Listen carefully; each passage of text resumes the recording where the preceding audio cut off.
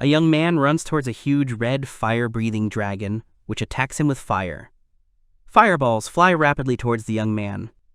The young man suddenly pushes off the ground and jumps with a sword in his hand at the dragon. But then, finally, a bright light bursts out from the dragon's chest and the young man flies away from it while the other warriors look on. He was finally able to kill the monster that had defied anyone for 3 years, and the hero for 3 months.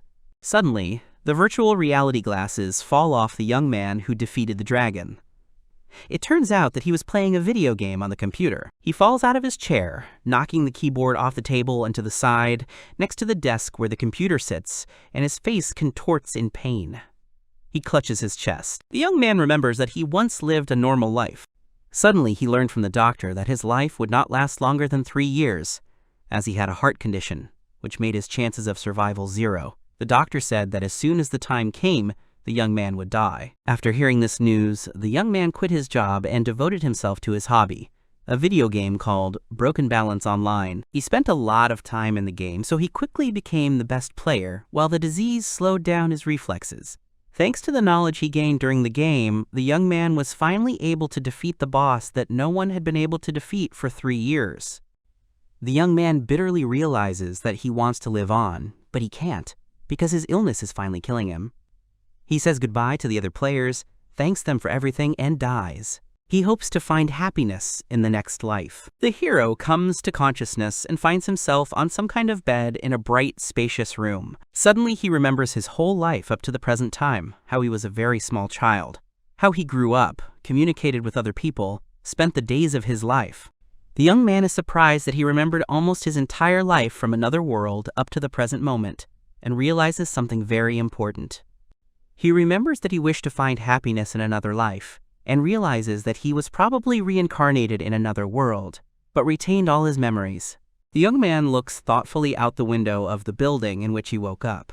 The first thing he decides to do is think about the situation. Seeing his reflection in the window, he realizes that his name is now most likely Eldo. The rather large estate he finds himself in is his family's property. Eldo himself is the 4th son of a minor nobleman from the backwoods. The nobleman's family does not perceive Eldo as a person. The only family member who maintains contact with Eldo is the eldest brother, and thus the child of the family, Reido, a handsome, fair-haired youth. The rest of the family perceives Eldo as an unwanted child, ignoring him and treating him with contempt. It turns out that there was a crop failure for 3 years in a row after Eldo was born, so the boy was nicknamed God of Plague, and many people disliked him. He doesn't like this story. Eldo realizes that he only lives in the manor because he has not yet reached adulthood, and that is why his parents have not thrown him out. However, the next day he will turn 15, and he will officially become an adult. In addition, he will have to go through a coming-of-age ceremony. Despite the fact that Eldo understood that after the ceremony he would be kicked out of the house, he did not despair. After all, he understood perfectly well that the world he found himself in was very similar to the world in the game Balance. Broken Online /SRO. There are many similarities between the two worlds. For example, the game also had a coming-of-age ceremony. In addition, the game features magic, skills, and professions. Those who had a profession were divided into carpenters and builders, but some people got used to calling them magicians and swordsmen based on the names in fantasy stories. Even the skills used by magicians and swordsmen were similar to those in the game. For example, swordsmen learned Whirlwind Strike first, and magicians learned Magic Ball. The skills in the world Eldo finds himself in work the same way as in the game he played in his past life. He learned this when his older brothers bragged about their abilities. Eldo notes that his current job is beginner. It is suitable for those who do not yet have a normal job.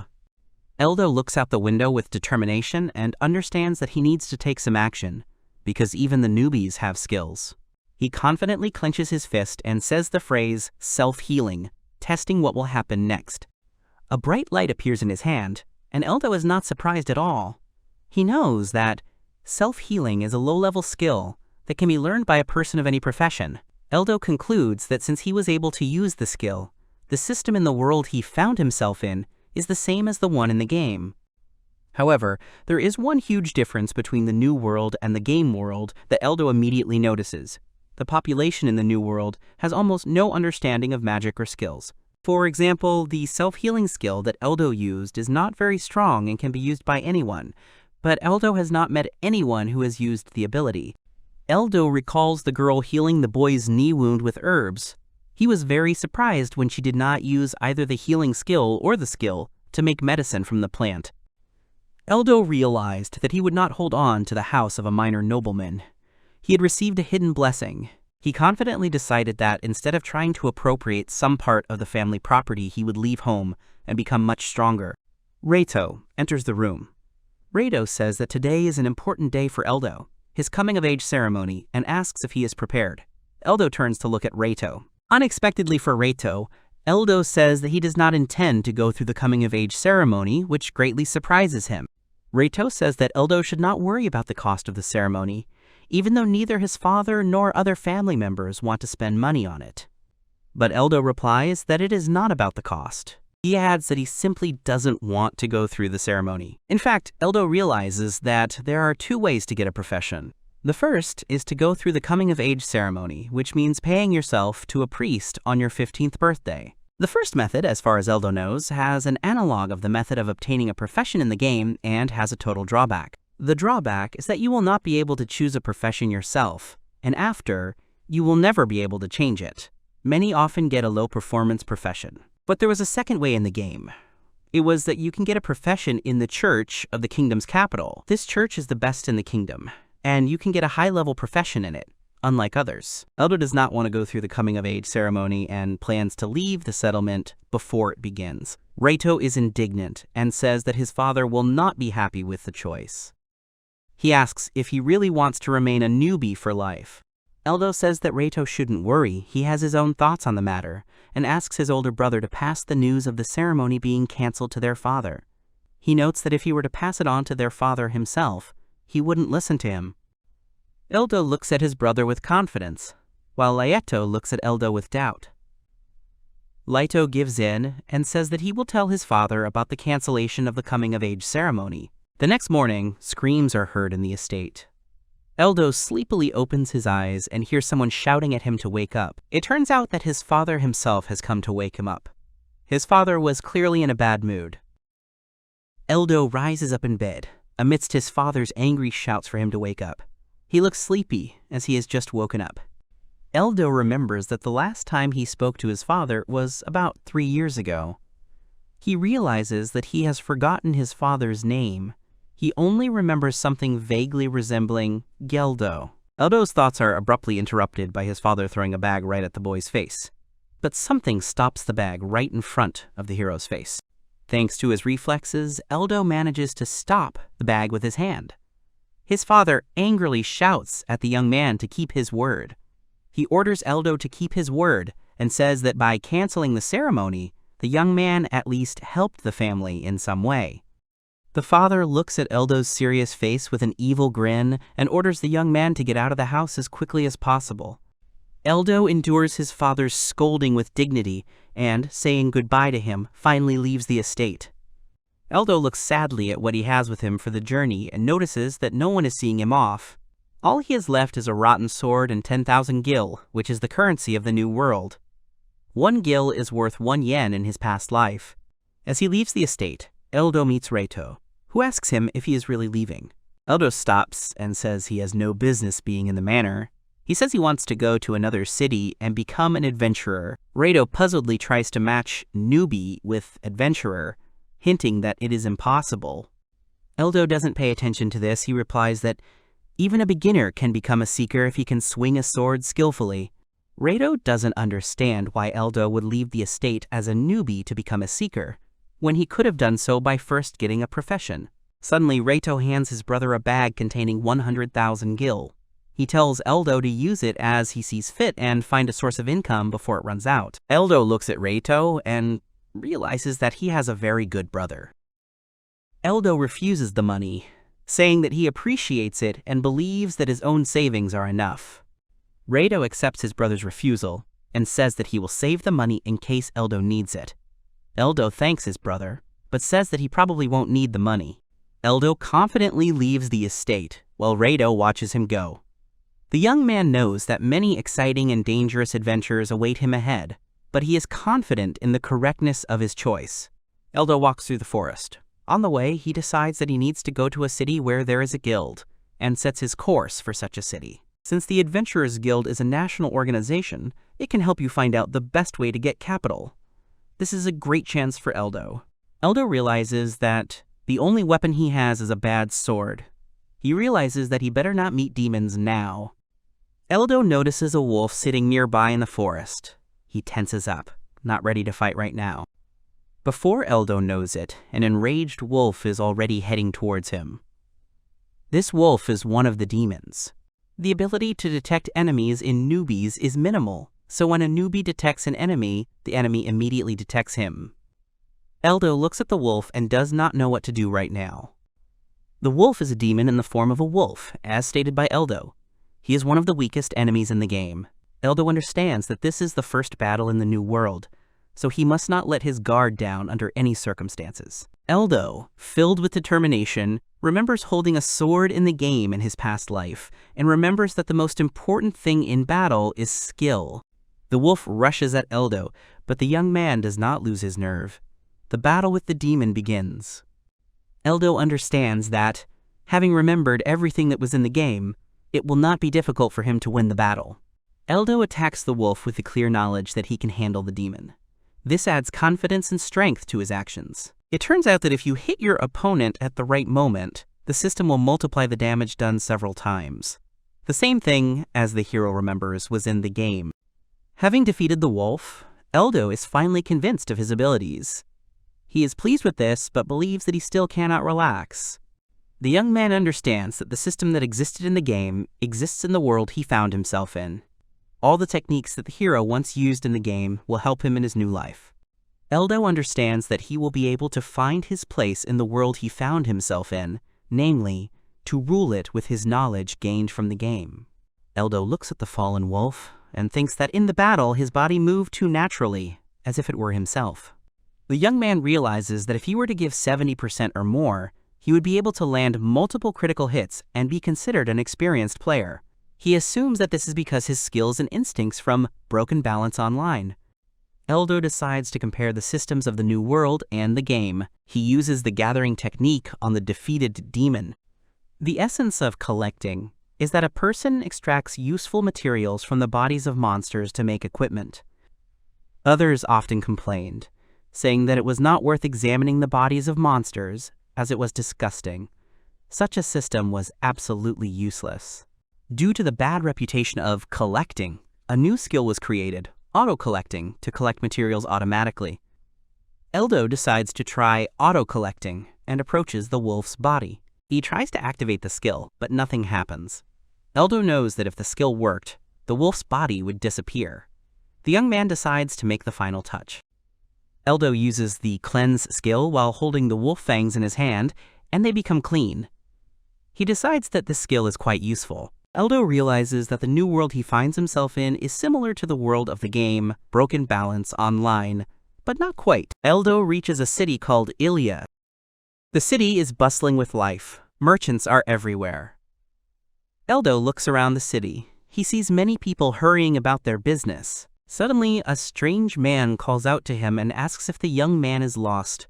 Eldo replies that he is lost and asks where the guild is. The man looks at Eldo and sees that he has a sword and a bag of money. He makes a rude comment about Eldo being just another young aristocrat who wants to be an adventurer. The man remarks that Eldo's equipment is too bad, and for this he will be thrown out of the guild as soon as he shows up. The man smirks and suggests that whoever gave Eldo such equipment must want him dead. Eldo says that they really did want him dead. The man replies that the boy must have had a hard time and offers him advice. The man advises Eldo not to speak so formally, because none of the adventurers speak like him. Eldo is surprised by this advice. The man explains that if any of the bandits hear his manner of speech in such conversation, they will immediately understand who the leader is. He explains that adventurers speak more simply to make it difficult to recognize the internal hierarchy in their groups. The man says that if adventurers hear someone talking like that, they will think that someone doesn't know the basics and will simply laugh at them. Eldo takes the advice and tries to change his manner of speech. The man agrees that it sounds much better. He points out the location of the guild and wishes Eldo luck. Eldo walks towards the guild and thinks that adventurers really don't talk formally, since none of them ever did. He remembers that they never spoke like that in front of their father, or the feudal lord. Eldo reaches the guild and looks at it. He is completely confident in his plans and actions. Eldo enters the guild building and looks around. He walks forward down the corridor. On one of the walls, the young man notices a world map. He examines it and notices that the capital is on the neighboring continent on the other side of the sea. He understands that traveling to another continent is quite a tiring adventure, but not very far. His current goal is to go there. Eldo looks at the board with requests for guild members. Looking at the requests, Eldo deduces that they are divided by the types of monsters they are slaying, and with this information he can plan his journey. He sees a request to kill a wolf that is rated C and is very surprised by it. It turns out that requests are divided into ranks from A to F. It turns out that the request to kill a wolf is the third most difficult. Eldo is surprised that a monster that can be killed with one critical hit by a beginner ranks so high. The hero understands that something is wrong. Eldo says he decided to check for F rank requests, the rank that a wolf-killing request should be. He sees requests for a kicking rabbit, a biting rat, and a wild boar, which surprises him. Eldo sees requests for D rank and lower monsters, and realizes he's never seen them in the game Broken Balance Online. He notes that they look very weak. It turns out that he is not familiar with these monsters. The hero does not know whether the wolf he killed is equal in strength to the other monsters on the request board. While Eldo is thinking about selling the fangs of the wolf he killed to the guild, a cute blonde girl he doesn't know approaches him. She turns out to be the guild administrator. Her name is Teresa. She asks Eldo if he has anything he wants to sell. Eldo replies that he would like to sell the fangs of a monster, but is not sure what kind of monster it is. Teresa is surprised that Eldo does not know what kind of monster he killed, and concludes that he is probably a newbie. Teresa says that you can't fight an enemy without knowing him, because it can be life-threatening. Eldo replies that Teresa is right that he is a newbie, adding that he hasn't even had time to register yet. He hopes that he won't be denied the opportunity to sell the materials of the slain monster because of this. Teresa replies that he doesn't have to worry about that and can sell the materials. She also clarifies that the liquidity of the goods depends on the monster, so there is no guarantee that Eldo will be able to sell the fangs. Eldo takes out his fangs, shows them to Teresa, and says that this is exactly what he would like to sell. Teresa, seeing the goods, is at first very surprised. But a second later, her surprise is replaced by indignation. She reproaches Eldo for lying and asks if he bought them somewhere. Teresa says that some unscrupulous people bring such fangs from other shops. The girl notes that selling such goods without a request from the guild will not count as an achievement for Eldo, and asks if he understands this. Eldo starts thinking about the monster he defeated. He remembers that the monster was called a wolf, I think. He thinks Teresa thought Eldo was trying to earn achievements easily, but he doesn't understand how killing such a low-level enemy can be considered an achievement. To stop Teresa from thinking that Eldo is a dishonest person, he says that he killed a monster just recently, and that this monster cannot be C rank. To this, Teresa replies that the monster is indeed C rank, because that is what the guild's bestiary says. Eldo says that this monster was probably much weaker than the others, but Teresa objects to him and says that the strength of monsters of the same level cannot differ greatly. She also points out that Eldo said that he killed the monster recently, but for some reason the fangs are completely clean. Eldo decides that he doesn't care about explaining who killed the monster, since his main goal is to earn some money. Eldo wonders how much money he can make from the fangs if he can still sell them. Teresa says that selling them won't count towards the achievement, but Eldo can still sell the fangs. She lists a price of 32,000 gil due to the fangs being so clean. Teresa suddenly says that she can give 34,000 gil for the fangs, and asks Eldo what he thinks about this offer. The hero decides that it is a good amount. The young man says that everything is fine and he wants to sell them, and also wants to register with the guild. Teresa replies that there is nothing complicated about it. You just need to pass a small exam and pay an exam fee of 5,000 gil. Eldo says that in that case, he's going to register right now. Teresa says that she'll arrange everything now and gives him 29,000 gil, which is the sum after the exam fee is deducted. Teresa asks Eldo if he has a profession. Eldo replies that he is a newbie. Teresa says that if Eldo fails the exam, there will be no compensation. and asks if he understands this. Eldo asks if the guild will reject his application, to which Teresa replies that other guilds might do that, but not theirs. The people in their guild believe that everyone should try and, if they fail, choose another career. They believe that it is for their own good. Eldo asks if the exam is supposed to be easy, to which Teresa replies that it is, but not for beginners. She hands Eldo a form and asks him to choose an option to take the exam. Teresa says that Eldo will be treated equally, no matter which option he chooses. She also notes that all options require the use of unique job skills, adding that Eldo is unlikely to pass the exam with a novice job without skills. Eldo carefully considers all possible options and chooses an exam with the task of winning a one-on-one training fight against a swordsman examiner. The hero understands that this is a very unusual requirement, and it will not be very easy for him to win with the profession, skills, and low stats of a beginner over an experienced opponent. Eldo knows that his level hasn't moved from 1 yet, no matter how accustomed he is to fighting in Broken Balance Online, because an experienced opponent is unlikely to be inferior to him in strength and abilities. On the other hand, Eldo realizes that losing won't cost him much, only 5,000 gil. He decides that he has to try. Eldo makes his final decision and shows Teresa the option he chose. The girl looks at it and explains that the exam will take place in the training area. Teresa asks Eldo to wait, and while he stands behind the guild administration desk, she goes somewhere. A little later, she apologizes for the wait and asks Eldo to go to the training room. Eldo enters the training room and meets a young, strong man there. The man looks at Eldo menacingly and asks if he is the newbie who wants to become an adventurer. Eldo, with a slight shadow of despair on his face, understands that he will definitely not be able to defeat the opponent. He asks the man to go easy on him. The man scoffs at Eldo's request and says that he is asking for forgiveness, but he cannot do anything easier. The man also adds that a newbie who becomes an adventurer can only die a meaningless death. The man confidently declares that it is his duty to prevent such a death. Eldo realizes that the man probably doesn't want the hero to take the exam. He knows that the examiner's skills are clearly better than his. Eldo notes that if he and the examiner cross swords even once, the hero won't last a second, and the man will easily defeat him. Eldo decides to take the exam anyway and give it his all, and asks that the examiner not cause him any serious injuries. The examiner says there is no need to worry, because he is a professional. The man says he will defeat Eldo without causing him serious harm. Eldo knows he shouldn't expect any leniency from the examiner. He asks if he should take one of the swords in the training arena. The examiner says he shouldn't. The man says that if Eldo has a sword that he is used to, then he can use his own weapon. Eldo warns that he only has a sharp sword with a real blade. The examiner replies that this is not a big deal, since Eldo will not be able to hit him even once. Eldo says he still wants to take the wooden sword and asks which one he can take. The examiner says it doesn't matter. Teresa watches silently. Eldo decides to take a wooden sword, as it is lighter. If you do not need to kill an enemy, then a wooden weapon will be very useful. Eldo chooses one wooden sword. The examiner asks if the hero has chosen a sword. Eldo replies that he has. The examiner stands in front of Eldo and says it's time to begin.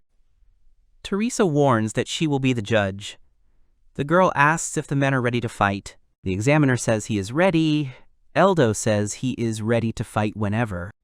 Teresa announces the start of the competition. The examiner advances on Eldo, while Eldo decides how to attack the examiner. The hero understands that the difference in strength is very large, and if there is a chance of winning, then it can only be used if the examiner uses a skill. Eldo knows that the swordsman's skill is much stronger than a normal attack, but using it, the swordsman will not be able to change the movement that has already begun. For example, Powerful Cut is an incredibly powerful attack, but it requires the skill to be used to the end in order to move forward. However, during the recovery period, the next half or 7/10 of a second, the user becomes vulnerable. Eldo understands that even if the examiner does not use his skills, he will not be able to do anything about his physical strength or skill. The examiner runs towards Eldo to attack him. Eldo realizes that the examiner wants to hit him from above and decides to try to parry the blow, and realizes that if he tries to parry the blow, he will certainly lose. However, Eldo also decides that if a man attacks him from above, he can dodge it by just moving slightly.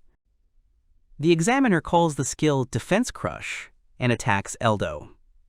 The hero hears this and remembers this skill. He understands that this ability is only used when it is necessary to break through the enemy's defense in defense. Eldo admires the examiner's bold move. After all, while he attacks the hero from such a position, he himself can easily be wounded by starting a counterattack. The hero dodges the examiner's attack without any difficulty. Suddenly, the hero realizes that the examiner is helping him by giving in. Eldo decides that this time, the man has deliberately opened himself up for attack. The young man understands that if he cannot deliver a decisive critical blow while the enemy has his back turned to him, he will definitely fail the test and decides to act. Without wasting a minute, Eldo delivers a decisive critical blow to the examiner from behind, and he flies back several meters. The hero disarms the man. Teresa, watching this action, is indescribably delighted. The examiner ends up lying on the ground after being thrown several meters by Eldo's blow. She ends the competition and says, "That's enough." Eldo understands and is a little surprised that he passed the exam. He mentally thanks the instructor who did not act harshly towards the hero. The examiner, in shock, asks again how he could fly away from a blow from a beginner who doesn't even have any skills. Eldo is sincerely happy and grateful for the instructor's behavior, as he believes that he was deliberately giving in to him in order to help. The hero thinks what a really good person this instructor is. He extends a helping hand to him with genuine gratitude in his eyes. Eldo looks at the instructor and asks if he passed the test. The examiner looks genuinely surprised, replies that the hero passed the test, and adds that he is not very happy about it. He asks where Eldo learned to fight like that, being only a beginner. Eldo calmly replies that he is self-taught, and to himself he admits that he simply cannot say that he acquired all the skills and abilities to fight by playing games called Broken Balance Online. He remembers that when he played the game in his previous life, he spent a lot of time in it, and he never got tired of swinging his sword. In addition, battles could not harm the hero in any way.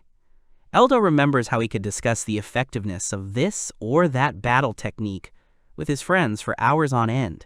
But the hero replies that the instructor is fundamentally wrong.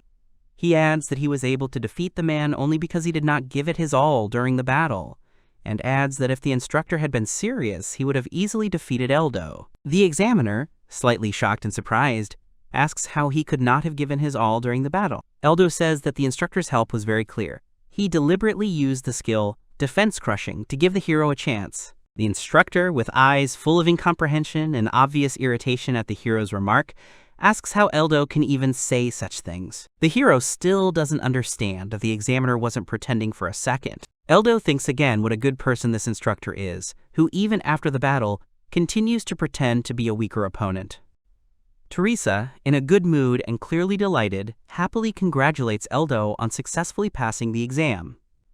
She claps her hands and says that from today on, the hero is a full member of the guild.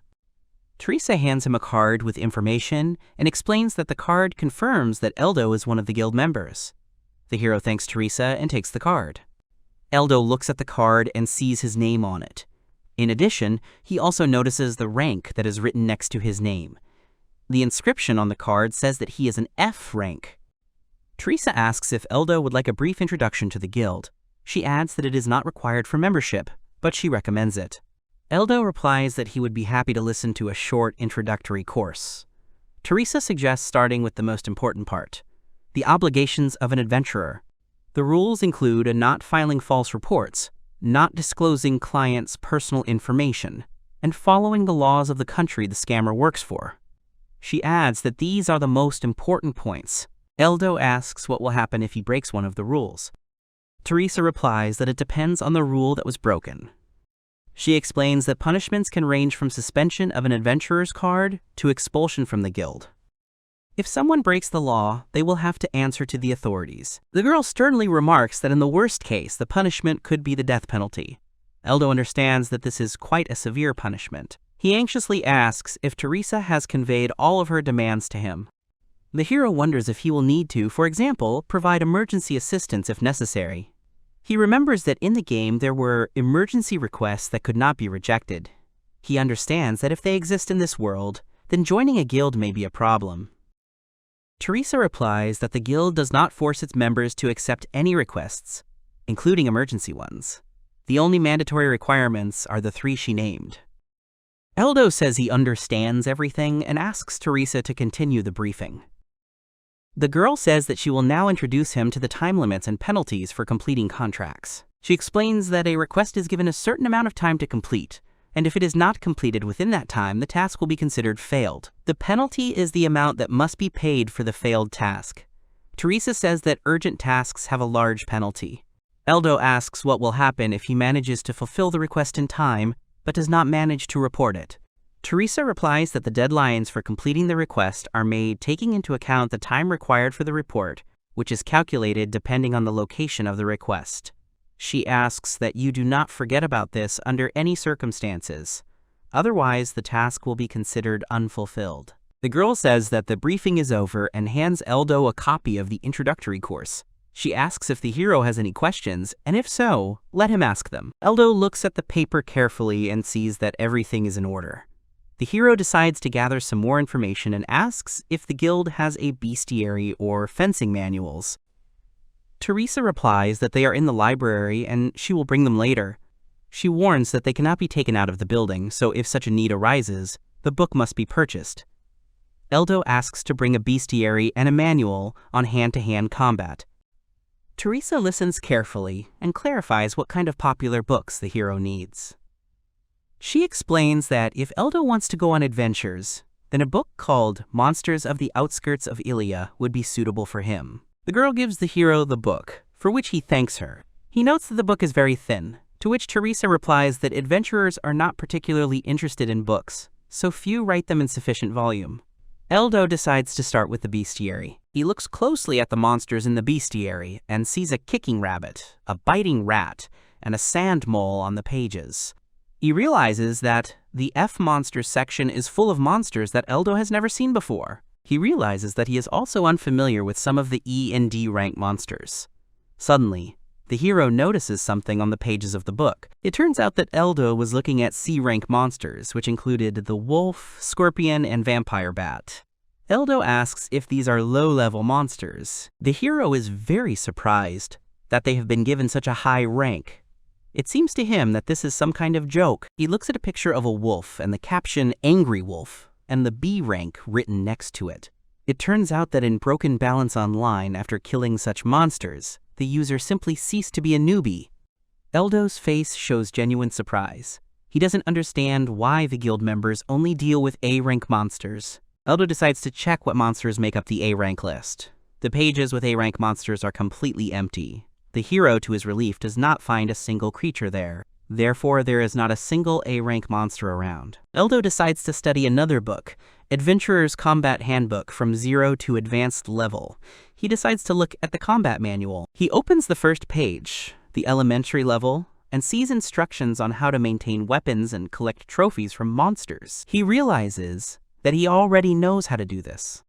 Next, the hero opens the initial level, where it is written about how to use weapons, how to use magic available to each class, and also describes reconnaissance.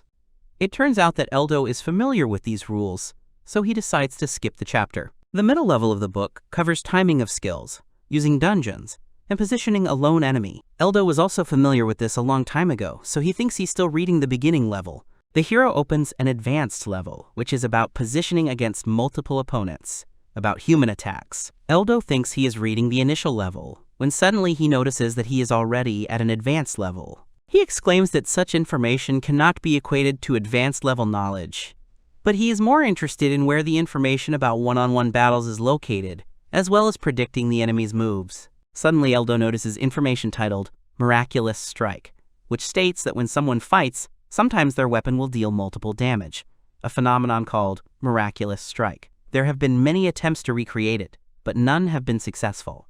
It turns out that according to one theory, the strongest adventurer, Gilart, only had a 20% chance of performing such attacks. Eldo is terribly surprised that the strongest man in the world has only a 20% chance of a critical attack. The hero concludes that Gilart is the only person in this world who is no longer a rookie. The hero is in shock and cannot believe that people in the new world are not capable of causing critical damage. It turns out that to make a critical hit, you just need to relax your hand when the weapon in it touches the enemy. In this way, you can constantly knock out critical hits.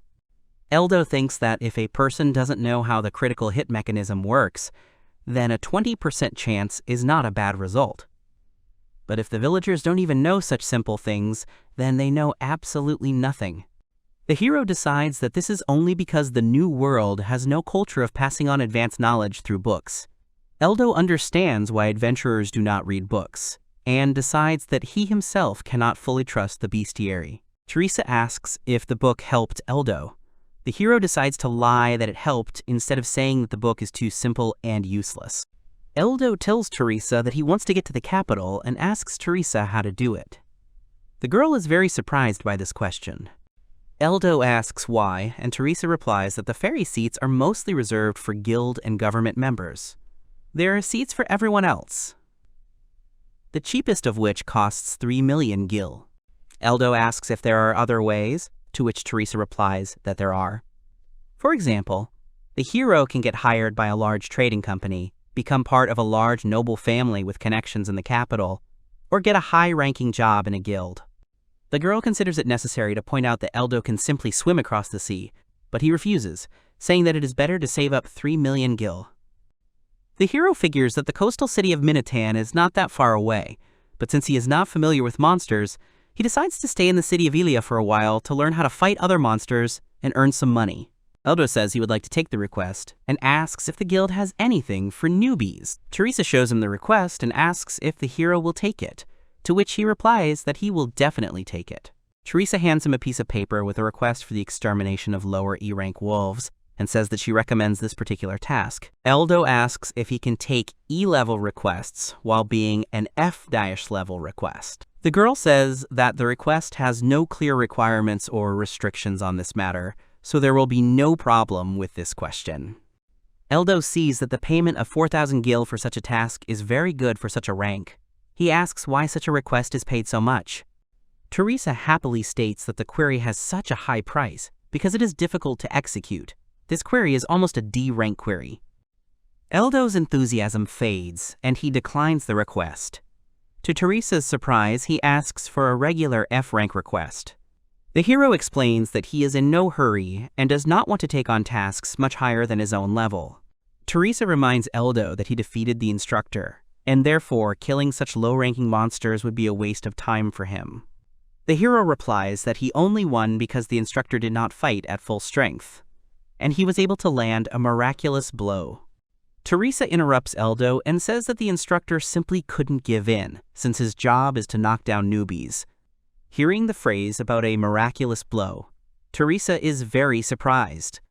Eldo confirms his words about the miraculous strike, and adds that without this technique he would not have been able to defeat the examiner.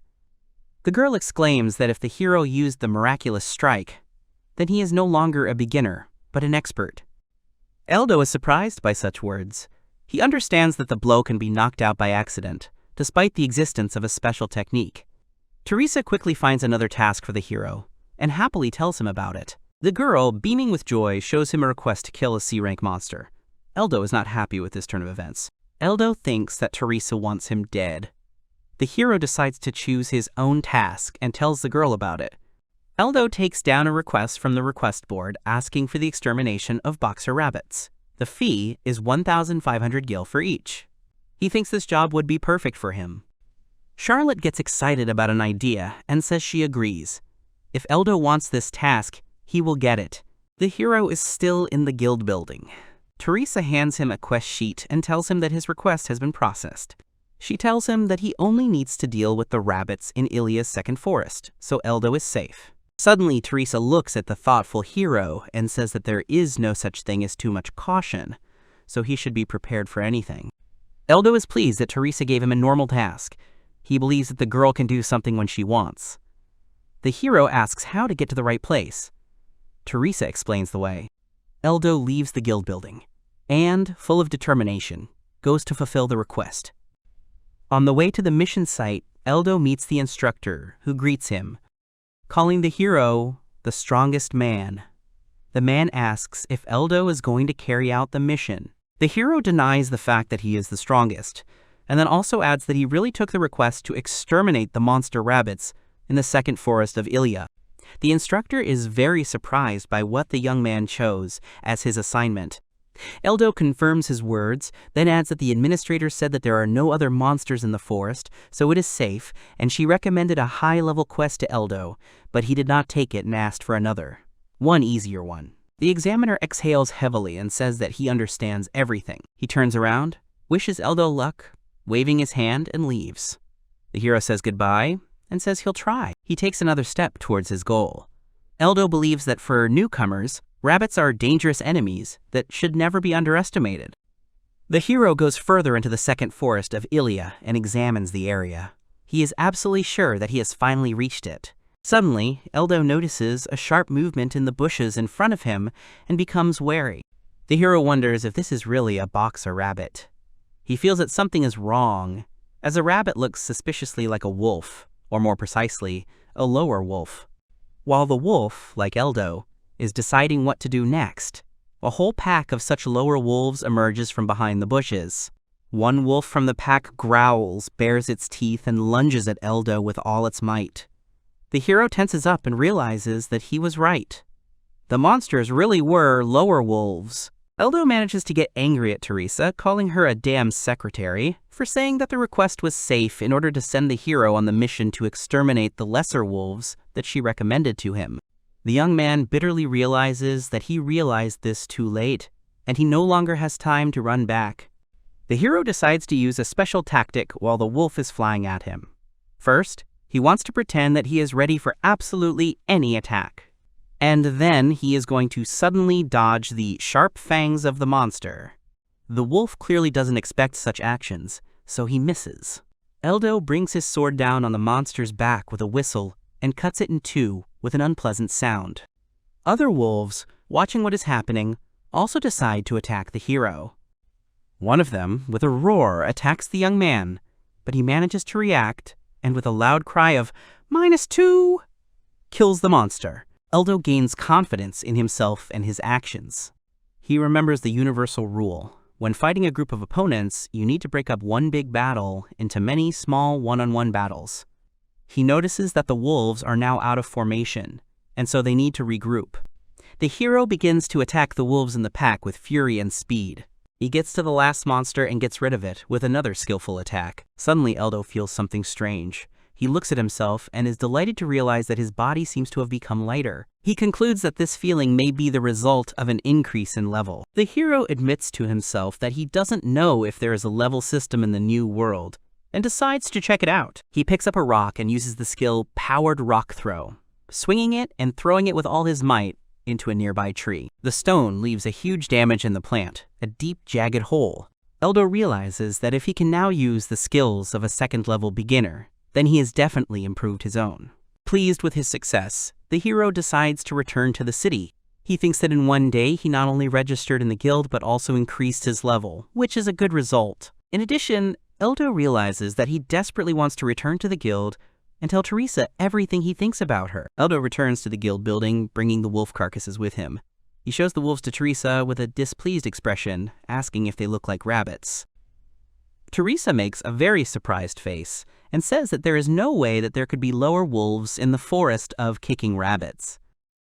Eldo asks what the girl means by this forest, adding that it is the first time she has heard of it.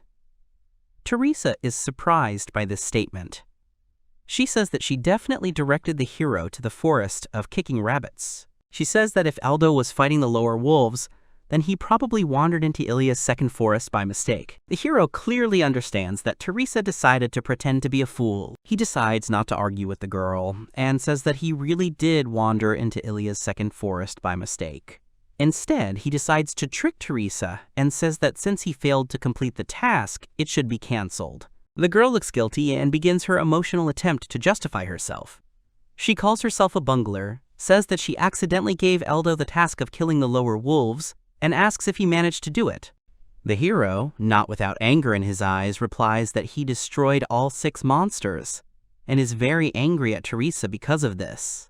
The girl happily explains that the price for killing one such monster is 20,000 gil, so the payment for 6 would be 120,000 gil. Eldo, seeing the money, feels satisfied. Teresa adds that the boy would only receive 9,000 gil for killing the rabbits, so Eldo forgives the girl. Teresa is pleased that Eldo is no longer angry with her. Eldo decides that the girl is a wonderful person, since she specifically gave him such a profitable task to help him, and he is very grateful to her for this. Eldo, full of enthusiasm, asks if there will be a request to kill wolves the next day as well, and inspired Teresa replies that of course there will be. The next day, Eldo enters the weapons shop. He is met by a strong, serious man who asks what the hero is looking for. Eldo simply replies that he is looking for an ordinary sword for himself. He thinks to himself that a good weapon is essential to successfully complete a mission. He understands that he needs a strong blade that will compensate for his shortcomings in the future. Eldo examines all the blades and realizes that they are not good enough. He asks the shop assistant if there are any better blades available. The man says that there is one expensive but good sword. Eldo asks if he can try it, to which he agrees. The hero takes the blade in his hands and realizes that he likes it. The young man decides to take this particular sword. Pleased with his purchase, Eldo is glad that he won't have to worry about the sword breaking during battle. He heads to the guild with the clear understanding that he has no more money and needs to earn a little extra money. Upon entering, he immediately approaches Teresa and asks if there are any quests in the guild today to kill lower wolves. The girl happily replies that there are, and there are still 32 wolves left to kill before the kill limit. With genuine surprise on his face, Eldo asks what the kill limit is. Teresa explains that the kill limit is the number of monsters killed that will pay for it. She also adds that you can kill as many as you want, you just won't get paid for everything. Eldo concludes that there is no point in killing more monsters than necessary. He says that he wants to take on not only the wolves killing mission, but also another one. Teresa is very surprised by this, and reminds him that there are 32 monsters to kill. Eldo calmly states that this task will take no more than 2 hours. He adds that he does not want to return to the guild several times, as it is useless, and therefore he will immediately take another request. The girl is genuinely surprised by Eldo's statement that killing 32 wolves will take only 2 hours. The hero thinks that if he needs a task that needs to be completed regularly, then perhaps his strength is at the E rank level. He picks up a piece of paper with a request to kill 546 spear mice for 4,000 gil each. Eldo is pleased to find that this assignment suits him and tells Teresa so. The girl replies that killing spear mice is the perfect task for Eldo, and in a good mood sends him on the mission. Eldo quickly fulfills the request to exterminate the lesser wolves. He confidently says that he is going to carry out the task of killing the spear mice. The hero reaches another dense forest. In the forest he sees a large number of trees, a small stream, and a bridge across it. Eldo tries to understand whether he really reached the right place. He notices that the place is slightly different from the one Teresa described. He also remembers that the girl said that the forest looked magnificent. He also sees that in addition to white fur, black eyes, and a carved horn, the mouse also has a long, light tail, 2 protruding white front teeth, and sharp claws. She sits motionless. Eldo decides that the creature sitting in front of him must be a spear mouse, as it has a sharp horn on its head. The hero believes that he has entered the territory of these monsters. Eldo decides to kill the mouse sitting in front of him first. Suddenly, the creature starts to squeak disgustingly, long and loudly, probably calling other mice like it. Eldo clearly does not expect such a turn of events, so he is very surprised by both the mouse's actions and the sound it makes so unexpectedly. The mouse screams so loudly that the hero begins to turn around, expecting an attack by a horde of other such creatures. From all around Eldo, other mice begin to respond to the first one's squeak no less loudly and disgustingly. The hero exclaims that the creature must have called its relatives, which he is very unhappy about. The noise around Eldo becomes unbearable. The squeak is so loud that the hero cannot even tell whether there are 10 mice or 20 around him. He decides that he must destroy as many mice as he can before the rest of the pack arrives. Eldo lunges and flies at the squeaking mouse with an attack. He swings his arm and takes its life with one swing of his hand. He looks at the body of the monster cut in half and understands that mice are very weak individually, and killing them one by one is very easy. Eldo looks at the hordes of mice in the grass that are getting closer and closer to him, and realizes that this battle is one of the hardest he has ever fought. He is ready to fight. The hero understands that in this battle he will compensate for his characteristics with only one skill, which is very bad. He realizes that he will still miss some blow due to the huge number of enemies. He grips his sword tightly and prepares to attack with determination. The mice rush to attack Eldo. Their advantage is that they are numerous, small, and very fast, while Eldo is completely alone. Several mice jump on him to hurt him, but he does not lose heart, and with all his might cuts the creatures in half with one blow of his sword. Suddenly, the horn of one spear mouse twists around its axis. One of the monsters in the pack, its horn twisting, jumps past Eldo's shoulder and hits him, injuring him. He quickly screams in unexpected but bearable pain, while the mice are still nearby and preparing to attack. Eldo realizes that the pain is not that bad, and that the mice can only be defeated in this way. The monsters continue to attack, and Eldo decides that despite the number of enemies, he can use several other skills. For example, he can continue the successful destruction of mice by killing 3 at once with one movement of his hand, which the hero does, causing the creatures to squeal and then die. He successfully dodges the attacks of the monsters, but some still hit him. The hero remembers that one of the most important points in such a battle is not to forget about the self-healing skill. He clenches his fist and thinks that the time to restore strength decides a lot in the battle, so a beginner cannot use mana in vain. Eldo decides to act calmly and decisively no matter what, without rushing and weighing your actions. The young man is absolutely confident that he will defeat all his enemies no matter what, and then he will definitely heal himself in order to continue fighting in the same spirit. The girl standing behind the counter sees a huge pile of peeled horns in front of her, and after Eldo tells her how many monsters he has exterminated, she repeats it in admiration, 276. It seems that her surprise cannot be expressed in words. Eldo is once again convinced that Teresa is shamelessly playing dumb in front of him. He remembers how the girl gave the request to the hero with a clear comment that this task would be perfect for him, which turned out to be absolutely untrue. Eldo tells the story of his encounter with the mice. He says that he found one, and then it called its kin. The hero asks if it should be like this, to which Teresa replies that it never happens. The hero wonders if, since the mice gather in packs to attack, shouldn't they then be considered E rank? To which Teresa replies that these spear mice certainly gather in groups, but not in such large ones. Suddenly, Teresa has a clear understanding of what happened to Eldo. She says that such horns do not belong to spear mice, but rather to combat spear mice. Eldo asks if it's a different monster, to which the girl quickly replies that normal spear mice are E rank, while combat mice are C rank. The hero wonders thoughtfully if he failed the task. Teresa, in turn, says that this is the last thing worth worrying about. She adds that going alone against an army of such monsters means going to certain death, and asks if he knew about it. Eldo replies that now that he has dealt with the mice, there is no point in worrying about such things, and asks if Teresa can change his task. The girl confidently states that the request cannot be changed under any circumstances. Eldo, hearing this, becomes disheartened, a little surprised and even upset. Teresa hastens to say that there is no need to be sad about this prematurely, since the horns of the spearman's war mice can be sold for very good money. The hero asks how much the horns can be sold for, and Teresa happily says that one item costs 20,000 gil, since the monsters are C rank. Eldo enthusiastically says that he wants to sell everything, and Teresa rushes to help him with this. The girl hands Eldo bags with a huge amount of money inside. The hero looks at the coins he has earned with admiration. After that, he takes one coin out of the bag and examines it carefully. The young man sees that the coins are platinum, and then remembers that one such coin is equal to 1 million gold. Teresa says that she has not paid with platinum coins for a long time. The girl also warns Eldo not to walk around the city with platinum coins on display, as this may attract thieves.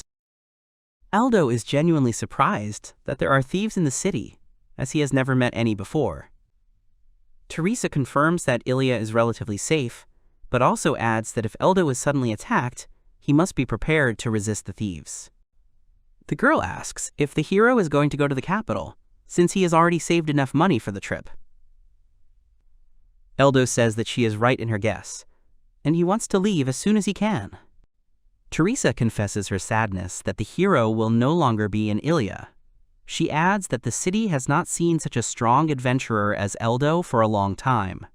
The young man confidently replies that he will definitely return if he ever wants to do so.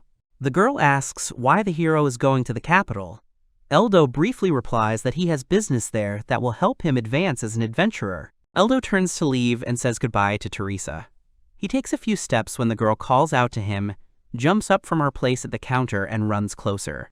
Teresa says she has something to tell him. She bows sharply and apologizes guiltily for lying about the boxer rabbits. Eldo looks at her and actively tries to remember something. To Teresa's surprise, he says that there is nothing terrible about it, and he has long forgotten about it. Then the hero adds that she should not do this to other people. Eldo says with a smile that the other adventurers might get really mad at Teresa for spreading misinformation. Teresa smiles joyfully and gratefully at the hero and says that she understands everything. Eldo confidently says goodbye to Teresa, the instructor, and the city of Ilia too. He leaves the city and now heads for the port city. Eldo arrives in the port city of Minatan, where life is in full swing. There are many merchants trying to sell their goods for as much as possible, residents who have long been accustomed to such a hectic life, and many other people busy with their own affairs. He approaches one of the guards stationed along the streets of Minatan and asks where he can buy a ferry ticket to get to the capital. He replies that such a ticket can be easily purchased at the Maxia trading house, but it is expensive. Eldo says that he heard that the ticket costs about 2 million gil. The guard says that everything is correct, and that is the price. The hero thanks the man and says that he will go get a ticket for the ferry. He finally reaches the Maxia trading house and sees that the building is of enormous dimensions. Eldo sees a ticket office where they sell tickets for the ferry to the capital and approaches it. An old man with glasses is sitting at the ticket office. The hero says that he would like to get on the ferry. The man asks if the hero has a letter of recommendation, to which he replies that he does not. The seller says that the price, in that case, will be the usual 2 million gil. He asks if Eldo has that amount. The hero takes out 3 platinum coins, hands them to the seller, and asks if that is enough, to which he says that it is quite enough. The man asks if Eldo is a famous adventurer, to which the hero replies that he is just an ordinary, unknown adventurer. The cashier asks where the young man would like to go. Eldo replies that he would like to get to the capital. The cashier says that the nearest ship leaves in 30 minutes and asks if Eldo is happy with this option. The hero says that it is. The hero sees a huge and luxurious sailing ship arriving at the port of the city of Minatan. Eldo boards the ship and looks at it from the deck. He thinks about the time it takes the sailboat to reach the capital, namely 3 hours. Suddenly, a loud signal sounds throughout the entire ship. Eldo deduces that the sound belongs to a relic called the water-traveling stone, which can be used to control a ship. The hero looks down and sees 2 girls on the lower deck. One of them says sullenly that she lost at something again. The other one tells her that they both must have been in too much of a hurry, to which the first one says that she did everything exactly as it was written on the instructions. Eldo sees objects and materials laid out on the table in front of the girls, berries, roots, plants, dry twigs, and understands that the girls are brewing a potion. He guesses what kind of potion they are brewing, and says its name out loud, Pale Green Spirit Potion. One of the girls hears this and turns her head towards him. She asks sharply what he just said, calling him an adventurer.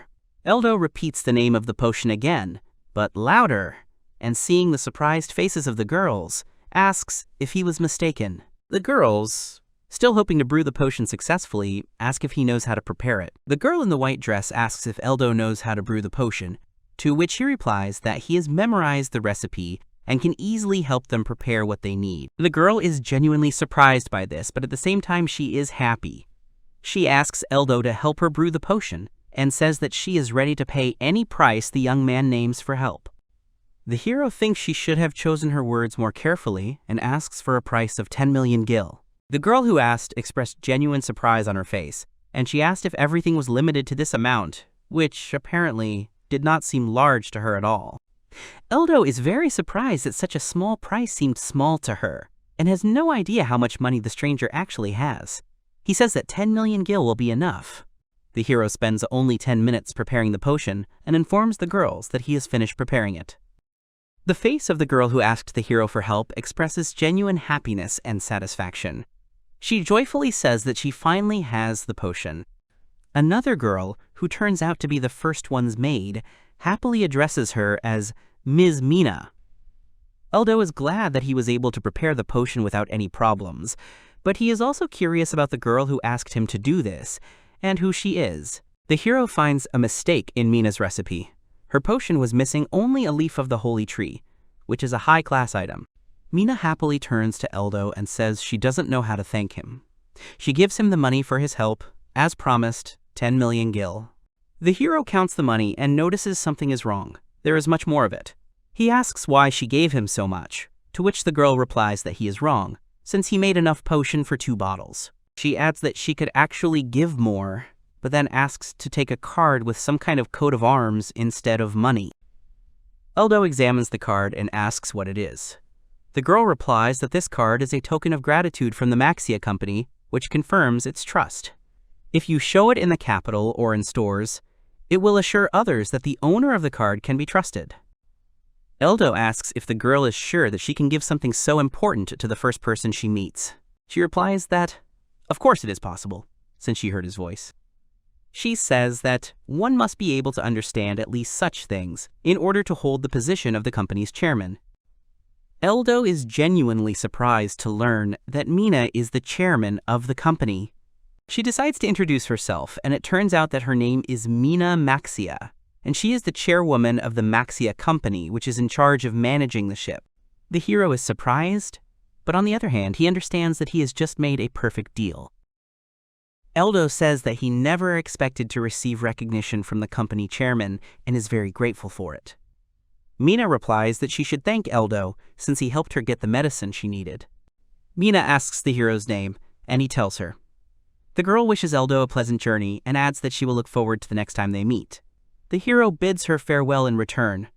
Suddenly, Eldo calls out to Mina and, pointing to the water, asks if there is anything in it.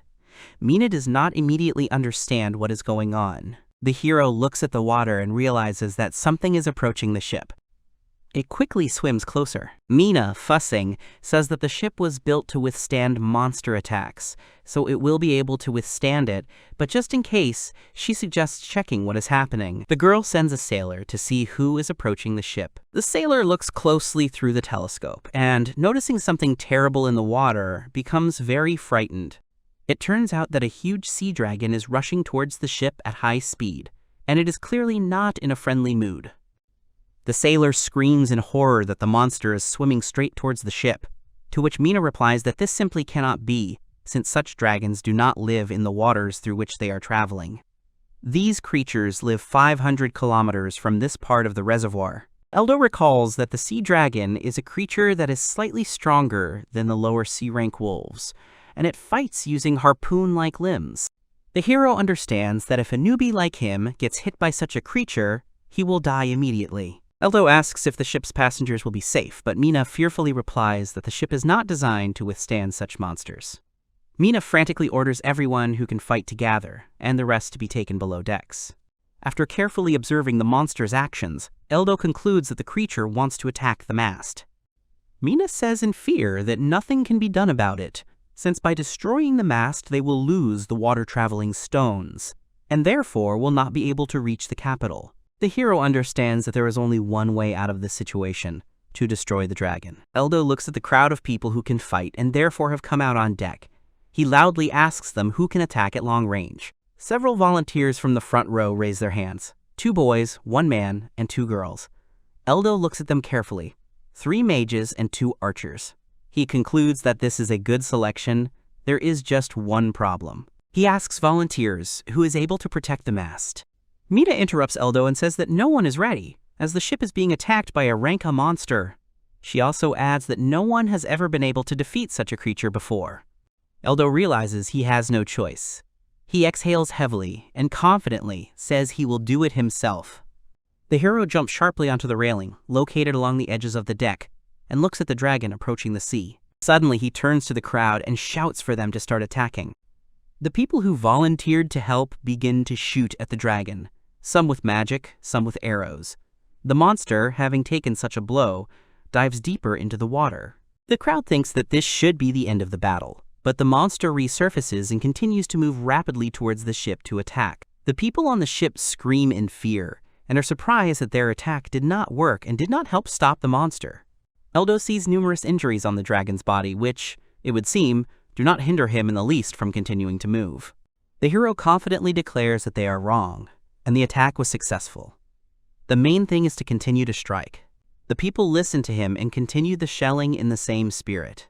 Eldo realizes that if they continue to advance, they will definitely lure the dragon up. There is no problem with that. Having finally approached the ship, the monster suddenly dives under the water and, waving its tail, finally disappears under it and the ship. The dragon emerges from under the water right in front of the hero, and he understands that this is his chance to kill the monster. The monster's actions are difficult to predict, but Eldo copes with it. The dragon emerges from under the water right in front of his face, and while the rest of the crew and travelers are frightened by such an appearance of the monster, Eldo already knows what to do. Harpoon-like limb out from under the water, and appears to be about to attack the mast. Eldo draws his sword from its sheath and confidently prepares to strike back. The young man hopes that the moment of the dragon's attack will coincide with its critical hit. The hero, without wasting a minute, pushes off from the railing, flies up to the dragon's limb, and deals a critical blow. The dragon, taking such a blow, roars furiously, while Eldo's face distorts with fear. The young man pushes the sword away from himself, and with it the monster's limb, so that he is forced to lower it back into the water. The ship's guests, as well as its entire crew, are shocked, watching Eldo's actions. The young man understands that with such a fighting technique, even a beginner can withstand the monster's blows. The people on the ship are still sighing in surprise about who this adventurer is and how he managed to repel the sea dragon's attack with a sword. And I am very curious about who Eldo really is. Eldo thinks with displeasure that while the people on the ship are worried, he is risking his life for them. He understands that with such critical attacks, he will be able to repel the monster's attacks. In addition, the monster's attacks are very easy to predict. Mina calls out to the crowd and orders them to continue fighting to help Eldo. The people come to their senses and continue their numerous attacks. The dragon takes one blow after another, which, of course, hurts him very badly. He becomes even more furious and takes both sharp limbs out from under the water to deliver more powerful blows. From the expression on Eldo's face, it is clear that he has long anticipated this move and is not afraid of anything. The hero confidently parried one limb when suddenly, very inopportunely, the dragon launched a second one, taking the hero by surprise. It seemed to Eldo that it was impossible to parry the blows of two limbs at once, and he barely managed it. The dragon hits the mast behind Eldo, and along with it the water-traveling stone. Fortunately, nothing breaks. The hero turns around and realizes that it was close. He understands that if he suddenly misses the angle and time, he will not be able to strike successfully, so he cannot be distracted by anything. But Eldo also knows that he doesn't need to calculate every attack, since the main thing is to pull out the water-traveling stone before the mast collapses. The dragon continues to cause numerous damage to the ship, while the people on the ship continuously attack the monster. Eldo sees that it will soon be possible to deliver the decisive blow and prepares for it. Suddenly, something happens to the dragon that neither Eldo nor the crowd understands, which makes everyone very scared. It turns out that the dragon has lost its position, and its attack will have to be somewhere unknown. Mina and her maid, standing next to her, begin to scream in fear, looking at the monster. Eldo deftly parries the blow that was supposed to hit the frightened Mina and her maid. The girl was prepared for the worst outcome, when suddenly the hero saved her. She gratefully says that he saved her, to which Eldo replies that it is his job. The hero looks at the dragon and loudly and joyfully replies that the battle is almost over, so the monster needs to be finished off. The crowd on the ship cheers and confidently agrees with him, continuing to attack the monster. The dragon receives numerous injuries and, unable to withstand another one of these, dies and, defeated, goes into the water. One of the ship's crew members shouts enthusiastically that the people have done the impossible and defeated the dragon. The man hurries to thank the equally surprised warriors. He also turns to say thank you to the mysterious and enigmatic swordsman, but he is nowhere to be found, which greatly surprises him. The man continues to look around and does not understand where Eldo has disappeared to. The hero, meanwhile, hides near one of the ship's doors, hoping not to be found. He apologizes for disturbing them, and adds that he would prefer not to stand out too much, especially on a ship full of guild nobles. Mina, who is standing nearby, hears this and asks if she is one of those nobles. Eldo tiredly answers that she is. He also says that he has some business in the capital, so the young man does not want to attract too much attention to himself. Mina says that she understands him, but also asks him to listen to her words. The girl tells a slightly surprised Eldo that today the hero, while on the ship, saved many lives, including her own. Suddenly her face takes on a smiling expression, and her voice takes on a serious tone. The girl says that she swears by her name and will certainly repay Eldo according to his deserts. The hero smiles back at her and says that he will look forward to it. From the shore, someone watches a sailing ship that has just survived a battle with a sea dragon. One of the black-robed observers says that he cannot believe that the monster has been defeated.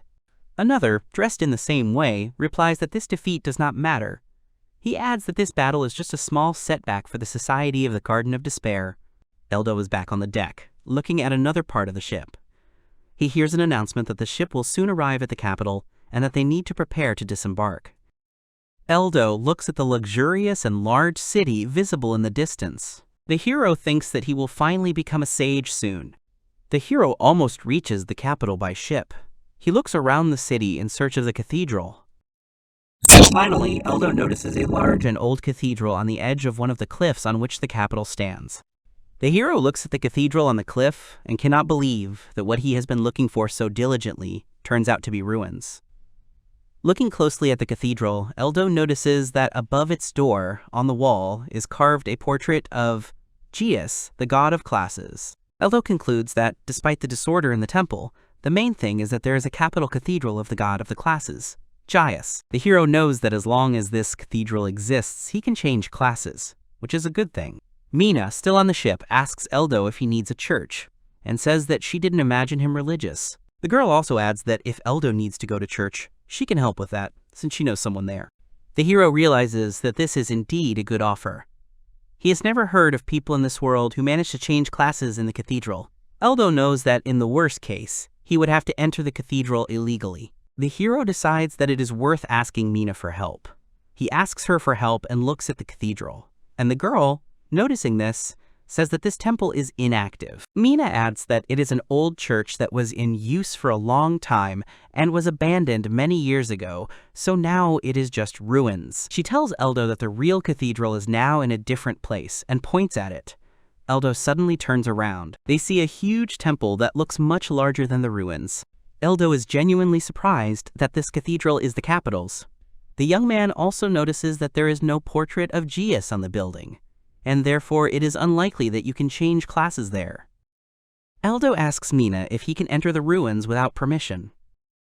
Mina replies that she thought Eldo was truly religious, but since he is simply interested in the ruins, he can freely visit them. She also rushes to warn Eldo that there may be thugs in the ruins, so he should not let his guard down.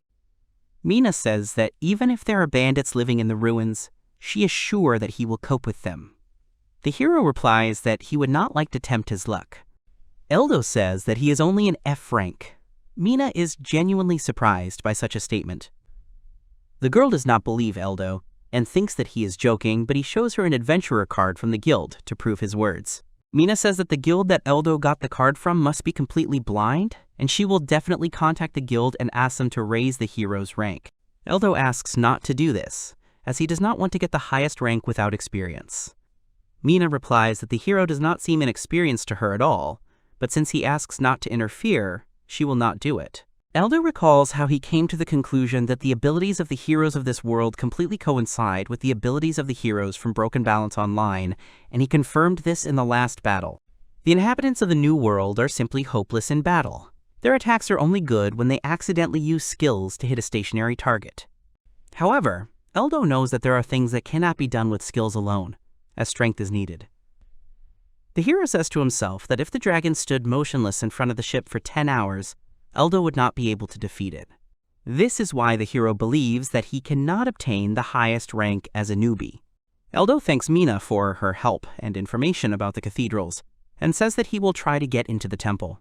The girl asks the hero to act carefully, and, if he needs help, to contact her. Eldo thanks Mina and says goodbye to her. This is where their paths diverge in the capital. Eldo walks around the capital, where every resident leads an active life, and looks around the city. He understands that this place really deserves the title of capital, since more people live here and it is more lively. The hero reaches one of the capital's hotels and stays there. He sits on his bed and thinks that he would like to change classes as soon as possible. He understands that if there are bandits in the ruins, then going there during the day is not the best idea, as he can easily be spotted. Eldo concludes that at 3 o'clock in the morning, not everyone can think clearly, and therefore this is the best time to go to the ruins. The hero decides to rest a bit while he waits. Suddenly, Eldo realizes that he is hungry. The young man realizes that he has not eaten since he boarded the ship. Eldo decides that he can have a snack and at least somehow kill some time with this activity. The hero walks through the capital and overhears a conversation between two men. They are discussing a guy named Ijiris. Eldo finally reaches the tavern. He sees that the place he came to does not look safe, but since it is open, he decides to go in. The waitress says welcome to him, and Eldo goes deeper into the tavern. He asks her if it's okay to be alone, to which she replies that he needs to sit down with someone at the table, as the tavern is crowded. He sits down next to the blonde girl. Eldo looks at what the girl is eating at the table. Without thinking twice, the hero decides to order the same thing, a beef burger and chickpeas. Chicks, because this dish looks very tasty. The hero tries the dish served to him, and sincerely says that it is really very tasty. Suddenly, an angry man with a black eye patch over his right eye bursts into the tavern and yells at the waitress. He says he told her to reserve the best seats for his boys. The man yells at the girl if she can see that he has a map. The girl apologizes and says that the tavern does not provide reservations, and the man must wait for his people and take the free ones. He continues to indignantly yell that there are no free seats. The waitress asks him to wait until someone frees up. The man grins and says that he understands everything. He needs to free up a place himself. He passes the girl and goes to Eldo's table. The man looks down at the hero. Suddenly, the man turns to the girl sitting opposite Eldo and orders her to get away from the table as quickly as possible. The girl gets very scared, and Eldo, watching this, starts to get irritated. The hero says that it makes him angry. The man hears this, and in a commanding tone tells Eldo to repeat what he just said. Eldo asks why the man barged into the tavern, and he must now give up his seat. The hero advises the man to simply wait for one of the customers to leave. The man angrily orders Eldo to leave the tavern and make room. Eldo realizes that the man is not going to talk. The hero advises the man to cool down a bit and wait for his friends. He also adds that he will have finished his meal by the time they arrive. Eldo slowly puts a piece of beef burger in his mouth and then adds that it is really delicious. The man, seeing Eldo's peaceful face, becomes even more irritated and orders him to stop showing off. He suddenly draws his sword from its sheath right in front of Eldo's face. But Eldo is not at all surprised. All the people in the tavern are scared. The man raises his sword above his head and apparently intends to strike the hero with it. Eldo, seeing this, goes into a stupor.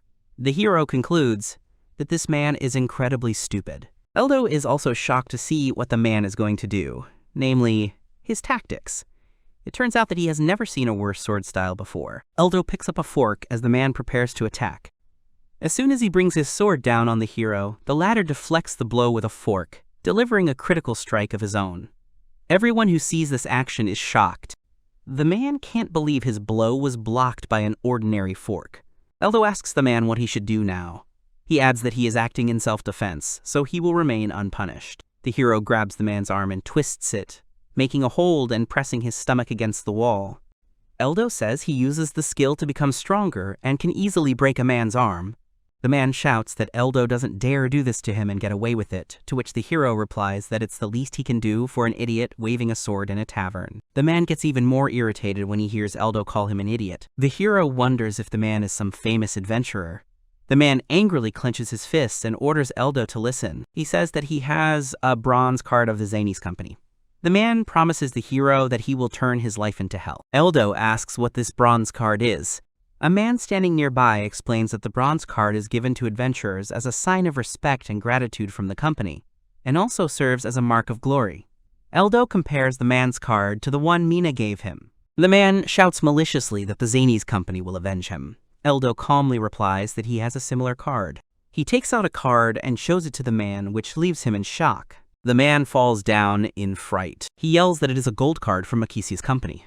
Everyone in the tavern, hearing this, starts to fuss. One of the knights approaches Eldo and says that he could not expect that someone in the tavern would be with such a map in his pocket. Eldo is surprised by the value of the map. The man falls to his knees, begs for mercy, and threatens to give him everything he has. Eldo says he doesn't need anything. The hero is shocked that the card he received has so much power. Gasps of surprise escape from the crowd in the tavern. Some say they've never seen Eldo. Others feel sorry for the man who ran into him. Everyone discusses Eldo's map and comes to the conclusion that he is no ordinary man. The hero decides to temporarily remove the card as far away as possible. Suddenly, guards burst into the tavern to find out what happened there. Eldo is surprised that someone called the guards.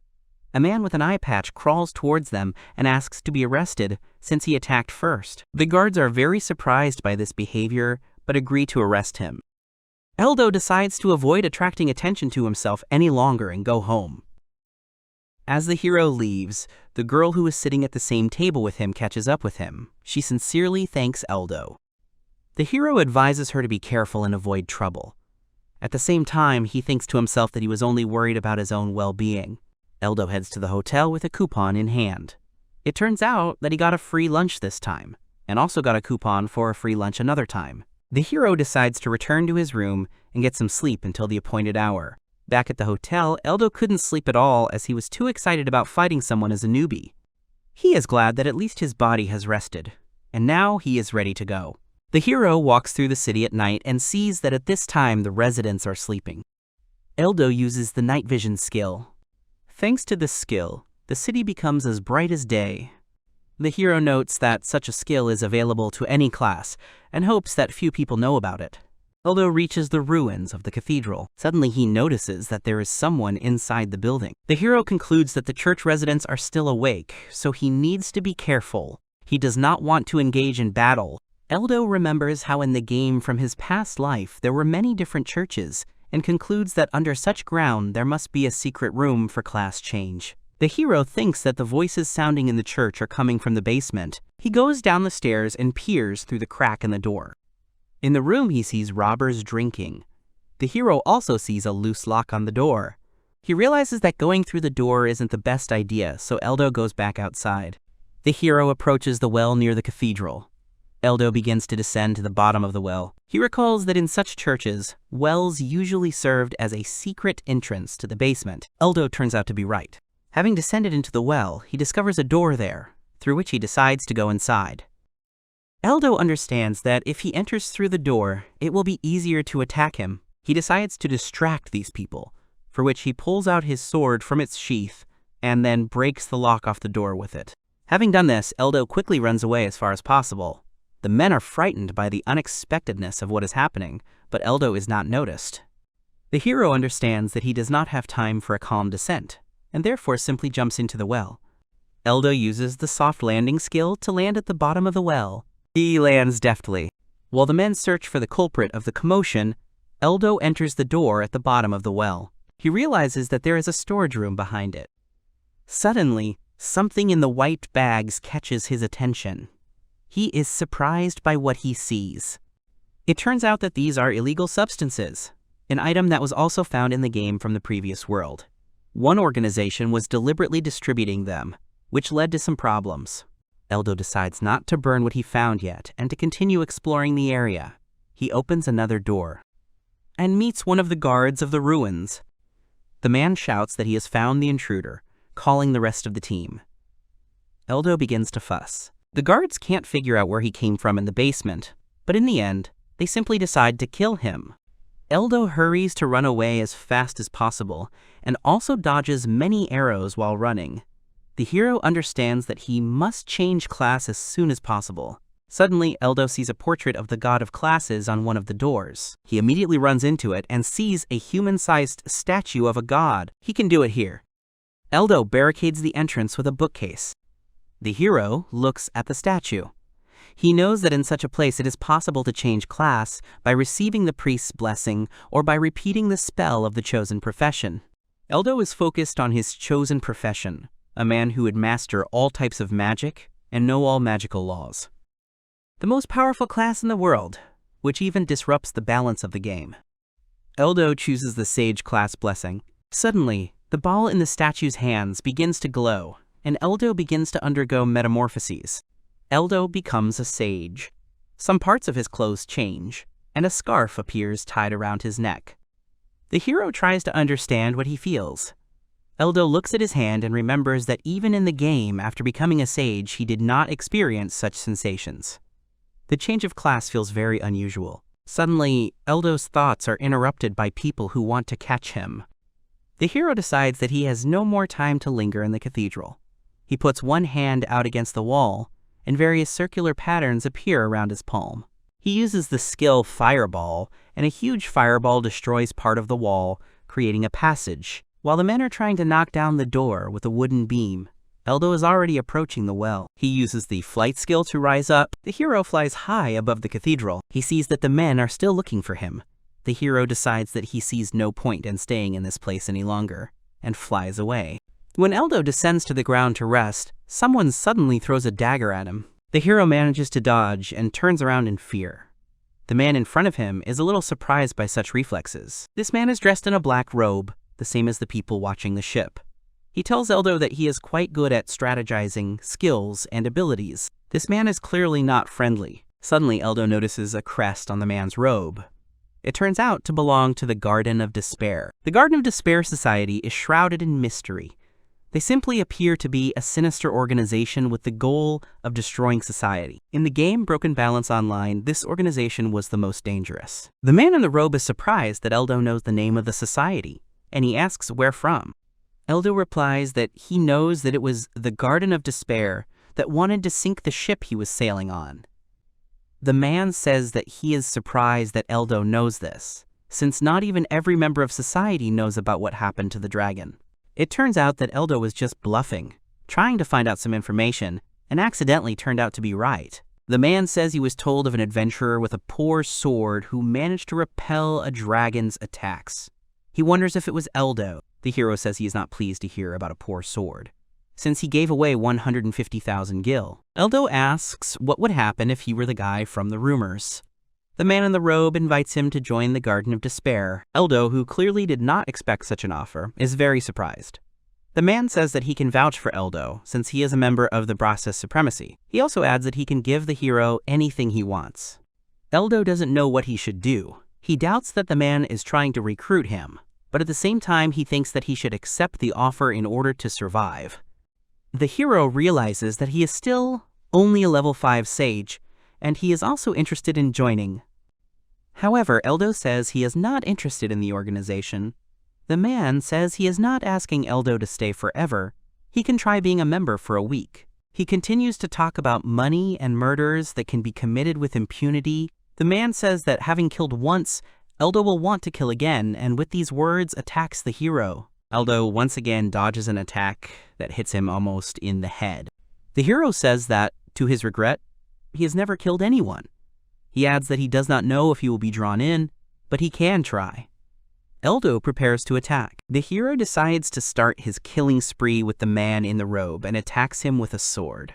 The man, in turn, throws many daggers at Eldo. Eldo deflects all the daggers with his sword. Finally, the hero runs up to the man. He points his sword at him and is about to stab him, when suddenly the man deflects Eldo's attack with a simple dagger.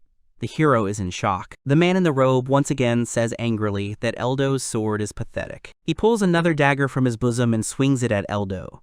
The hero manages to dodge the attack again. Eldo thinks that unlike him, the opponent only uses one hand to hold the weapon. Eldo concludes that the man in the robe is definitely stronger than him. The man in the robe laughs loudly and maliciously. He tells Eldo that it is only a matter of time before the hero dies. Eldo used the clay projectile skill and threw them at the enemy with great speed. However, the man jumped and managed to dodge. The man landed and laughed, saying that one would think that the young man had a very light sword, but he was actually a wizard. Eldo picks up the blade and shouts that they are about to see this, and then he charges at the enemy. A small fight ensues. The man attacks Eldo, but he deftly dodges and attacks back. The man also dodges this attack and jumps back. Eldo casts a spell. The man realized he was aiming for the legs and called the move very petty. Suddenly the man couldn't lift his foot off the ground. His whole body was wrapped in some light bonds. The enemy couldn't understand what this sticky thing was. and why he couldn't move from his place. Eldo looked at him and thought that his sticky bomb had worked.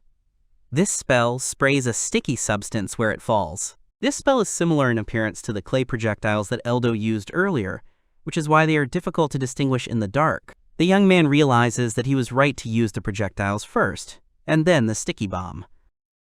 At this time, the man keeps trying and trying to get out, but on the contrary, he only sticks even more, because the substance splashes. Meanwhile, Eldo comes close to him and uses a spell. He apologizes to the man for not letting himself be killed and smiles. In an instant, the man explodes from Eldo's use of the firebomb skill.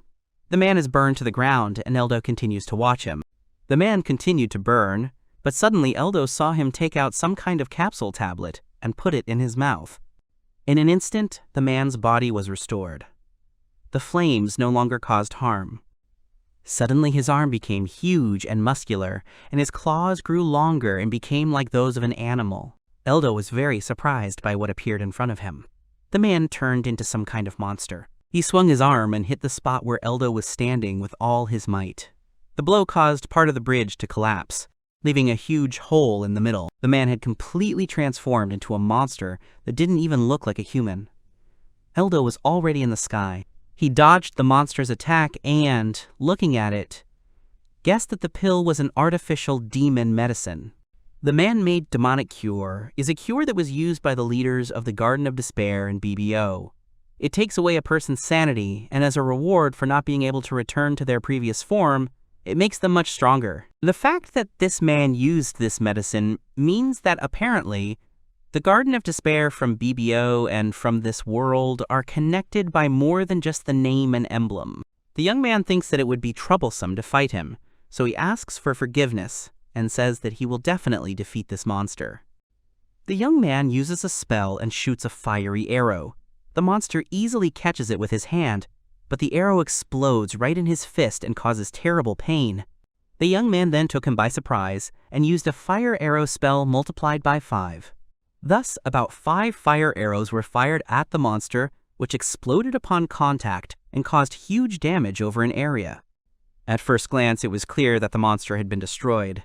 White smoke was coming from the place where it had stood before, and traces of soot were visible on the stone bridge. The young man looks more closely at the explosion site and decides that the target has been destroyed. He turns around and flies away from the battle, hoping to remain unnoticed. The very next morning, sitting in his room and holding his sword, the young man was immersed in his own thoughts. It turns out that all this time he was expecting someone to follow him and then attack him so he didn't close his eyes. It's a good thing he got rid of those who openly chased him last night. He realizes that he must not forget about the possibility of another battle with this braces. Then he decides to go out into the streets of the city. Walking down the street, the young man thinks that the sage needs a staff. Of course, he can use magic anyway, but the difference in power with and without a staff will be obvious. He remembers the fight with the sea dragon and thinks that he was able to quickly defeat the sea dragon that time only because of the good equipment of the other people who took part in the battle.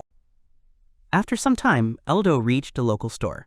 Inside, there were many customers and life was in full swing. Looking at the goods, he realized that no matter what anyone said, the capital's weapons shop had an excellent selection. But no matter how you looked at it, all the staves on display were only suitable for the wizard class. There are different types of staffs. A sage can use any of them, but of course only a special sage staff can demonstrate the power of a sage. The young man thought that soon, perhaps, he would need to ask his old friend for a favor. After some time, he arrived at an establishment that was located in a huge building. A familiar girl greeted him. She said that she had not seen Eldo for a long time, or rather since yesterday. The girl asked what he needed from her so urgently.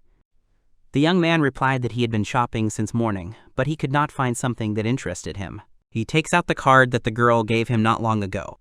He looks at it and says that this card is something special, because they start to treat him so politely that he just needs to get it. He even clarifies that even in the pub he caused a stir, because people started apologizing to him and the red carpet was rolled out.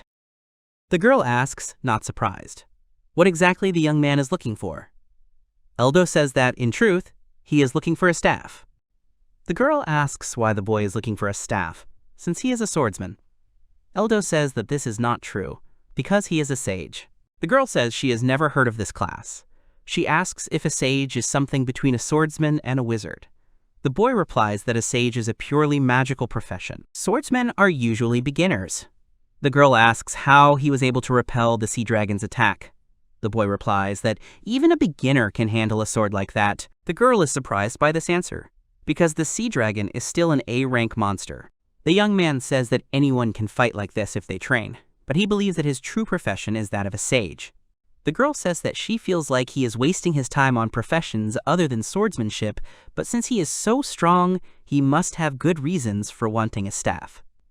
The girl says that she understood Eldo well, and then offers to show him the best of all the staffs they have in their house. After a while, they were in the weapons room, where there were a lot of really good weapons.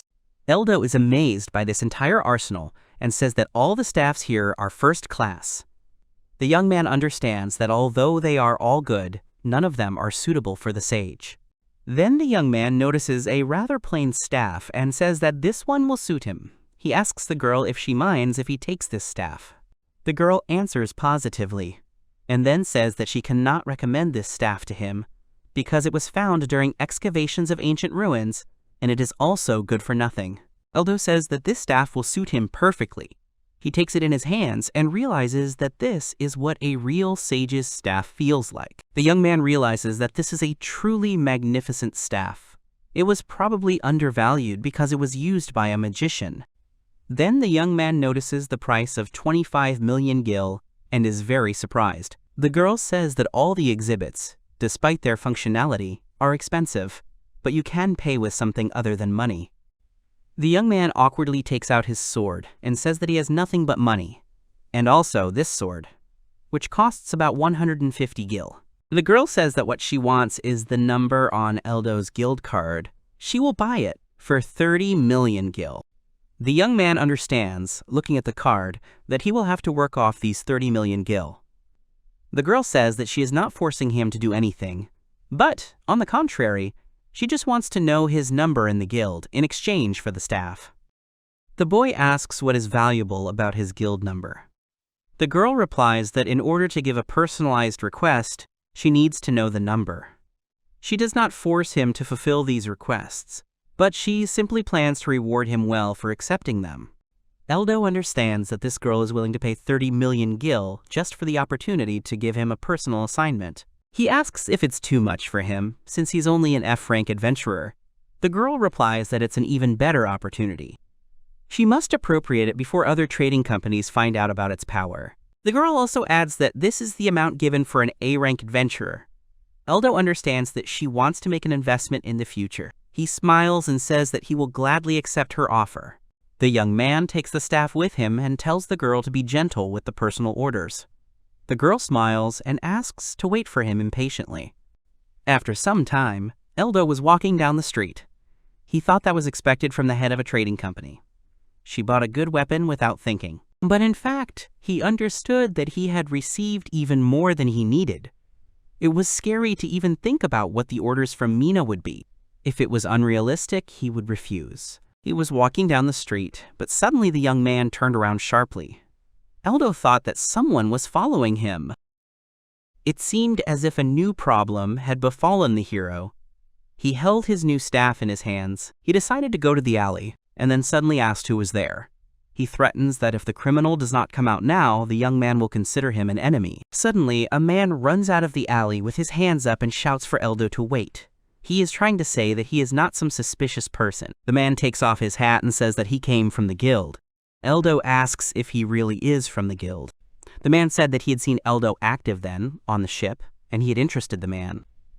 Eldo asked if the man had sailed on it, and why he had inquired why he had followed the young man then. The man happily says that he wasn't stalking the boy, but rather observing him.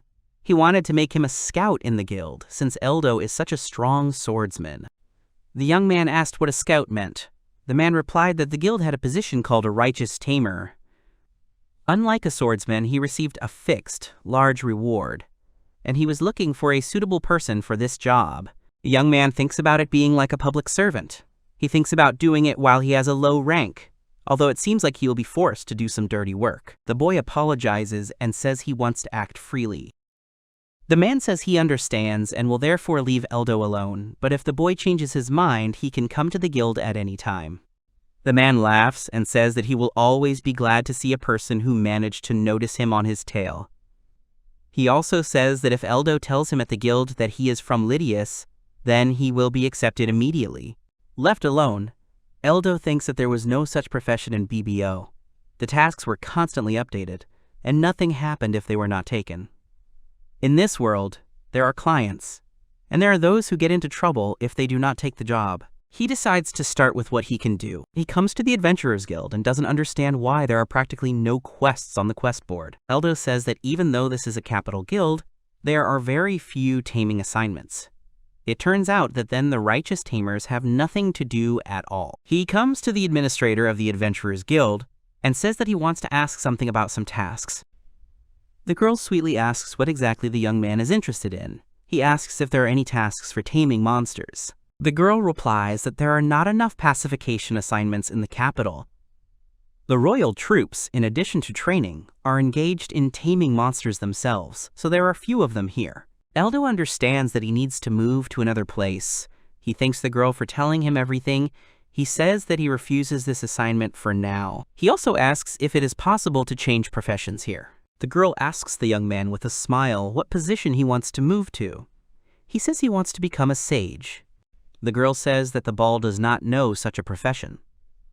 The young man thinks and understands that in this world, not much attention is paid to professions that are not obtained as a result of passing the ceremony of growing up.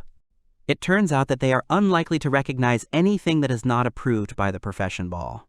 In order to register a profession in the guild, you need to approve it by touching the profession ball. If the person is a wizard, he is fixed by the wizard's ball. Then the young man apologizes and says that he will not change his profession. He thinks that something will not necessarily be unprofitable just because he is a beginner. The girl says that she understands little about the lower professions, but perhaps the ball of the lower professions will light up. The boy asks what the lower professions are.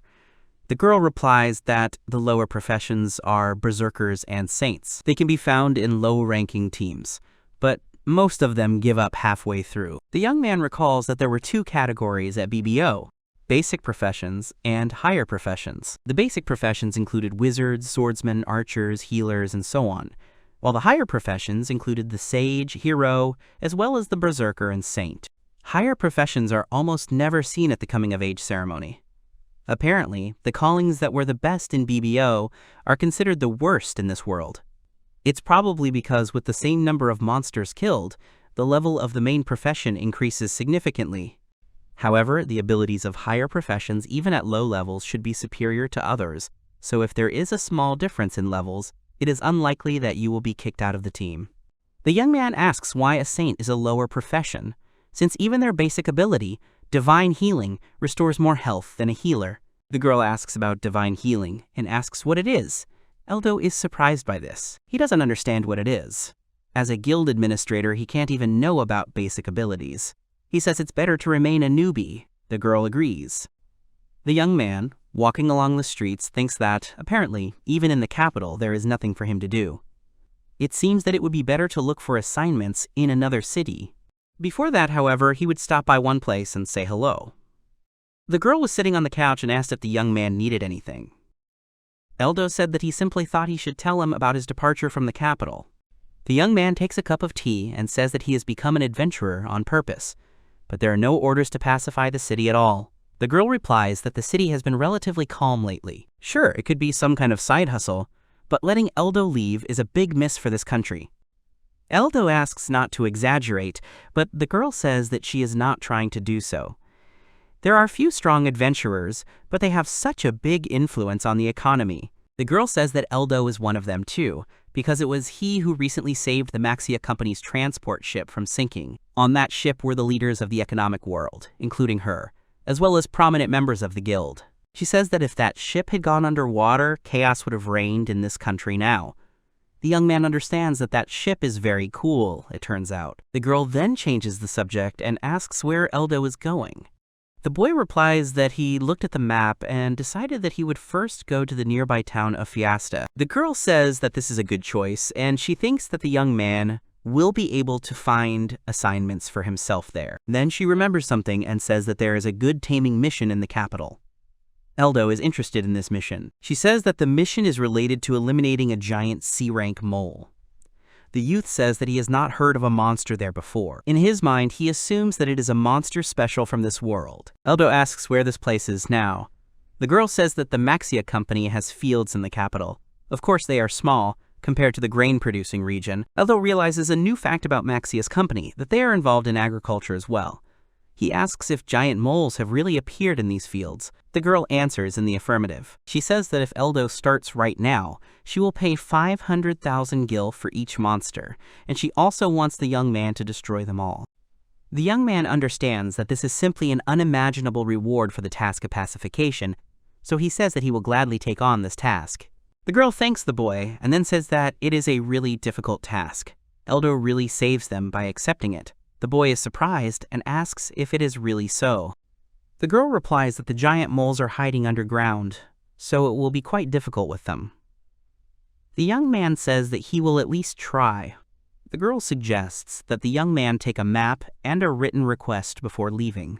After some time, the young man went beyond the city walls and came to the company's field. According to the map, he had reached the right place. He looks around and says that everything looks just like the countryside. He understands that even in the capital there are such places. The girl said about small fields, but the young man did not understand where they were. He decides not to think long, but to go and just ask the administration. The young man approaches a small wooden house and knocks on the door. A woman comes out to him and asks if the young man has any business in the rural administration of the Maxia company. Eldo says that he came on behalf of the head of the company, Mina. He shows the written order. The woman takes the sheet and is delighted. She calls Eldo an adventurer, and then thanks him for accepting the request. The woman says she's counting on him. Eldo asks the woman to wait, then says he's come to tame the giant moles. He asks which of these are Maxia's company fields. The woman says that all the fields here belong to the company Maxia. Eldo is surprised that this is such a huge area. He remembers Mina's words about the small fields here and wonders where they are small. He realizes that the situation is the same as it was in the bar. He tries to understand how influential Maxia's company is in this world. Eldo says he has one question. It will be difficult to clear the fields without damaging them, so is everything okay? The woman says that if the boy does not burn them with fire magic, then nothing will happen. The woman apologizes for being rude and asks if the young man will really be alone. If it all takes too long, it would be better to look for someone. Eldo says that everything is fine because all the monsters will gather here. The woman does not understand what the young man is talking about. The boy uses the ability Earth Lure. This is an ability that spreads magic on the nearby surface. This is because underground species do not look for food with their eyes, but by smell or magic. Using their instincts, Eldo plans to lure the monsters here. After a while, Eldo realizes that monsters have come here. Suddenly, moles appear from under the ground. The young man holds his staff in front of him and says that he understands everything, because, of course, the earth will be ruined if such monsters destroy it. He uses the ice block spell, and ice shards appear from above. He taps the ground with his staff, and the shards fall down. He seals the monsters in huge blocks of ice, and the moles cannot even move. The young man turns to a woman from the village administration, who is standing in complete shock somewhere nearby. He apologizes and says he caused more destruction than he intended. The woman says everything is fine and then thanks the young man for his help. After some time, the special personal assignment to tame the giant moles was completed. Later, the young man came to his customer. The maid who saw him off said, turning to Mrs. Mina, that the man who had the gold card with him had come to her. The girl turns around and says that the young man came back very quickly, and then asks if maybe he forgot something. The young man says no, he has finished this task. The girl smiled and said that he was quick, and then came to her senses for a minute and asked in shock about what he had just said. She asks if he really finished the task that quickly. She says there were 20 giant moles. The boy replies that there were 31 in total. He did a thorough reconnaissance, so it is an accurate number. He also says that he has already reported everything to the guild. Mina says that it hasn't even been 3 hours since Eldo was able to deal with them so quickly. The young man says that he lured them with magic. He explains that he placed delicious magic and then used the ability Earthbait to destroy the place where they were gathering. Mina says that this is the first time she hears about this, and then asks the young man that he understands not only the sword, but also magic. The young man says that it's not that he understands it, but that it's just his main profession, so the sword is just a help to him. The girl says that Eldo is not a human. She announces the completion of his mission. The young man intends to head to Fiesta. Mina says she will pray for him because adventurers can't do without traveling to different cities. After some time, the young man comes to the Adventurers Guild. The administrator gives him the money and announces that his reward from the Maxia company was 20 million gil. The young man is surprised by such an impressive amount. The girl says that this is probably an additional reward. Eldo will think about the fact that although they say about him that he is too strong, the same can be said about Maxia's company. A few days later, Eldo arrives in Fiesta City. He immediately heads to the Adventurers Guild and sees the task sheets there. However, there are very few of them. He thinks that maybe there are a few monsters here too, because the city is located not far from the capital. Although he will go to another place later, but since he came to Fiesta, he wants to complete the tasks here as well. He turns to the girl administrator and asks if he can ask a question. The girl asks what the boy is interested in. Eldo says that he wants to take on a task, and if it will be possible to report on an assignment received in another city. The girl says that if the guild is within the country, then it is possible. If the young man takes with him a written request and a body part of the tamed monster as proof, then everything will be fine. He chooses several tasks and says he wants to take them. The girl replies that the task is to tame the grass mantises and giant frogs. She says it's good that there are still errands to run. The boy asks what she means. The girl administrator says that in any case, a girl nicknamed Flame Pike has come to Fiesta now, and she has 2 names. Eldo introduces some pumped-up man and says that the Flaming Pike is some powerful name. The girl says there are reasons for this. Adventurers are given 2 names. Since Gillart's location is unknown, the Flame Pike is currently the strongest and most famous adventurer in the world. Eldo wonders if he really is such a cool adventurer. He says that he really wants to meet this adventurer. He also thinks about how no one knows where Gillart is. After some time, the young man was already in the forest near the city of Fiesta. He says that he will probably begin his task from here. He begins to use magic, activating the spell of magical search. An invisible wave of magic emanates from the young man. At this time, he, with the help of his eye, sees images of praying mantises that are hiding among the trees. He finds them and realizes that there are about 10 of them within 10 kilometers of him. These are grass mantises, which he needs to deal with in order to complete one of 2 tasks. He takes a step and uses the ability of magical invisibility, and then his body disappears into thin air. Magic invisibility is a skill that allows you to hide. It is deactivated by using other spells, but it helps to attack the enemy unnoticed. In this way, he reaches the mantises themselves, and then suddenly appears in front of them. He uses a fire ring spell and surrounds the monsters with fire. They cannot escape anywhere.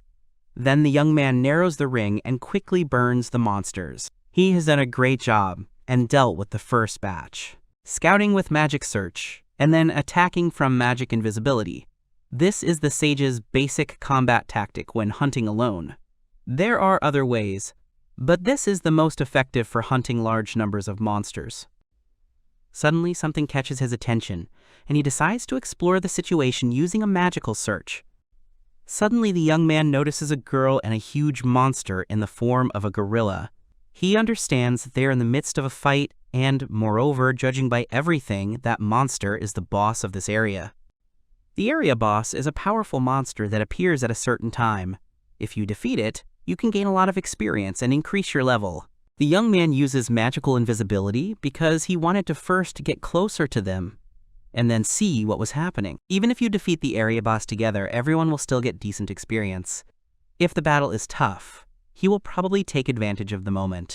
The young man approached the battlefield and saw there a gorilla boss and a girl with blonde hair and a spear. The girl lunges forward and points her spear straight at the monster, but the boss easily deflects her attack and strikes back. The girl flies back, and Eldo becomes visible again. The girl looks at him, and then asks if he is an adventurer, and then tells him to run. She continues to fight him. Eldo realizes that the boss of this area is indeed an angry monkey. Despite its size, it moves quickly. It is harder to defeat alone than the sea dragon. However, this petite adventurer girl fighting him has surpassed all his expectations. The young man understands that things are bad, and he feels like he should step in and help her. He thinks that his abilities are not enough to defeat this boss on his own, so it's time to spend skill points to get new, useful abilities. Usually, to obtain abilities, it was necessary to go through a ceremony in a church. He uses ability 1208 Blood Poison, and then ability 1211 Shadow Fog. He suggests that if it's the same principle as BBO, the command should work. Eldo says he's ready now. He first uses a sticky bomb, then a magic lure, releasing magical waves from himself. The monster stops abruptly in front of the girl, then turns around and runs straight at Eldo. The girl stutters and asks what all this means. Eldo understands that the magic bait is a spell to help provoke the enemy, however, it attracted his attention for a reason. Suddenly, the monster steps into the goo left by the sticky bomb, and then falls face down into the ground. The girl is very surprised by this. The boy then uses a shadow fog spell and spreads a dark cloud right into the monster's eyes. Then, the next step was to use a blood poison spell, which Eldo blows directly at him. Shadow Mist narrows the opponent's field of vision, and blood poison reduces his physical strength. A blonde girl approaches Eldo and asks if he really neutralized the angry monkey, even though she couldn't do it. The young man thought that the girl was speaking as if she wanted to show here that she was the strongest adventurer. He tells her that she needs to recover first, and then uses a magical healing spell on her shoulder. The girl says that the pain is gone, and then asks the boy what he did. Eldo says he was just using healing spells. The girl says that means the boy can use both combat and healing magic. She has never heard of adventurers like him. Eldo understands that neither the sages nor even the adventurers know about basic self-healing. The young man says that the main problem now is not this, but the boss who lies nearby. The girl didn't understand what he was talking about, so Eldo said that he didn't finish him off completely, and that he had a low level, so the spells he used weren't that strong. Of course, he will definitely finish him off if he continues to use blood poison, but unfortunately, it will take too much time. He thinks of looking for reinforcements. He heard that somewhere around here is a flame lance, the strongest adventurer. The girl says she is a flame lance, but her friends call her Miria. Eldo asks if he is serious. Since they said she was the strongest, he thought she would be able to finish off someone, like an enraged monkey, in no time. And when he heard the words flaming spear, he imagined only a hot-blooded giant. The young man says his name is Eldo. He didn't think that the fiery spear would be a tiny girl. The girl said that she would continue to address the young man as such, and in response he could call her Miria. The girl blushed and said that she must have been terrible, because the angry monkey was completely out of his league. Eldo says that it's not like that at all, and that he doesn't think so at all. Eldo changes the subject and says that it's called a flame lance because of its flame weapon ability. The girl says that the young man is no slouch, and everything is absolutely true. He understands that, it turns out, Miria's profession was the highest in BBO, but she is considered the lowest here. The girl has a profession, hero. He thinks it's a waste. The hero's high-level abilities are extremely advantageous. If the girl had high-level knowledge and skills, she would have dealt with the enraged monkey in no time. However, if she is a hero, then there is nothing to say.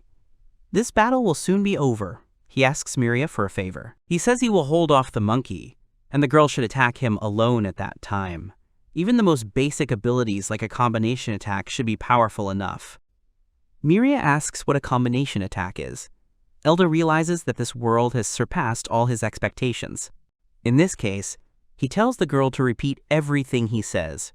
The boy asks to tell about the ability 1321 called Combined Attack Activation. The girl says these words and a skill panel appears in front of her. She gets scared and asks what it is. The boy tells her to try swinging the pike, shouting about a combination attack. The girl was waving her pike and started shouting about a combination attack, and suddenly her pike started to glow. She asks about the ability that worked, and if it is really possible to master skills this way. Eldo says that of course there are other ways. The girl asks who the young man is. He says that he just knows a little about it, and that he is a simple F-rank adventurer. The girl says that the boy is lying, because it is impossible for an F-rank adventurer to know such things. Eldo says that he is not lying. Suddenly a monkey boss appears next to them. Eldo realized that this boss had torn out a piece of earth to which he was glued. The boss then slams his paws into the ground and breaks the piece of earth that was glued to it. Eldo says that he can't see anything, but still asks the girl to be careful because he might attack at random. Miria shouts that this way they will be able to get closer to him. Eldo says that now he will remove all spells and will take all his attacks himself. Miria, in turn, must attack him with a combined attack. The girl says that this is impossible. He says that everything is fine and he will contain this monkey, and the girl must give it her all. The girl said that she understood and asked to rely on her, and she herself took a fighting stance. Eldo gathers himself, holds his staff out in front of him and casts a nullification spell. The monster rushed towards Eldo and Miria with a terrible roar. He swung his arm to attack, but Eldo held his staff out in front of him and took a powerful blow from the monkey boss. He used a magic defense spell. It is not an iron wall, of course, but this is the defensive ability of the sages. Then the young man gives Miria the command that it is time to attack now. The girl uses a flame weapon spell, and her pike ignites with scarlet flames. The girl uses the next skill, a combination attack that Eldo taught her. She hits the monkey right on the head. Then the girl's pike suddenly catches fire and starts spinning. She is very surprised by this and screams that she can do it. Miria lunges forward and delivers a final blow straight into the monster's chest, causing the flames around the pike to swirl in a crimson vortex. The monkey starts smoking all over and then falls unconscious. The girl comes to and looks at the pike. She says, surprised that it can attack so powerfully. Eldo says that the girl did a great job, and they also raised their levels. The girl says that it can't be that easy for the boss to be defeated. Eldo says that it's all thanks to the girl, because he only stopped its attacks. The girl is surprised that the boy is taking it so lightly, and says that it is simply unrealistic.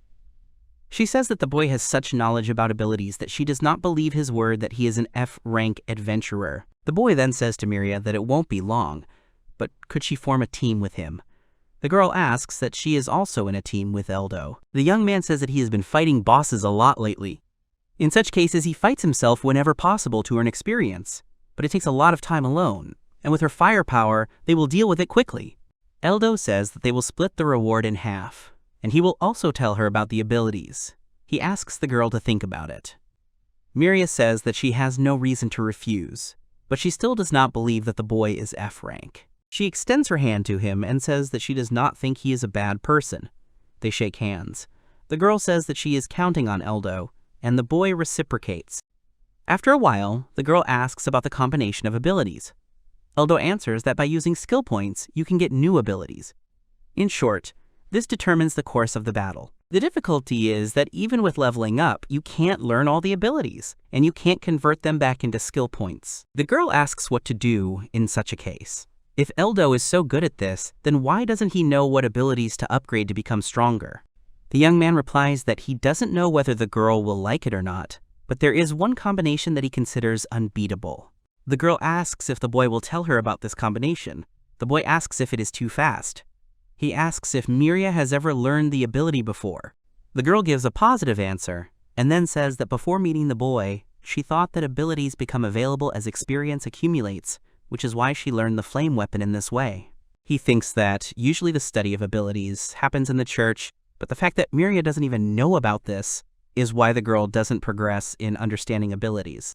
The boy asks the girl what level she is. Miria replies that she is level 18. The boy says that she needs a few more levels, and then asks the girl why she doesn't want to level up some more. Miria says that they can, of course, swing, but what will they do with this huge monkey?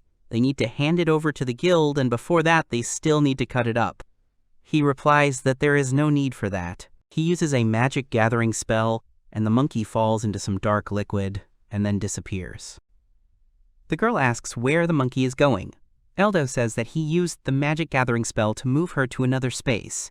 The girl asks what another space means. The girl decides not to question the young man, but says that apparently Eldo will always find something to surprise her with. She says that she will do everything in her power, so they need to go. After some time, they encountered another monster. Miria attacks the monster with a pike right in the chest, and Eldo uses his spells. Suddenly, they noticed that the sun had already set, and everything had become dark. Eldo tells Miria that they must not overexert themselves and that they must return to the city. Eldo was level 10, and Miria was level 19. The girl said she agreed to return to the city. After some time, the girl administrator in the guild wondered what was lying in front of her. Miria says it's an A-rank monster called an enraged monkey. The girl apologizes and says it's the first time she's seen it. She runs away and says she'll call the branch chief. Eldo turns to Miria and asks her to come over for a second. He asks the girl to say that she defeated this monster herself. The girl asks why she should do that. The young man replies that he doesn't care about achievements, and he doesn't want to make a fuss over the news that a newbie has defeated an A-rank monster. The girl says that if the young man suddenly changes his mind, he can speak up right away. Suddenly, a man runs into the room and apologizes for keeping them waiting. He then asks if they really defeated the A-rank monster. The girl says that this is indeed the case, and then asks how much they will pay for the angry monkey. The man asks again and says if he really heard right about the angry monkey. Could they really defeat this monster? The girl turns around and says that Eldo did most of the work. The young man starts shouting and asks what about their recent conversation. The girl apologizes and says that everyone was just silent and she had to say it. The man says he has never seen the boy before, and then asks him if he has 2 names. The girl says his name is Eldo and he is a rookie of rank F. The man asks if a rookie of rank F can compete with a monster of rank A. The girl says that she thought so too, but the boy is very special. Miria says that's why she also felt like she was being played, but it's probably because of the system of not being able to level up the rank for beginners. The young man asks what the girl means. He asks if it's true that newbies can't rank up. Miria replies that she didn't expect that even Eldo might not know. She says that newbies can't rank up, and it's very difficult for lower jobs to do so. She says that she also had to work hard to reach rank B. She heard that this was done to reduce the number of adventurers who died because their rank did not match their actual capabilities. He asks if it's okay if they've done the same task. The girl replies that she heard that it used to be a hindrance to rank advancement about 10 years ago, as a result of the reforms of Cardinal Georgius, who was then at the top. The system became like this. The man apologizes for disturbing you, but this is an order from above. Eldo thinks that no matter what your profession is, your abilities depend only on yourself. The fact that your rank changes because of your profession seems like some kind of conspiracy. Maybe this Cardinal Georgius hates the lower professions and newcomers. The capital church, where one could change professions, has turned into ruins, and these higher professions are very strange, and perhaps there is something fishy here. Miria says that the boy has long since surpassed rank F because he easily withstood all of the monkey's attacks. Eldo realizes that the girl must have completely forgotten about their conversation. The man says that it is unbelievable. Namely, the newcomer Eldo with rank F is unbelievable. He then asks Eldo's name again, and then asks if he is the one who joined the guild in Ilia. He explains that there have been rumors that a frighteningly strong F-rank newcomer named Eldo has appeared in Ilia. He apparently fought the sea dragon himself. The boy realizes that the rumors have already spread that far. It seems that this is not a case where he should be worried about whether he will stand out or not. The man says that if the boy is that Eldo, then he offers the boy a special procedure to increase his rank. The boy asks if this can be done. The man says that if he has a recommendation from the department head and the achievements needed to advance in rank, then his application will be approved as an exception. His merits in the battle with the sea dragon will be especially taken into account. The boy says he will be grateful and expects the man to raise his rank. The man asks to see the boy's guild card for verification and then says he should be the one thanking him. He says that being involved in advancing to the rank of an outstanding adventurer is considered an achievement in a newbie's career, so the man carefully looks at his guild card. He looks at his sage profession and says that it is an unknown profession. The same with the lower professions. Since there is little information about it, the young man will have a hard time. The girl says that if she had been born 20 years ago, she might have been treated like a newbie too. Eldo thought that heroes were also an unknown profession. However, to be honest, looking at Miria, he realized that the hero profession had not yet gained fame. Since the sage does not fall at the puberty ceremony, he may always be treated inappropriately. But this is not such a problem because he knows everything about the profession of a sage. The man says that everything is fine and the rank-up procedure was successful. Now the young man has rank E. Within the system, you can only rise one rank at a time, so he can come again when he has accumulated some achievements. The conversation went a little off track, so the main topic was the ransom of the angry monkey's materials. After some time, a young man walked with large bags. There were more than 100 million in the bags.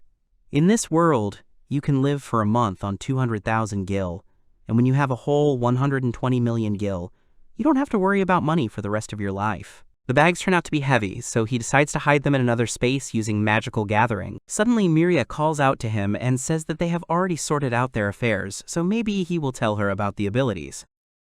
The young man says that today is too late. Tomorrow, he will give the girl a lecture before hunting in a new place. The next morning, they arrived in some forest. Eldo asks if the girl is ready. Miria is in a fighting stance and then asks the young man to wait because right in front of her is a blood tiger, a terrible animal. Eldo thinks that the blood tiger in BBO was not such a strong monster. He asks the girl if it is strong. She says that it is the strongest B rank monster. It has high stats and endurance and even higher mobility. Eldo says he understands, but in that case she'll probably still somehow deal with him using the combinations he told the girl about in the morning. The girl asks if Eldo is trying to comfort her. She then grabs the spear and says that, frankly, she thinks she can do it. Eldo smiles and starts watching the girl. She takes the spear and lunges. The tiger rushes straight at her. The girl uses the ability of the attack field, and then her body begins to glow and is covered with some kind of light. She deftly dodges the tiger and moves right behind him. Eldo thinks that the attack field is an ability that is active for 10 minutes, during which it makes the owner stronger. The girl then uses a combination attack and attacks the tiger with a spear. She uses a combination attack again and hits the tiger again. The monster feels pain in his neck. Then the girl pokes the tiger in the side with the other end of the spear and uses the ability to pierce defense. The young man understands that defense piercing is an ability that locally reduces the strength of armor. Then the girl uses the ability of the auxiliary attack. The young man understands that this ability increases the damage of the next blow several times. The girl looks at the tiger, and then he tries to escape from her, jumping on the trees. The girl does not want to let go of her target and uses the ability Full Explosive Crush. Eldo sees that Full Blast Crushing increases attack damage by a huge amount in exchange for removing all abilities that were previously used. This skill is the ultimate attack for the hero. The tiger tries to run away from the girl, but Miria stepped forward and then used an attack from her ability. She fires a fiery projectile from her spear, which tears the tiger in half. The girl remained in her place, and smoke was coming from her pike. She finally exhaled. Meanwhile, the young man watched her and thought about how this combination of abilities of the next strongest class after the sage in one-on-one combat. Moreover, in a state where she is physically stronger due to her abilities, the girl can handle even several opponents. This is one of the few professions that allows her to fight alone. The girl looks at her hands and is happy that she did it. Suddenly, another tiger attacks her from behind. The girl turns around in fear and realizes that there were several of them. The tiger rushes at the girl, but Eldo appears between them and stops the monster with his ability. Miria, frightened, opens her eyes and sees Eldo in front of her. He tells the girl that she did a great job with the combination for a first time. The girl thanks the young man and then asks if now is really the time for this discussion. Suddenly, the tiger attacks the young man again, but this time with his paw from the side. However, Eldo cleverly blocks this attack as well. He said that he forgot to tell you something. In fact, there is an ability for heroes that is much stronger than magic defense. It is super defense. Another strong combination is when the girl activates critical defense to dodge the enemy's attack, and then goes on the offensive with a counter combo. He says that he has scouted the situation using a magical search and found out that there are 3 blood tigers ahead. He will deal with this tiger himself, and the girl can then try a fight against several opponents. The girl wonders how the boy can deal with this tiger alone. He looks at the monster and uses the ability of fire arrows. Suddenly, the monster bursts into flames, and then the flames destroy it completely. The girl looks at him suspiciously and says that she was thinking that the young man couldn't handle this hunt on his own. The young man replies that his level and supply of magical powers are quite small, so he cannot throw them all away. He relies on the girl to ensure that their hunt goes smoothly. He says that a herd of blood tigers is right in front of them. They have plenty of time, so the young man suggests not to rush the hunt. The girl smiles and agrees to the young man's proposal. The girl examines her hero defense ability, super defense. Eldo says that if she concentrates on a certain place, the shield will take on clear outlines. Eldo says that this shield can protect even from multiple opponents and local attacks, so it is a very convenient ability. Miria thanks Eldo for his help. But even for rank S. The young man is surprised by this and says that she first needs to properly release the ability combinations. They came to a small cliff and saw 3 tigers there, eating their food. They will have several opponents further. Eldo asks the girl if she is ready. Miria winks and tells the young man to rely on her because she can handle this without any problems. She jumps off the cliff and rushes to attack, but the young man feels some strange and bad premonition. Miria spots her target and uses her shockwave ability, damaging multiple enemies before landing and using a wide attack and turning around, hitting 3 enemies again. The girl smiles, but the tigers, having survived the attack, surround her again. The girl is surprised that she could not kill them all. She wants to use her attacks again. The girl uses a wide attack, again dealing damage to the area. Suddenly the tigers stood behind her and bared their fangs. They were getting ready to attack her. Suddenly the girl screamed and surrounded herself with her protection. She was like in a ball. The girl screamed the boy's name. Eldo used fire arrows and set all the opponents on fire. At that time, the girl held her head in her hands and trembled with fear. The young man approaches Miria. She happily runs towards him, but the young man shows 2 fingers and says that the girl made 2 mistakes. The first is that the girl did not activate the boost from the attack field and auxiliary attack, and the second is that the girl did not understand everything about the ability recharge time. The field of a large attack must wait for about 10 seconds, otherwise it will not work the second time, and during this time the girl could simply calmly use other abilities. The girl became despondent and asked Eldo for forgiveness, saying that she got too carried away. However, Eldo says that the girl is good and quickly figured out what to use, so she was able to defend and attack with super defense. He says that the girl still feels good on the battlefield. The girl blushed awkwardly and thanked Eldo. The young man smiled back.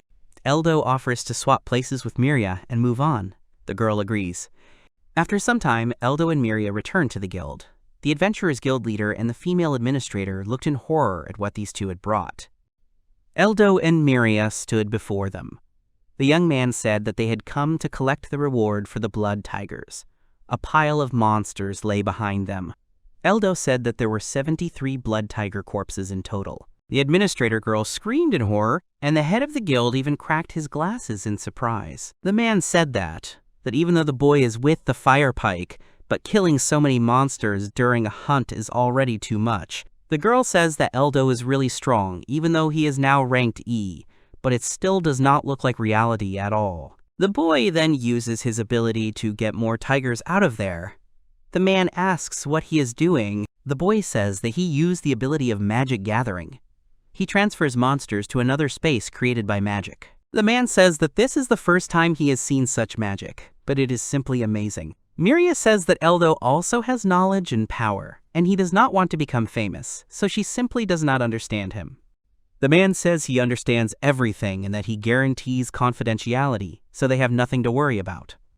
The boy thinks that his words are somehow not credible, but still, no one will believe his story about a low-ranking rookie adventurer. The man asks if the boy should be promoted to D rank. His results for this task will be enough. However, for C rank, confirmation from another department head is required. It may not be possible to further increase the rank in the same way. The young man says that whatever the case, he relies on the man with the rank increase. After a while, the guild leader gives Eldo his document and says that he is now a D rank. He asks if they will continue hunting. The young man says that this is a good question, they have plenty of money, so the main reason to continue hunting will probably be to develop skills.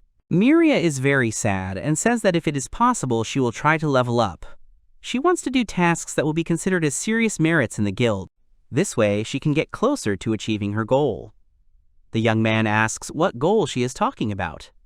Miria apologizes and says that she did not even consult him. Eldo replies that everything is fine. The man talks about merits and notes that he has one assignment that only such powerful adventurers can do. This assignment is a reconnaissance mission in the Forest of Death. Eldo asks about the mission and says that the name does not inspire confidence. Miria says that the name speaks for itself. This is a dangerous place. It is a terribly dangerous region. They say that the number of those who went deep and managed to return alive is only 10%. The man says that this is all because only high-ranking monsters appear there, so one must be careful in choosing who can be entrusted with such a task. Miria asks Eldo what they will do. She certainly thinks they are capable of doing it. Eldo says the girl is right, but he asks if they can see the contents before they make a decision. The man shows them the papers. He says that this is, of course, a general map of the forest, but in this place there should be a huge, eye-catching pillar. He draws it on a piece of paper and says that the pillar has a certain shape. Eldo says, "Is this really a sealed pillar?" The man asks, "Does the boy really know about this pillar?" The sealed pillar is where raid bosses are imprisoned, monsters that are many times stronger than the bosses of the area. In BBO, during events, the seal was removed and powerful monsters appeared from there. The man says that the mission is to check the condition of this pillar. The other day there was a rumor that a sealed pillar had appeared. He wants Eldo to go and check whether this is true or not, because otherwise measures must be taken. Eldo talks about preventing rampage. The man asks if the boy really knows about this too. He asks if he is the guild leader by chance.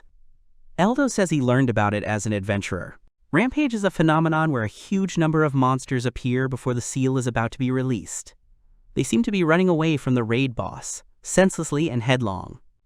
They cause catastrophic damage to the villages and towns that they encounter along the way. The man says that there is also a device here that protects the population from evil spirits, but its scale and fuel reserves are limited, so he would like to have some information. The young man becomes serious and says he understands everything, then says they agree.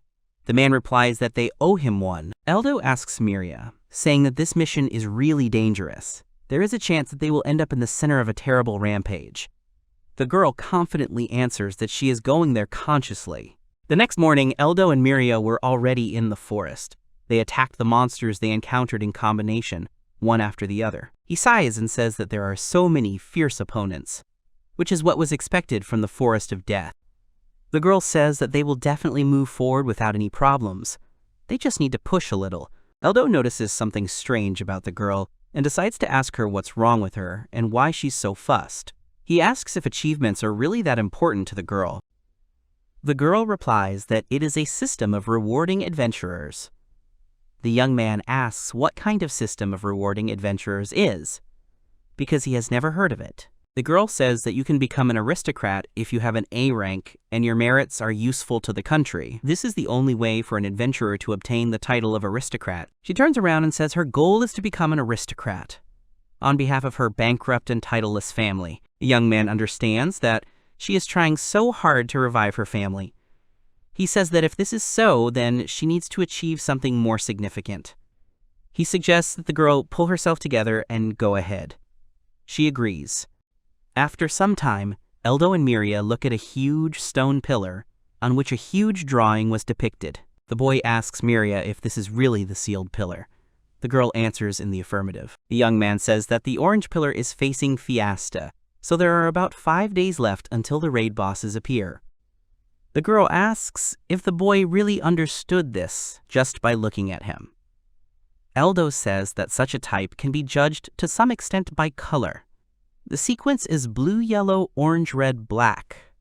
This order is a kind of countdown to the monster's appearance.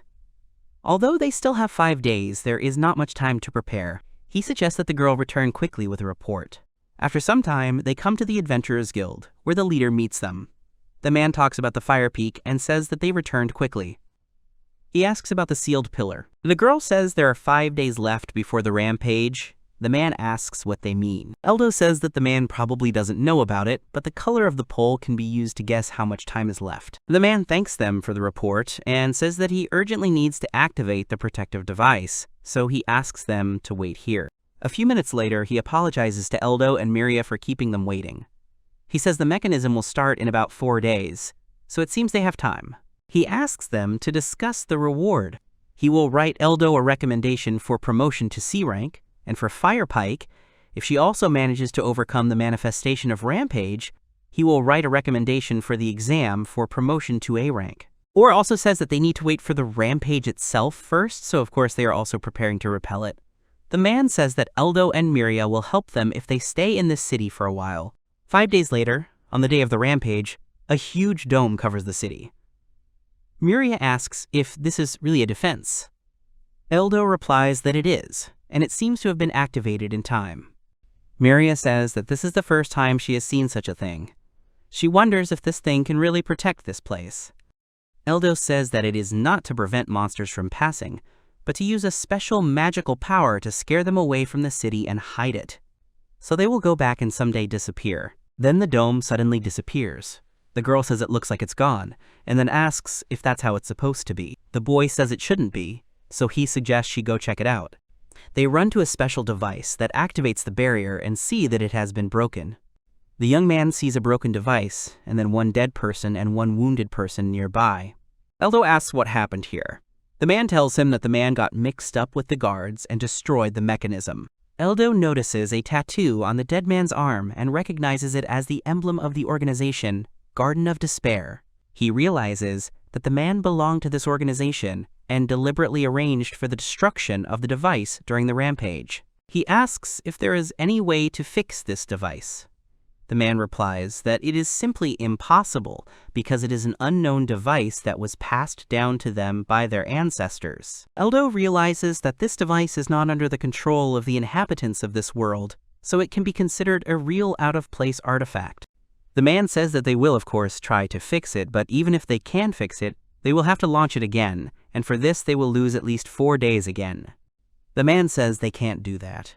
He gives orders to warn the residents to evacuate, and to call any adventurers nearby. Eldo understands that even if he somehow manages to deal with a large number of monsters, raid bosses are a completely different level. Whatever raid bosses appear, their attacks will cause massive damage to nearby areas, so it seems there will be casualties. He says there is nothing to be done. He takes off and tells Miria that he is leaving the townspeople to her.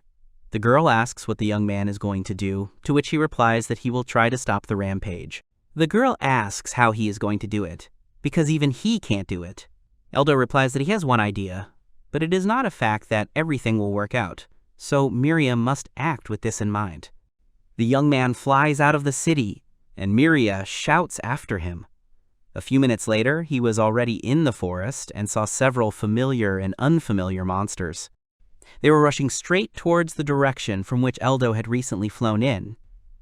The young man thought that he couldn't cope with so many monsters alone, but there was another way to stop the rampage. In order to stop him, Eldo needs to defeat the raid boss. He lands next to the pillar, which was no longer chained to the ground, but, on the contrary, was floating in the air.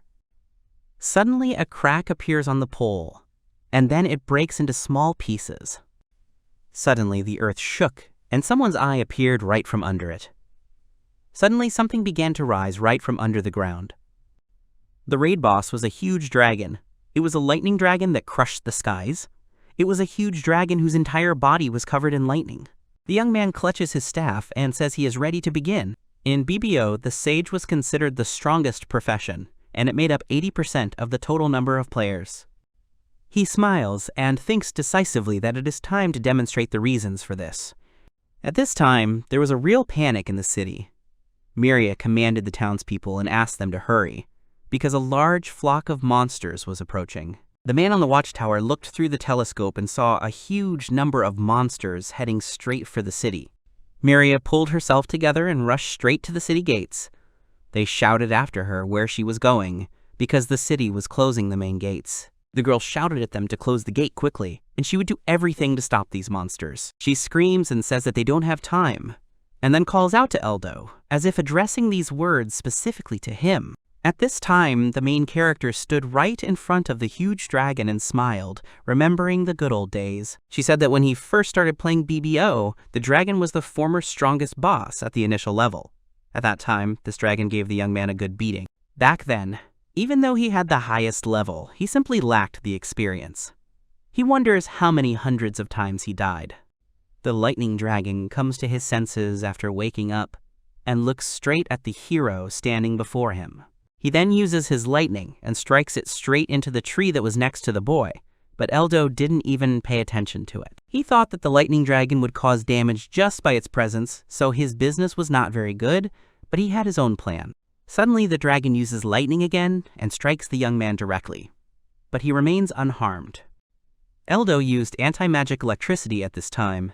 This ability gives resistance to electric charges, and with its help, part of the damage can be reduced to 0. The dragon attacks with its huge paw, but Eldo deftly dodges and jumps away from the enemy. He thinks that he seems unable to directly attack this dragon right now. Suddenly, he looks up and sees the divine lightning skill that the dragon is using. The place where Eldo stood is covered by some kind of ball, and then explodes. The young man manages to dodge at the last moment. His hair turns lighter from the lightning discharge. He looks at his burnt arm and thinks that this damage is from just being slightly grazed. It's a level of stress beyond what you'd experience with a normal health loss in a game. Divine Lightning is an ability that allows you to strike the ground with lightning of destructive power. If you find yourself in the center, you can die immediately. Eldo is currently level 18, and to fight this dragon, you need to be around level 50. Eldo uses self-healing to heal his arm, and then says that he knows what he needs to do since he's defeated this dragon so many times before. This time will definitely be no exception. The young man uses one of his abilities and many magical seals appear in front of him. The boy uses the following abilities: Attack Field, Enhancement Field, Berserker Field, Ice Field, and Super Magic Field. He thinks that he will activate all the existing fields and also imbue his weapon with Earth Magic, which is the opposite magic of Lightning Dragon magic. He uses Earth Magic and Super Earth Magic on his staff. His hands begin to shake, and he understands that the load on the body is not as usual, and due to the imposition of abilities, it will be extremely difficult to control them, but in terms of magic, Eldo is several thousand times stronger than the dragon. The young man notices some of the dragon's movements, and thinks that he is going to use Divine Lightning again, but everything is not so simple. The boy jumps back and realizes that the dragon is attacking straight down, so it's not hard to dodge. He tells him that he caught him off guard at first, but he won't fall for it again. He runs straight towards the dragon, but it emerges from the ground. The young man realizes that the dragon deliberately raised the dust to limit his field of vision. He realizes that his next attack will be different. Eldo jumps to the side and is lucky because suddenly lightning appears from the side. He wonders if it really is a lightning sprint. If the Divine Lightning attacks pointwise, then the lightning sprint attacks in a straight line. This is one of the attack patterns of the lightning dragon. The young man dodges one lightning bolt after another. He thinks that even though he can barely see anything, his body remembers the time of the attack. He extends his staff forward and then tries to use his abilities but realizes that he can't do it. However, powerful boost magic has its big drawbacks. In addition to the huge mana consumption, it is replenished at the expense of health points. He feels like he's losing his life force, which he didn't experience in the game, but with his level, there's no other way to defeat this monster. The dragon uses his paw to disperse the smoke he himself created, and with this, he notices the young man. The boy tries to catch his breath, and then notices how the dragon begins to roar and swing its huge paw. Suddenly, the monster makes a sharp attack and crosses its paws on its chest. This causes a huge cross to spread across the ground. It cuts the earth with the help of air and its claws. The dragon looks around the place where he just cut through the earth, and tries to find the young man, but he is not there. Eldo says that he is currently just dodging his attacks thanks to his knowledge from BBO. The dragon is surprised because the boy suddenly appears right above him. Eldo says that even if he, with his low status, attacks head-on, it will not affect him. In other words, this is the only remaining way to attack. The young man raises his staff. He wants to use the strongest attack, into which he will put all possible enhancements. He lifts a single huge boulder of earth above himself, which is even larger than the dragon itself. Eldo says that with this attack, he will finish the dragon once and for all. Eldo then lowers his staff and uses his earth magic ability Giant Stone Hammer to make the boulder fall right on the dragon. The dragon falls to the ground from this huge stone and loses consciousness for a moment. Eldo looks at the dragon and wonders if he really managed to win. Suddenly, the monster opens its eyes and feels a huge thundercloud above it. Eldo realizes that the monster is using Divine Lightning, so it appears to be still alive. He looks up and realizes that the dragon is not using Divine Lightning at all. He says he hasn't seen it in BBO for a while, but it's a more powerful magic than Divine Lightning. The trump card that the lightning dragon that shatters the heavens pulls out when he's on the brink of death.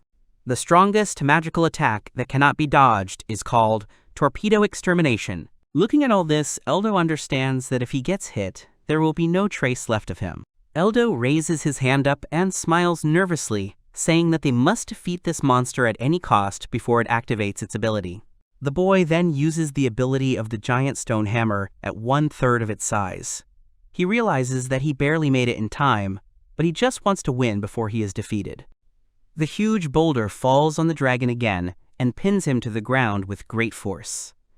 The young man tries to catch his breath as he has expended a lot of energy.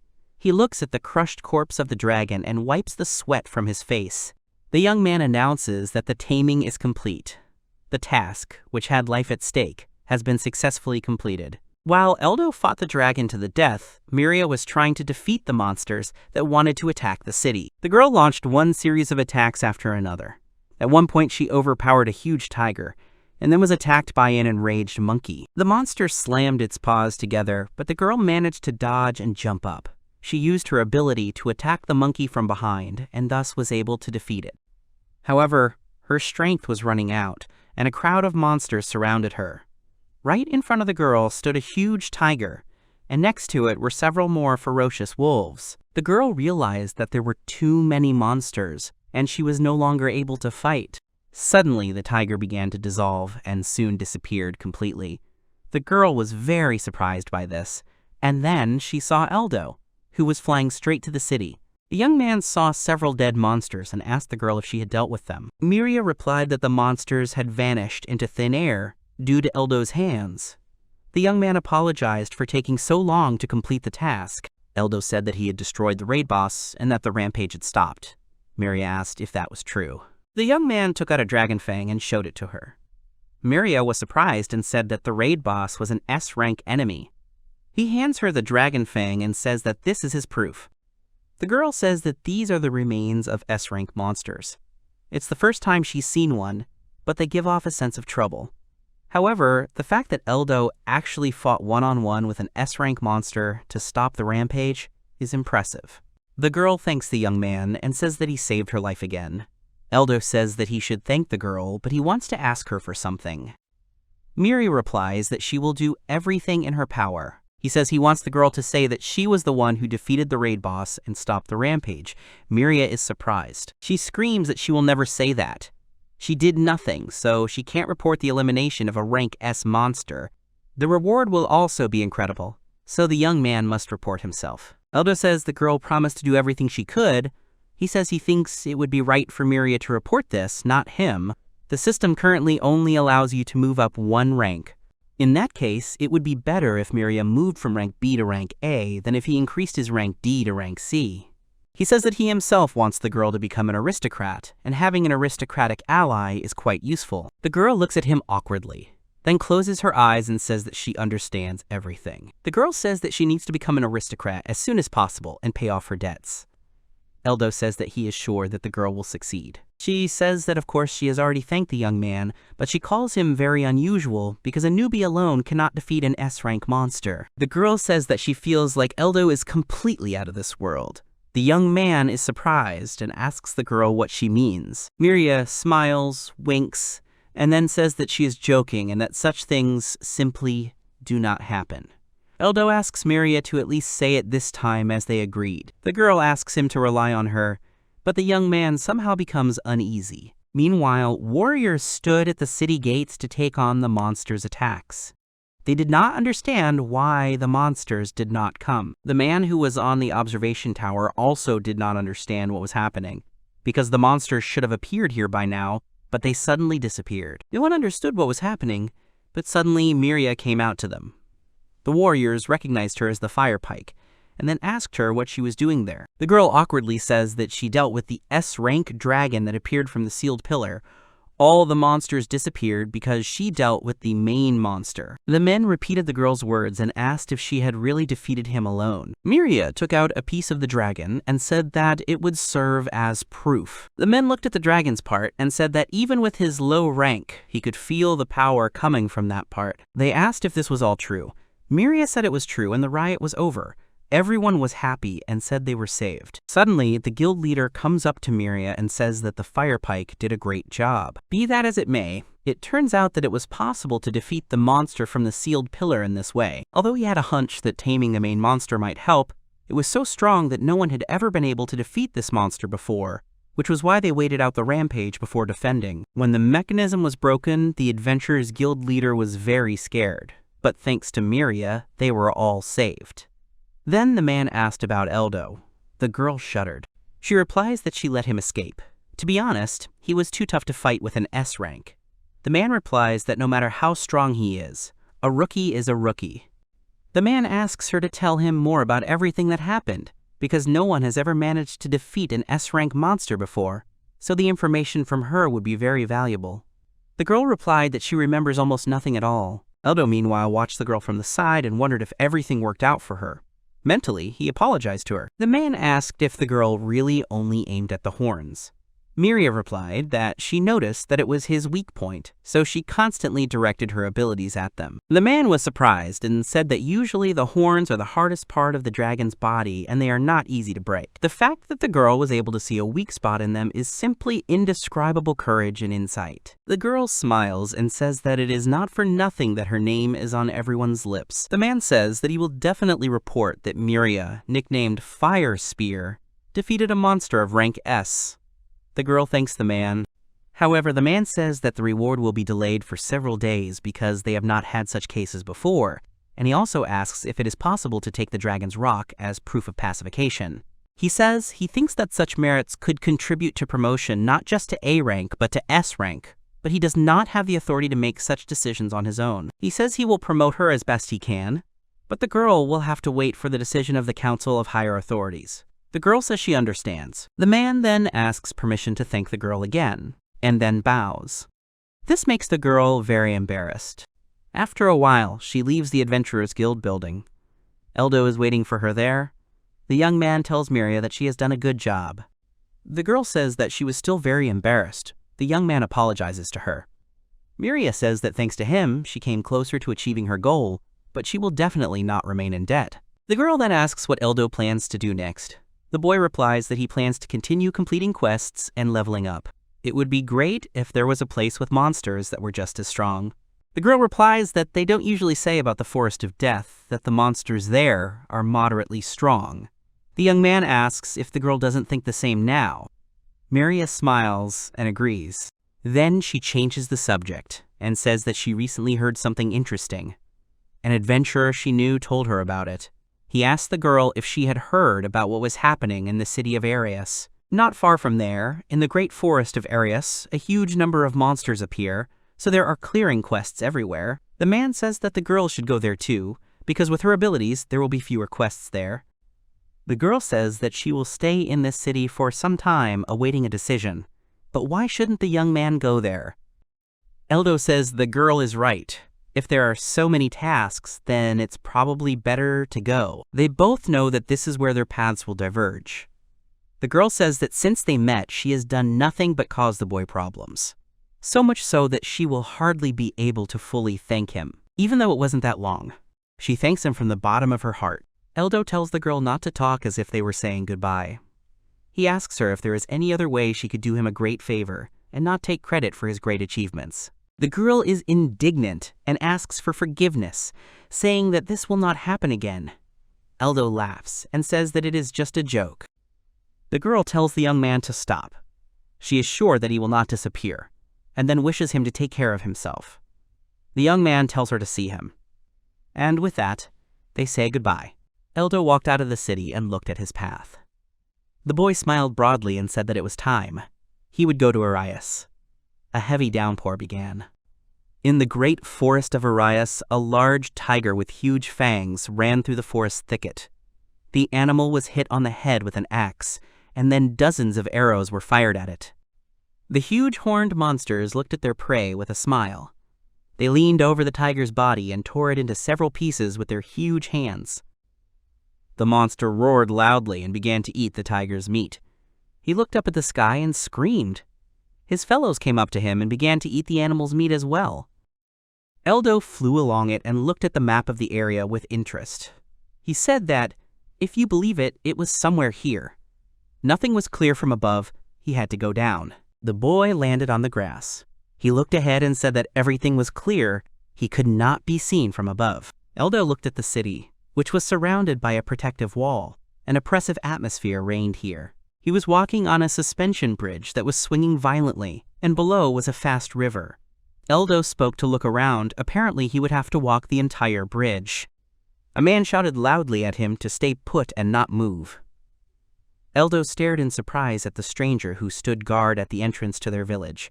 The man told Eldo that he seemed to have some business in Arias, tell him what rank he was and why he had come here. The boy raised his head and replied that he was a D rank. Eldo added that he had heard that there were many monster-taining quests here, which was why he had come.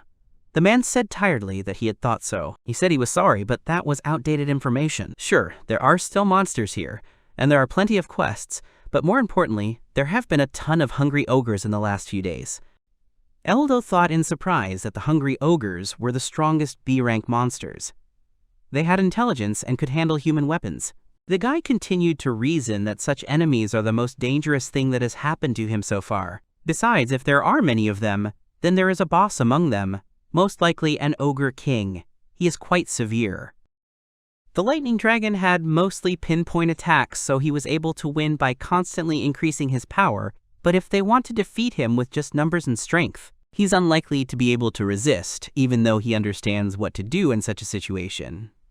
In addition, if somehow the boss is not the ogre king, but a stronger ogre emperor. Eldo smiled and nervously said that perhaps he shouldn't have parted ways with Miria. The guy thought that this time he should act more carefully. The man began to explain that before, the ogres lived only in the very depths of Irius and did not encroach on their territories. But because they feed on monsters, the ogres began to hunt and expand their range. The man added that because of this, the remaining monsters fled from there and poured into the vicinity of Irius. Hearing about this, many adventurers came here and dealt with the monsters. He said in horror that after that they were attacked by hungry ogres. They don't want to sacrifice him, but they can't talk him out of it either. If he suddenly goes into the forest, he has to be very careful there at night. Eldo answered the man that it was good, thanks for the information. The guy went into the city and began to look at the old houses, and people who were gloomy and tired. The guy awkwardly said that it was somehow gloomy here, although there was nothing surprising about it considering that the monsters were approaching the opposite bank. Eldo thought that the mass appearance of ogres, which an ordinary adventurer would never be able to cope with. If things were left as they were, they would destroy this place too. The boy came to the Arius Guild office. Eldo walked in and greeted loudly. He said that he was told that there were tasks here. Eldo looked at the board with the tasks. The guy said that there were quite a few tasks here, but all of them. The girl interrupted him and asked that he was an adventurer and whether he wanted to take on any of them. Eldo looked at her and said yes. He wanted something more difficult. The girl asked him if he was confident in his abilities. Eldo said more or less. She showed the paper and shouted loudly what he thought about it. The task of taming anyone. The object of the task is any monsters. The girl smiled widely. She continued to explain that the task was to kill the creatures and provide their remains as evidence of elimination. The guy took the paper with the task in his hands. Eldo said that it was a desperate task. In fact, he heard that the rest of the monsters were driven away by ogres. The girl replied that there were fewer of them, of course, but they still bothered them. She added that they cannot eliminate them because of the danger of a sudden encounter with the ogres. In her opinion, if he is a strong adventurer, then she begs him to kill at least one monster. Eldo said that fine, he would take it on. Since he could kill anyone, it was a more useful task than the usual ones. The girl happily shouted that she was very grateful to him. The boy headed for the exit, saying that he would go hunting then. The girl shouted after him that it was good he should take care of himself. Eldo approached the gate. The man said in surprise that it was him. Had he really taken on the task? Eldo replied that he had, for the one that allowed him to kill any monsters. First, he would go and inspect the forest. The man shouted at him to be careful, to come back from there as soon as he felt something was wrong. Once he died, it would be too late to do anything. Eldo replied that it was fine. If it was dangerous there, he would go back. The guy crossed the suspension bridge and went into the forest, saying that come what may, he would try to cope. The boy walked further and further into the forest. He nervously said that he didn't see any monsters here. Had they really all been eaten by ogres? Eldo stopped. He said that he would probably use magic invisibility and magic search to start with. His words were interrupted by a growl coming from behind the bushes. An ogre came out, holding a fox in his arms. She was still trying to resist. The monster and Eldo stared at each other. The guy said with a smile that this was an unexpected meeting. The ogre ate the fox and spat out all the blood towards the guy. Eldo's eyes widened in surprise, but he managed to dodge. The monster ran towards him to get rid of the guy. Eldo created a magic circle that launched a magic defense spell. The ogre broke through his shield with the first blow and threw the guy a long distance. The boy stared at the monster in surprise. The ogre took out his axe and tried to hit Eldo. The boy shouted loudly for him not to get cocky. Eldo got up from the ground and used the spell Sticky Bomb on the monster. The ogre's hand was stuck to the tree trunk. Eldo pointed his staff at the monster, which began to glow brightly. The boy screamed loudly that he would get it from him now. Eldo used a spell called Flame Column. The ogre was completely covered in fire. The guy could only see its outline. The fire was very strong. The ogre screamed loudly and fell to the ground. Eldo said that, for starters, won. The monster suddenly opened his eyes and ran towards the forest. The ogre ran on all fours from the guy. Eldo screamed in surprise that he was running away. Was he really running after his fellows? The guy stretched out his hand and released a huge fireball that hit the monster right. This spell is called Fire Sphere. The monster screamed loudly and closed his eyes. He fell on the grass and never got up again. The guy looked at his opponent. Eldo said thoughtfully that the ogre reasoned well for a monster. If he had called his kin, he would have been finished. The boy looked at the clear sky. Eldo said that Miria isn't here, so he has to wait a long time for his magic powers to recover. He needs to be more restrained when using powerful abilities. The guy added that that's why he had to act and defeat them as quickly as possible. Eldo looked at the defeated ogre. He said that still. Eldo thought for a moment and said that the flaming column should have been enough for him. But did he really have a higher status than in the VVO? Or was there something else here? A growl was heard from the forest. Eldo stared at the bushes, from which 3 wolves jumped out. They quickly ran past the guy. The wolves were breathing heavily and were already tired, but they continued to run. Eldo looked at the wolves in surprise and thought that they didn't even look at him. It felt like the wolves were running from something dangerous and scary. The boy's thoughts were interrupted by an axe that flew into a tree next to the boy's head. Eldo screamed in horror that it was very dangerous. He looked in the direction from which the weapon came. There were 5 huge ogres standing there, each with different weapons. Eldo smiled and said tiredly that they had met in the worst way imaginable. This time, the main character will be an energetic secretary girl. In area, after Eldo's departure, the girl yawned and said tiredly that she was very bored here. A tall girl with glasses entered the room, shouting what she meant. The reception desk is the face of the guild. She, the head of the guild branch in Ilia, will not tolerate such frivolity. The girl adjusted her glasses and loudly told Teresa that with such an attitude towards work, she was ready to accept her resignation letter at any time. The girl asked the secretary that she was interested to know that it was Eldo, the adventurer she had accompanied while she had to be on duty. The girl continued to say that, for example, they told him about tasks that did not correspond to his rank. There would be a lot of problems if the guild's rating was lowered because of such antics. Teresa said anxiously, "What is this?" She fell silent and thought that it would be better for her to remain silent. She looked closely at her boss. Teresa, without knowing it, had the ability of Future Eye, which allowed her to track the possibility of other adventurers' status increases. She had not yet mastered it, but she made conclusions based on the depth of the visible color. But even so, Teresa still gave everyone a suitable task that they could complete. Teresa thought that even if she told anyone about this, they still wouldn't believe her.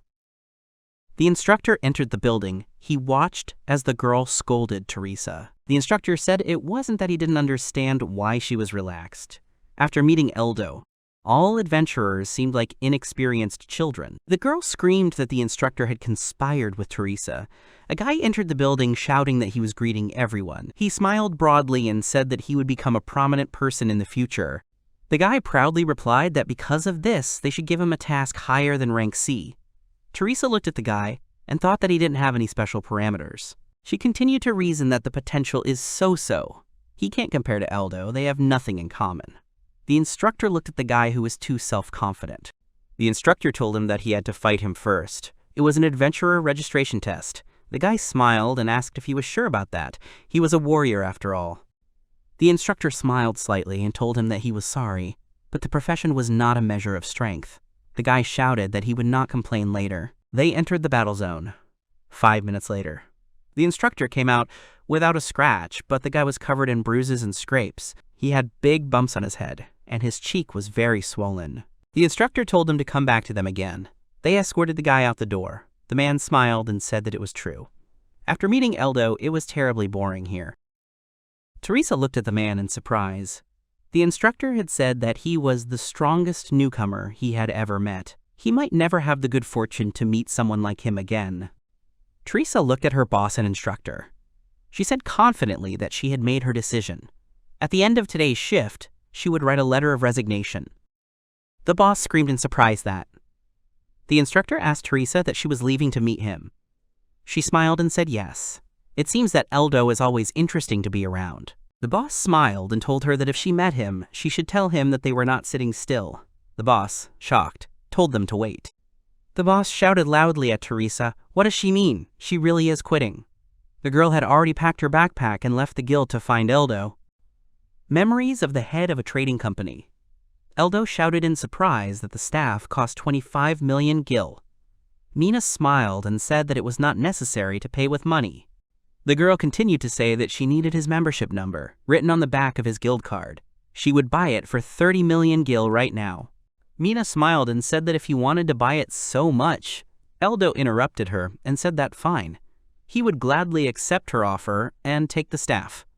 The girl handed him a bag of money and said that here was his change, amounting to 5 million gil. Eldo awkwardly asked that she would even give him the change, as expected from the head of a trading company. Eldo left the house and went about his business. Mina watched him leave from the window. She smiled a little. The maid entered the room, who asked her if she was sure of her actions. The girl added that the lady lied. Mina smiled and asked her what she was talking about the price of a membership number. The girl said worriedly that even for an A-rank adventurer, it only costs 15 million gil. The girl continued to say that it was half of what she had given. She had done it on purpose. Mina looked at the girl and replied that of course it was on purpose. Mina said that she was also thinking of giving him an additional reward for completing her task. The girl thought about it and said that yes, for starters, she would probably allocate about 1 billion. The assistant loudly asked that she wanted to give him 1 billion. Is it too much? Mina replied that no, rather it would be too little. He brought benefits 10 times more than the amount she invested. Mina smiled broadly and said that it was possible to take a risk. The assistant looked at Mina in surprise. She thought when Mrs. Mina said take a risk, she was never wrong. He made her say it. The girl said that she understood everything and would do it right away. Mira thanked her. The girl sat down in a chair near the window and looked at the bottle with the elixir. The girl thought it was ready. This pale green medicine spiritual potion. Eldo defeated the dragon. She said that he would definitely become the strongest adventurer in the world. The girl thought and said that, although no, he already is. Mina looked at the sky and smiled widely in anticipation of their imminent meeting with Eld. The ogres began to approach the boy. They were grinning widely, showing their sharp teeth. Eldo thought tensely that they were moving faster than expected. The guy continued to reason that if he hesitated, it would be the end for him. In that case, he had to do something. He saw a passage between the high mountains. Eldo ran there with the thought that he was leading them to a narrow path. The guy shouted loudly to the ogres so that they would not come closer. Someone should help him. The orcs smiled widely. They were already imagining their victory over the man. The monsters quickly ran after Eld. They ran onto a narrow path with a loud roar. The guy blocked their entrance and exit with fire. The orcs were trapped. Eldo thought angrily that he would deal with them all at once in one blow. He shouted for them to get it. He used a flame column that was amplified 5 times. The orcs screamed loudly and tried to break through the fire. Eldo shouted for them to stop. He shot a fireball at them. The orcs fell to the ground and the boy thought it was all over. Suddenly, one ogre jumped out of the smoke. The boy was shocked to think that he was still alive. The ogre tried to strike, but the boy stuck his sword into it. the monster stopped moving. The boy looked around the battlefield to make sure there wasn't another ogre that had managed to survive. Eldo exhaled heavily and said that he had not used a sword for a long time, but despite everything, the last ogre was stronger than all the rest of his kind. The guy continued to say that in the VVO there was also a differentiation in body hardness, but not so much. With the Garden of Despair, it's the same story. He needs to pull himself together again. Eldo stood in front of the forest and said that he would first use magic search. The guy looked through the forest and said that there was no one nearby. Now he would use magic invisibility. Eldo said loudly that this was just great, and now he could go. There was an explosion.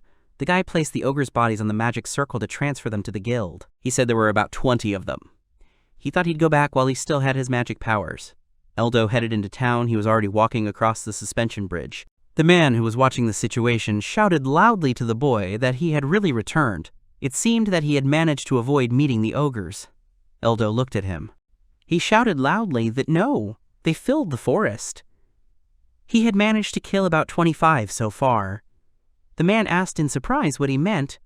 These ogres are impossible to defeat. The girl in the guild shouted happily that he had killed them. That was really cool. No one had ever done that before. She looked at him carefully for evidence. She said, upset, that it seemed he hadn't brought any evidence of the elimination. Eldo awkwardly said that it was true. He had collected it with his abilities. The girl asked what he had collected them for. Eldo said yes. A portal opened from which the bodies of ogres began to fall out. The girl screamed in horror. Why were there ogres here? Eldo said it was a magic collection. She asked what kind of magic collection. The guy told her there were 25 ogres. The girl, shocked, said he killed 25 of them. She started to leave, saying that she no longer understood what was going on. She would now ask the head of the department. Eldo awkwardly wondered if he had attracted too much attention. The guy continued to reason that, although Miria said that he shouldn't do it, the guild doesn't really like lower professions now, especially if you're a newbie. Eldo remembered her words that if he wanted to raise his rank, he should stand out more or less and help them. Maybe then he could qualify for it. The girl came running back, screaming that she was sorry for making him wait. She asked that there was not enough space, and if he would go with her to the warehouse. Eldo replied that it was good. They came to a large gate that was open. The warehouse was large and was in a cave. The girl said with a smile that they had arrived. They entered the warehouse. The guy looked around and said that it was spacious. The girl smiled and said that it was because there were always a lot of monsters in our area. A man saw them and shouted joyfully that they had come. He was grateful that they had come to him. He was the head of the Jikas branch. He did not think that there would be a man capable of defeating the ogres. The guy said he was the adventurer Eldo. Jikas told him they could start transporting the ogres. He was just free. The guy said okay. The girl turned to the head of the department that he was about to see something cool. He asked in surprise what cool thing he would show. Eldo opened a portal from which ogres fell out. The guy said with a smile that these were the hungry ogres he had killed today. Jikas shouted in shock that this was something. The man asked what this was. Eldo replied that it was magic gathering, an ability that allowed one to gather objects and move them to another dimension. Jikas began leafing through his book. He said that he was hearing about it for the first time, and there was nothing about him in the guild database. Jikas shouted loudly that this was the discovery of the century. He had discovered something amazing. He asked the boy if he could report this to the guild's headquarters. Eldo asked the man with great interest what would happen if he did this. Jikas replied that after the ability was thoroughly studied within the guild's internal structures, it would be made publicly available. It would take several years to evaluate, but it would bring a huge reward. Eldo thought that thanks to Mina, he didn't really need money, but with the spread of this ability, it would become much easier for adventurers to hunt. The boy added that it was certainly good. Eldo told the head of the department, Geemu, that it was good he could do it.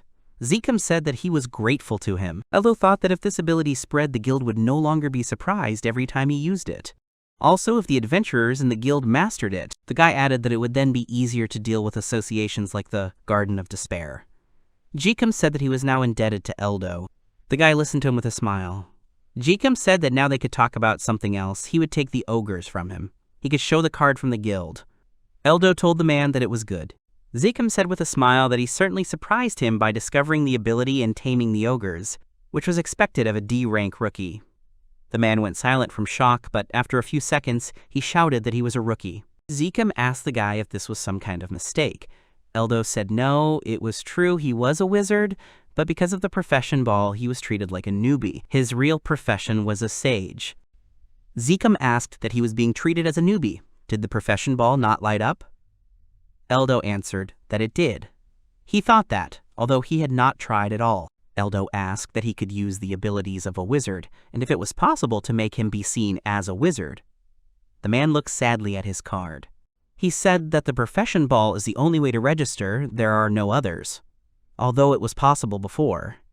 Eldo asked, with interest, that it is no longer possible now. Geemu replied that yes, since Cardinal Georges came to power, professions have become more strict. Professions such as hero or saint, which are now considered inferior, were not previously grounds for discrimination. The man said that he was asking for forgiveness, but alas, he had little power. Eldo replied that no need to pay attention to that, he was asking the impossible from him. Eldo thought that Cardinal Georges, he had heard that name before. If he was the one behind the former high professions becoming low, then he wanted to meet him and talk to him sometime. The boy tightened his grip on his staff and thought that, depending on his reaction, he might have to use the knowledge from the VVO for worse purposes. Geemu looked at the map carefully and said that this is... He looked at Eldo and said that he couldn't help him with his profession, but he seemed to be able to raise his rank to C. The guy asked what he would recommend for him to be promoted to. Geemu replied that he did. To advance in rank, he needed recommendations from 3 branch heads, and he already had 2. He got the first one from the branch head in Tazaya. He added that the second was from the head of the capitals department. He doesn't often recommend someone, so what did he do then? Eldo thought about it and said, what did he do? The guy remembered and said that he had just completed a task for the Maxia Trading Company. Eldo thought that perhaps Mina had worked on the recommendation. Geemu said that, anyway, once he wrote the recommendation, Eldo could raise his rank. The guy said that he was grateful for the help, but he wanted to do it as soon as possible. Geemu said with disappointment that for his current merits, rank C would not be enough. I wish this discriminatory system of increasing rank depending on professions would disappear. The girl screamed in alarm that he shouldn't say that. Geemu awkwardly asked the guy not to tell anyone about what he heard. If the higher-ups found out about it, he would definitely be fired. Eldo replied that yes, that was good. Geemu said that despite the disdainful attitude, the rank could still be raised. If he had serious merits, then he could apply to the main headquarters. Eldo responded with surprise that he understood everything. He asked with interest what would happen if he destroyed all the ogres here. The girl in the head of the department stared at the guy in surprise. Geemu shouted in shock, how could that be possible? Of course that would be more than... Geemu smiled and told the boy that they thanked him for trying to do something. The girl happily shouted that if Eldo could defeat the ogres, he would most likely be able to stay here. The man replied that she was right. Eldo asked with interest that the ogres were really causing so much damage. Geemu replied that yes, that was certainly the case, but the real problem was something else. Geemu said that in terms of resettlement. Eldo asked what the problem was in terms of resettlement. Geemu said that the capital had put forward a proposal to leave this city and resettle elsewhere. He went on to say that there was an order. If the ogres could not be defeated, the plan would be put into action. No one was thrilled about it, especially the locals. Eldo asked what he meant. Geemu replied that there were many old people living here. Even if they left, the ogres would still attack the city, and then they would definitely be finished. Geemu said angrily that it would probably be more convenient for the higher-ups. Eldo asked what he meant. Wasn't the capital trying to save them in this way? Geemu replied that they did not think so. No matter how much they consulted the capital on this issue, the answer was always the same. They said that the people should manage somehow themselves. The man added that this plan was a whim of the capital's aristocracy. Eldo asked in surprise that this was a whim of the aristocracy. Geemu replied that it was because Arius was in the possession of Count Migas. He added that the group that hated the Count was trying to destroy this place under the pretext of attacking monsters. Eldo asked why this Count Magis was hated. Geemu replied that he was a wonderful person who always cared about even border areas like theirs. The residents loved him. However, the ruling aristocracy did not treat him very well. The man added hesitantly that he was especially hated by Cardinal Georges. Eldo thought it was that man again. He asked why the aristocrats were fighting each other. Zekum replied that it was because they resisted discrimination against the lower professions. Count Magis tried to support the lower ones. He added that the Count helped the oppressed lower classes from all over the country, inviting them to his estates and giving them work. Eldo thought that was clear. He was disliked for resisting the existing laws. The boy continued to reason that he had heard something useful. If it was true, then maybe he would have a good ally. He told Zekum that he understood. Eldo continued to say that they would not have to leave the city. He would do everything possible to ensure that. Zekum said loudly that they owed him. He would prepare a place to stay for him. The boy said, "Okay, thank you very much." Night came and Eldo was lying in bed. He sighed heavily. The boy said that now this task required much more responsibility than he had expected. Eldo continued to reason that he should get a good night's sleep so that his magical power would be fully restored tomorrow. The guy remembered his battle with the ogres. The guy said that there were many ridiculous situations today. Tomorrow he will be more attentive to life, because there is always only one. The moon was shining brightly in the sky. A man with long hair watched as a cart entered his territory. A man came to him and called him Count Magus. He said that they had returned. He bowed and told the Count that he apologized for reporting so late. The material aid sent to the southeasternmost village had been delivered. Magus replied that everything was clear, thank you very much for his work. The man told the Count that he would like to talk to him. It seems that one adventurer of a lower profession accomplished a feat, defeating a sea dragon. Magus said he was glad to hear it. The man told the Count that, moreover, this adventurer was a rookie of rank F. He knew it was hard to believe, but this story was confirmed by the Maxia Trading Company. Magus replied that it was simply wonderful. I would like to meet him at least once, and perhaps also place their hopes on him. Eldo lay in bed and did not even suspect that Count Magus was talking about him. Eldo went outside. He took his staff and said that the magic power had also been restored. Zekum and the secretary from the guild came up to him.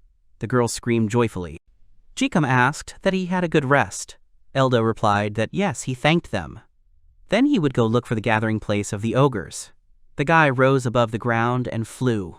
Zekum and the girl stared at the sky in shock. They had never seen people fly. The man said that he had just taken off and flown. They told him that he had indeed flown away. At that time, Teresa went on a journey alone in search of Eldo. The girl tried to catch fish in a small lake. Eldo was flying over the forest. He said that first they needed to find the enemy's lair. The guy thought that the ogres were spawned by the boss. This time, they needed to deal with every single one. He looked in surprise and saw 3 travelers. Eldo said that they were his own. He could use some reinforcements. The guy flew on in search of ogres. He said that he wanted to see something as soon as possible. If he flies around for too long, he will waste all his strength. The guy looked down and shouted, "That's it!" Eldo went down and used magic invisibility. He looked down at the roots of a large tree that grew in the ravine. The guy heard footsteps. There was a group of ogres. There was a huge ogre, and his kinsmen of normal height were standing nearby. Eldo shouted in surprise that this was the Ogre King. Since they were all here, this must be their lair. The guy started to leave, saying that he found out where it was. Perhaps he should go back and prepare better. Eldo entered the village and heard screams. Someone told him not to take them for fools. There was a crowd of people in the square. He went up to the guild secretary, who was standing nearby, and asked if something was wrong. The girl pointed at the 3 guys. The tallest man shouted that they had already told them everything. People should leave Arias. Eldo shouted in surprise, what did he mean? Another guy showed a paper and said that everything is written here. This is an order from the main capital church. They are carrying out a task. It is written here that the method of carrying out the order is any at the discretion of the executors. He shouted that, in other words, their orders were equal to the capital's. They had to liberate Arias. Zekum shouted in horror that this was such nonsense. People screamed that the capital would not issue such a cruel order. They cannot leave right now. Outside, everything was filled with ogres. One of the men asked what the ogres were doing. His friend replied with a smile that he had stopped talking nonsense. They had not encountered any ogres on their way here. Eldo thought that it was because he had killed all the ogres in the area. The man shouted at them to stop talking nonsense. It was time for them to get ready. Nearby, Geemu kept repeating that this was stupid. The guy replied that it was an unpleasant situation. The man looked at Eldo in surprise he hadn't noticed him. Geemu said that if this was really an order from the capital, they couldn't resist these men. Eldo said that Count Magus' situation could get worse. Geemu said tiredly what they should do. One of the men took out his sword and asked what they were doing there. He shouted at them to move.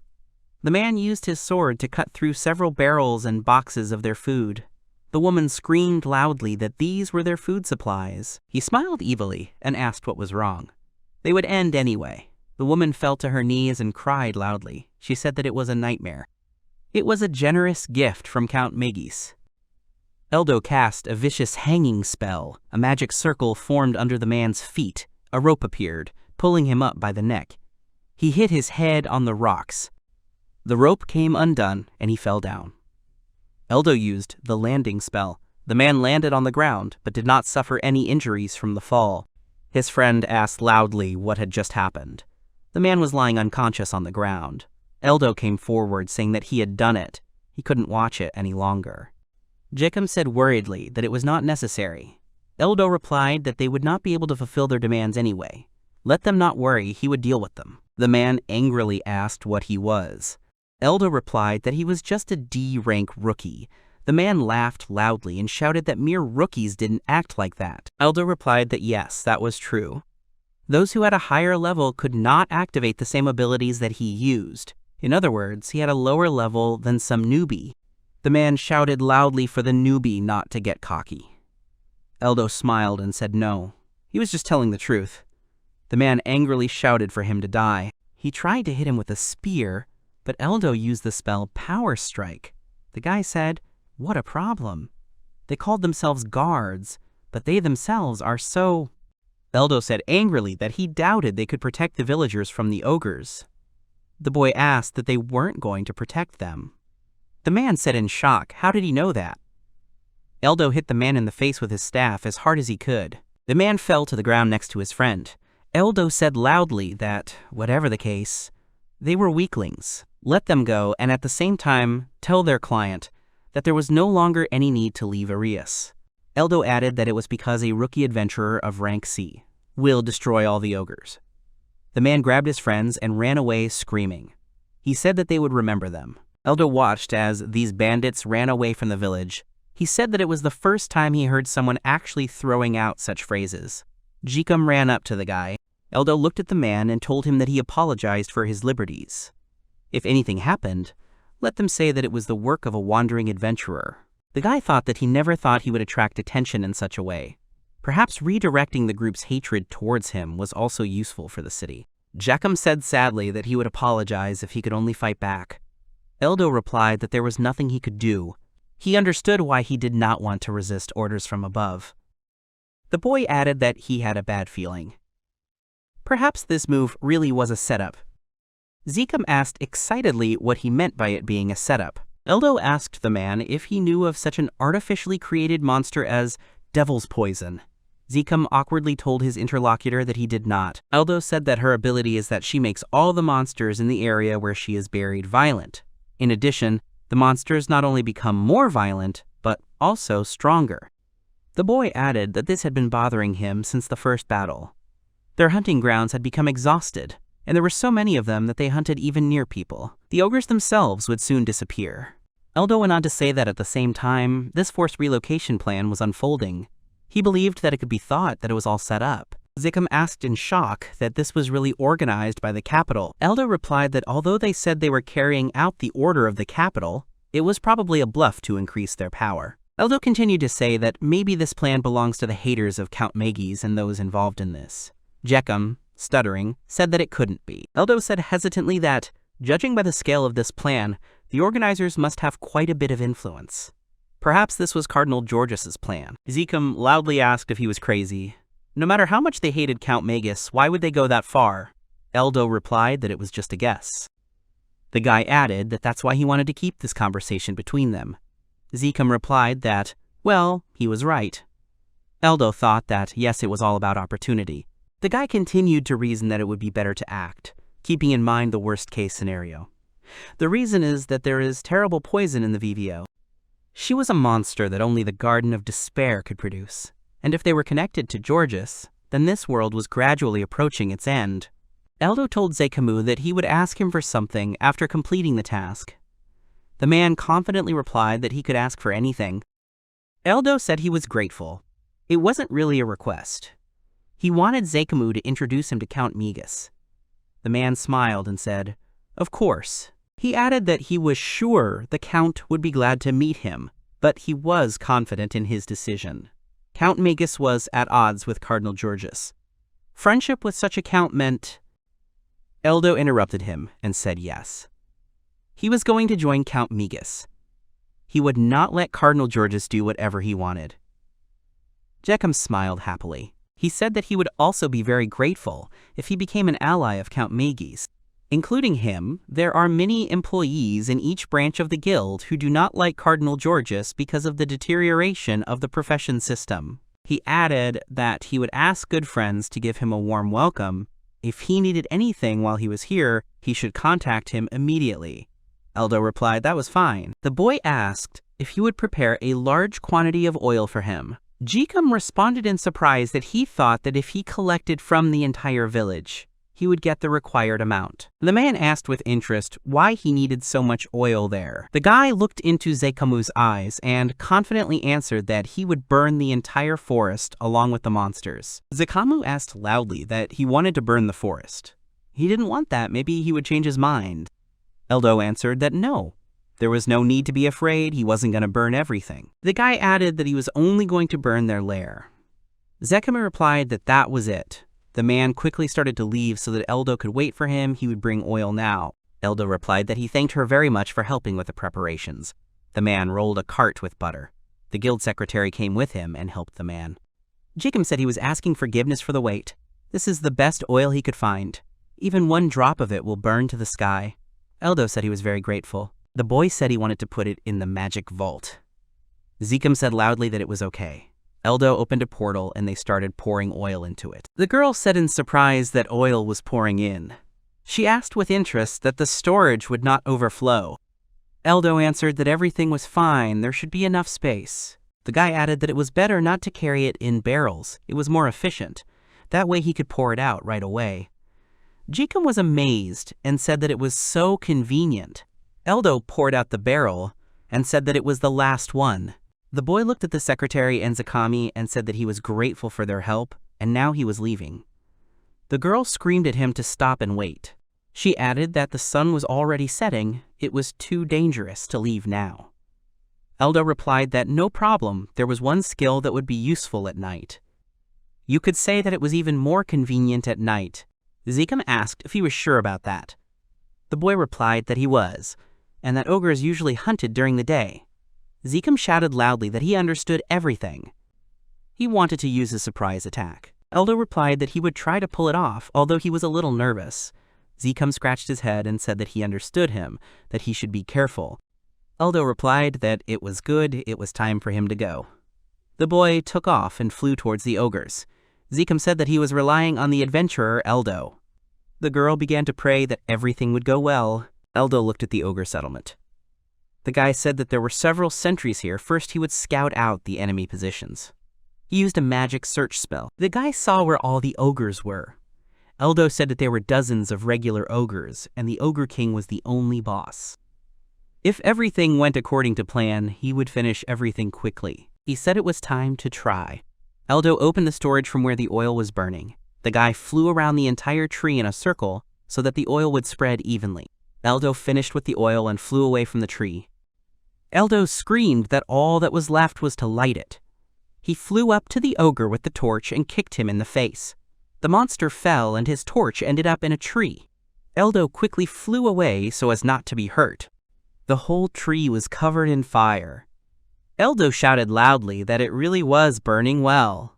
They should soon be leaving through the passage he had left. The ogres began to run out of the tree. Eldo thought, great, he can destroy their lair with minimal mana. He cast the sticky bomb spell. The ogres stepped in the sticky substance and were unable to move.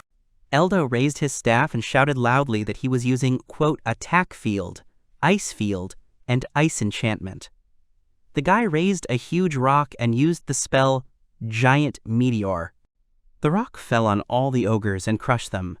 Eldo said that it was great, and now, the rock pushed the huge ogre away and came out of the tree. The guy said that it was time for the boss fight. The ogre looked at Eldo, who was flying in the sky. He tore off half of the tree trunk and tried to strike. The boy managed to dodge the blow. Eldo looked at the destruction from one blow of the ogre king. He thought that the monster might not fight like in World War II. In the game, it usually uses brute force and attacks head-on using the environment. The ogre hit the rock, and huge chunks flew at Eldo. He used a magic circle to protect himself. Eldo thought angrily that he was in trouble. The boy reflected all the stones. The monster hit the rock again, so that the pieces flew at the man. Eldo shot a fireball at him. It hit the monster right in the face, but he just scratched his cheek as if he had just been bitten by a mosquito. The guy looked at the ogre angrily. He thought irritably that in addition to his own resilience, he was also strengthened by the poison of the demon worm. But there was a way out. The monster swung for another blow. The monster hit the rock again, and rocks flew at Eldo. The guy used the Wind Run spell. He quickly reached the monster and kicked him in the face with all his might. The monster opened its mouth wide, and the boy used the spell Explosion. The ogre's head exploded, and he fell onto the burning tree. Eldo thought that even if he was strong with poison, he would hardly survive if it burned him from the inside. The guy continued to reason that it only worked because he was huge and slow. Wind Run is a skill that is perfect for dodging and surprise attacks. However, it is a dash, meaning the direction of movement is easy to predict. Eldo looked at the magic circle that appeared above his head in surprise. He shouted in shock that this couldn't be happening. After defeating the boss, another one appeared. The guy looked at the monster that appeared and said that it was an ogre emperor. The monster jumped onto a huge stone and left footprints on it. Then he broke the whole stone with his hands. Eldo thought that no matter how you look at it, he was dangerous. He grabbed the tree and sat on a branch. The guy looked at the ogre. He thought angrily that the ogre was a king, and now also an ogre emperor. He continued to reason that this was different from the VVO.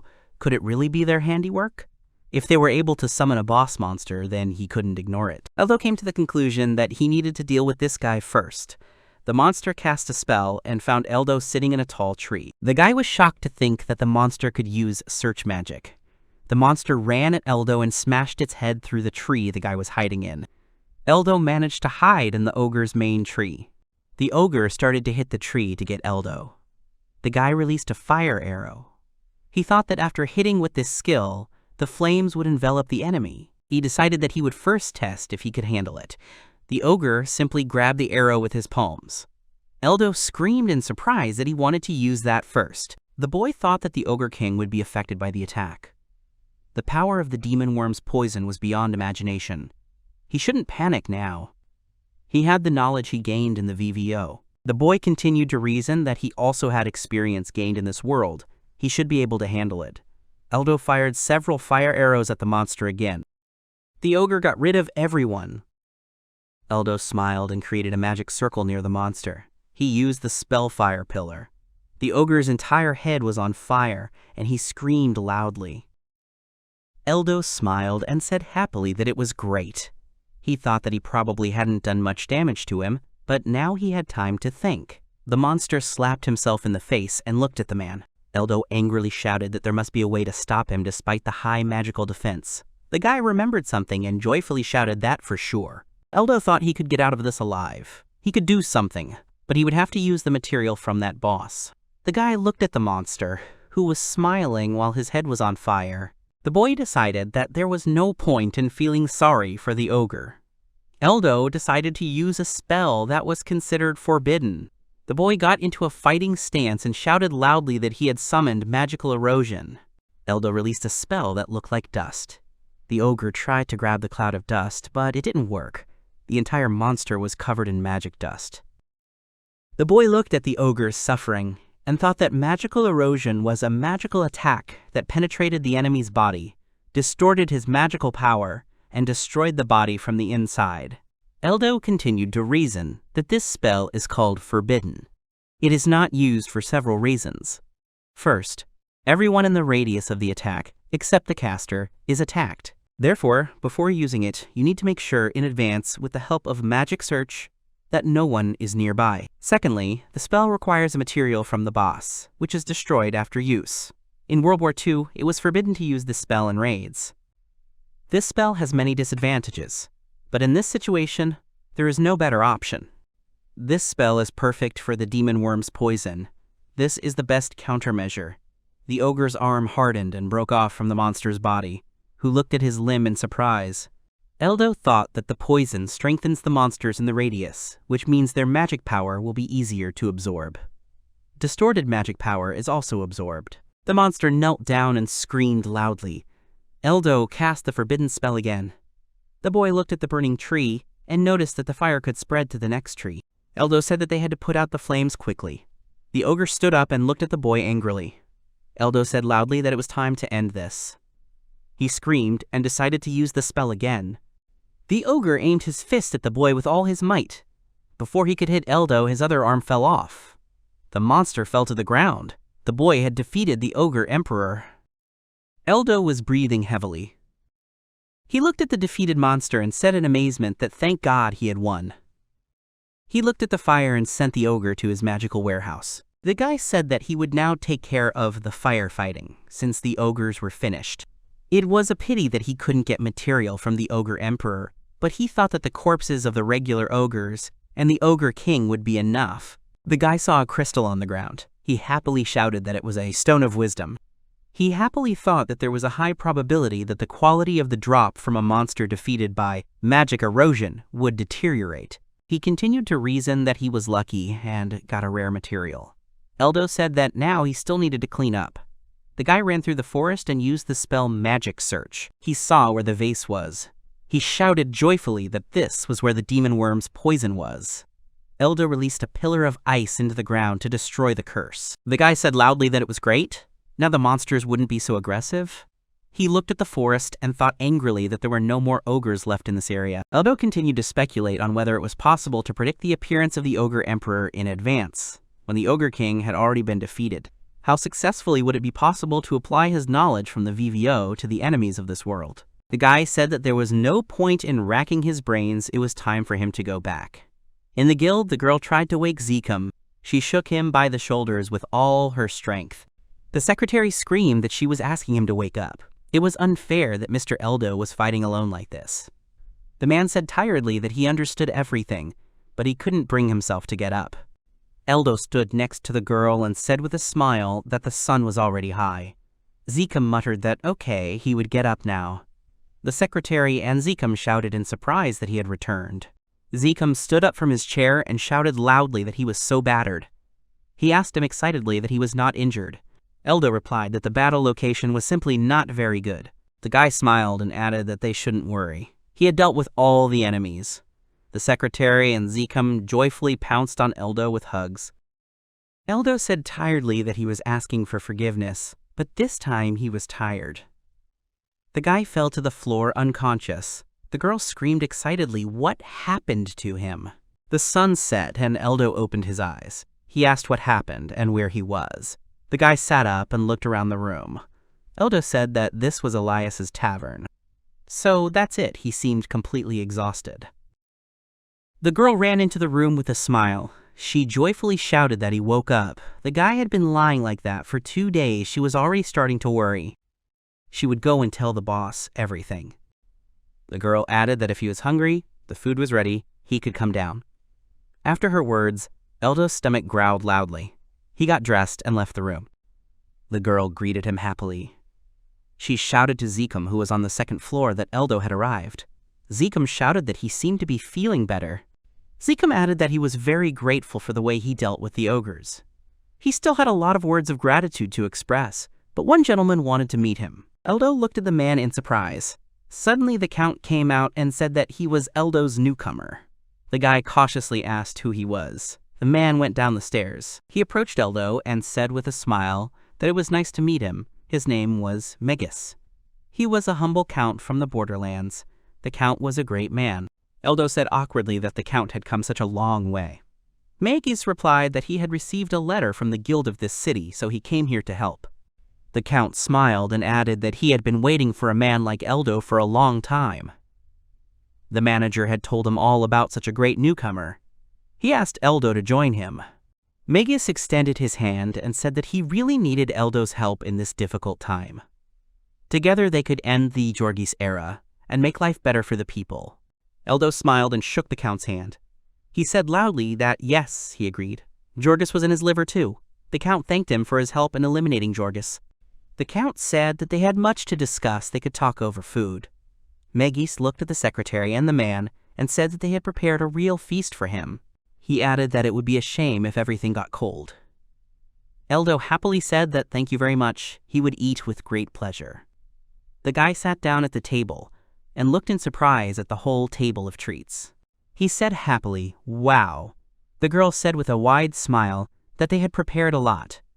He shouldn't be shy, he should eat his fill. Geemu said he thought it would be better if they discussed the details in private, they would leave them. The Count thanked the man for his understanding.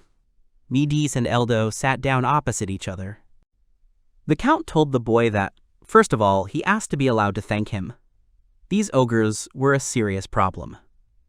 He was already gathering a squad to deal with them, and suddenly he showed up and solved the problem. Magus placed a small chest in front of the boy and said that thanks to it, the village was saved. Although he did not ask for anything in return, he asked him to accept this as a reward. Eldo opened the chest and shouted in surprise that it was the Stone of Wisdom. He was sure he wanted to give it away. He had a whole collection of them. The Count replied that he didn't know what it was for. The Count added that he had heard that Eldo was interested in the Stones of Wisdom. This was also gratitude for getting rid of Jorgis's people, and now they would talk about the main thing. Magus said that Eldo must know Jorgis hates him very much. It's not just about hiding subordinates. In fact, there's something else. Eldo interrupted him and said that Jorgis is working with the Lodge of Despair. The boy added that he at least had his suspicions about it. The Count looked at Eldo and said that he was surprised. He already knew so much. Eldo said that he thought it was possible, although he was not sure yet. The Count told Eldo that he was sure he was right. His men had witnessed the meeting between Jorgis's subordinates and the, quote, Lodge of Despair. Jorgis then got rid of his men so that they could not obtain evidence. Magus added that they are still working behind the scenes. Both sides are helping each other get stronger, and something needs to be done before the situation gets out of control. Eldo said no, they shouldn't hurry. The Count asked him in surprise what he meant. The boy replied that this time they had created a special poison to gather the monsters together. Eldo went on to explain that he was the reason the monsters around here were so vicious. Once they were done with this town, they would move on to the next one, and so on. The Count asked in shock that he was telling the truth now, but they had already done so much damage, how terrible it was. Eldo said that it was not the worst thing, there was something worse. The guy angrily said that they sacrifice people, turning their souls into magic, and there is also a spell that can cause a huge disaster. Magus looked at the boy in surprise. Eldo said that, be that as it may, the number of Jorgis followers continues to grow. With their help, the Bed of Despair can cause a magical catastrophe, and then the world will come to an end. The Count shouted loudly that this couldn't be. He asked the boy if such magic really existed. Eldo replied that it was the pure truth. What was the point of him lying? Magus asked how such a thing could happen, but where did Eldo get such information from? The guy answered that he heard about it in the place where he once studied. Now that place is gone. Eldo added that, so far, what he had heard matched their actions, so the worst could be assumed. Magus said that it was understandable, but if the enemy was strong, it did not mean that they were going to surrender. Eldo asked the Count if they could possibly have a chance to win. The Bed of Despair was already a problem in itself, and with Jorgis, what could they do? Magus replied that he was right. Therefore, their first step should not be to defeat them, but to weaken their position first. He was ready to sacrifice his life. Eldo looked at him in surprise. The Count said that Jorgis's policy of disdain for the lower classes was now being questioned. Magus added that this was one of the reasons why it was decided to promote Milia's flame spear to rank Ama. Eldo asked in surprise that he had attracted Milia. The Count said that for the first time the mighty Jorgis couldn't handle an S-rank monster on his own, and he needed her help. All the adventurers are talking about this. Eldo smiled and said, Okay, that's good news. He thought he was glad the Storm Dragon's defeat had been useful. The Count added that it didn't mean he wouldn't reconsider his policy. Miga said that simply Flaming Spear was too good. Eldo's success will be a starting point. Thanks to his and the newcomer's success, people will increasingly talk about revising the system. The Count added that he himself would spread rumors of his achievements to undermine the system. Eldo asked if he was sure. It was like declaring war on Georges. The guy added that he would no longer cover the monsters with work but would come out in the open. They would simply kill him. Migis replied that so be it. He continued to say that this would simply show Georges' hostility and malice once again. If his sacrifice could unite people against him, he would not mind dying. Magus said that there had never been such an opportunity, that now was the time to change everything. Eldo thought that was the Count's plan. He told him that it was certainly a good idea, but that it had its flaws. The Count looked at him with interest. Eldo said that luck was too significant a factor. The probability of his success was about 30%. The boy asked if the chance of success was too small to risk the fate of the world for. Magus said loudly that he understood, but he had no choice. They were much stronger than them. Eldo confidently said that it would be better to strike Georges more directly. For example, to exploit his weaknesses, so that they could get rid of them with less effort.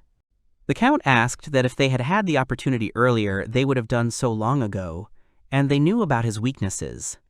Eldo awkwardly said that he was asking for forgiveness, but no. Magus said that he thought so. Eldo said that he just didn't know his weaknesses yet. He was a nobleman, just like Georges, so he wanted to ask him a few questions. The Count replied that of course he could ask whatever he wanted.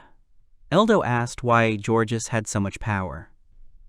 This was a kingdom, the king had to have the highest power, so why did Georges' words carry so much weight? The boy added that the position of a cardinal should be the second most important in the church, so why not? Magus replied that he was only a low-ranking aristocrat. The man continued to explain that he had gained power about 5 years ago, all because of one incident. The king and a nobleman had fallen ill with a strange epidemic. Georges brought them a panacea and thus saved their lives. Eldo asked what kind of panacea it was. Magus replied that it was a cure for any disease. The boy thought that was clear. There was such a potion in the VVO. He asked that the panacea was very valuable, wasn't it? The Count replied that yes, even the materials were hard to come by. That was why Georges, who brought the panacea, was recognized as an aristocrat and the royal court. Magus added that Georges had become a top aristocrat, recognized by the king himself. Now he thinks that he pulled it all off with the Garden of Despair, but if you tell anyone about it, you'll be laughed at. The Count continued to say that they would say about you that you were jealous of Georges, and he himself continued to strengthen his power.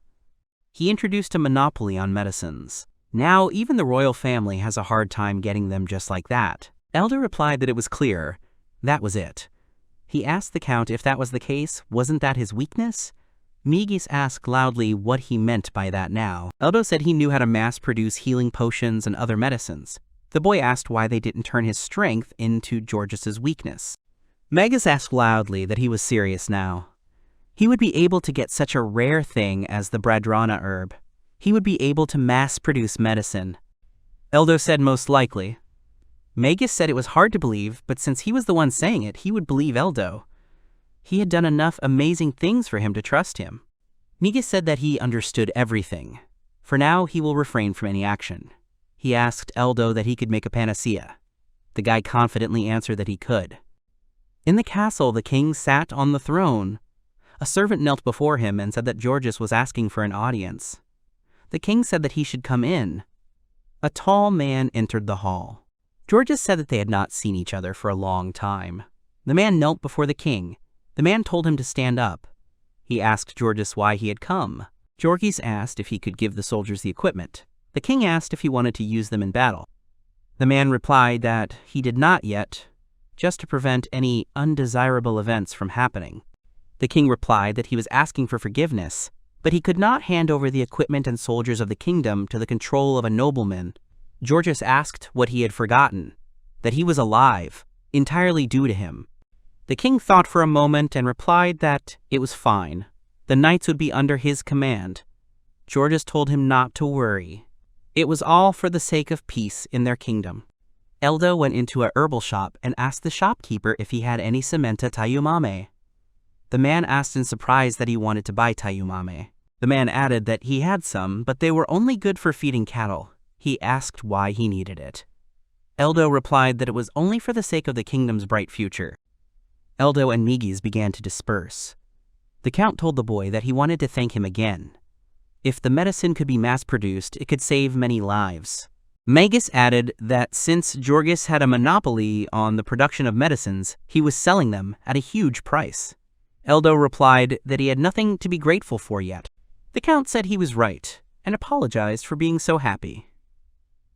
First, they needed a plantation of Bredana grass. They hadn't found a way to do that yet. Eldo replied that he didn't think he could. The Count asked him with interest what he was going to do. The man asked excitedly that he really wanted to take over his plantation. The boy replied that no, it was too dangerous. Eldo asked if the Count could get the seeds of the Bredana. Magus replied that there was no already grown plant, but the seeds could be obtained. The Count added that if Eldo needed them, he would get them.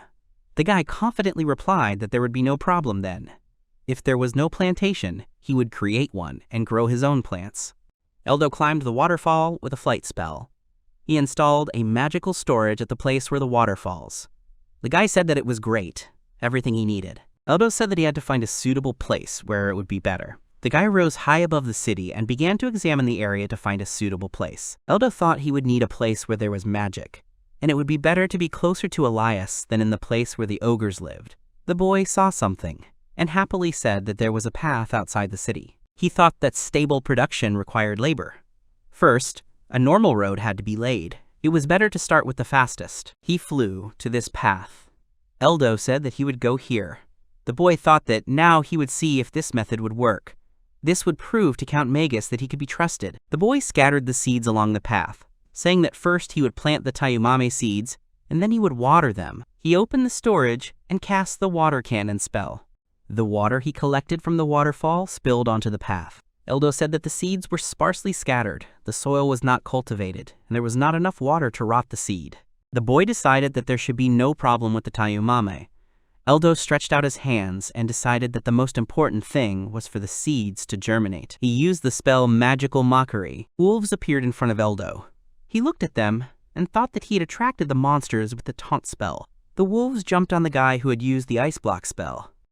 All the wolf monsters were dead. The boy said that it was great. He was asking for forgiveness, but he would have to use them as fertilizer.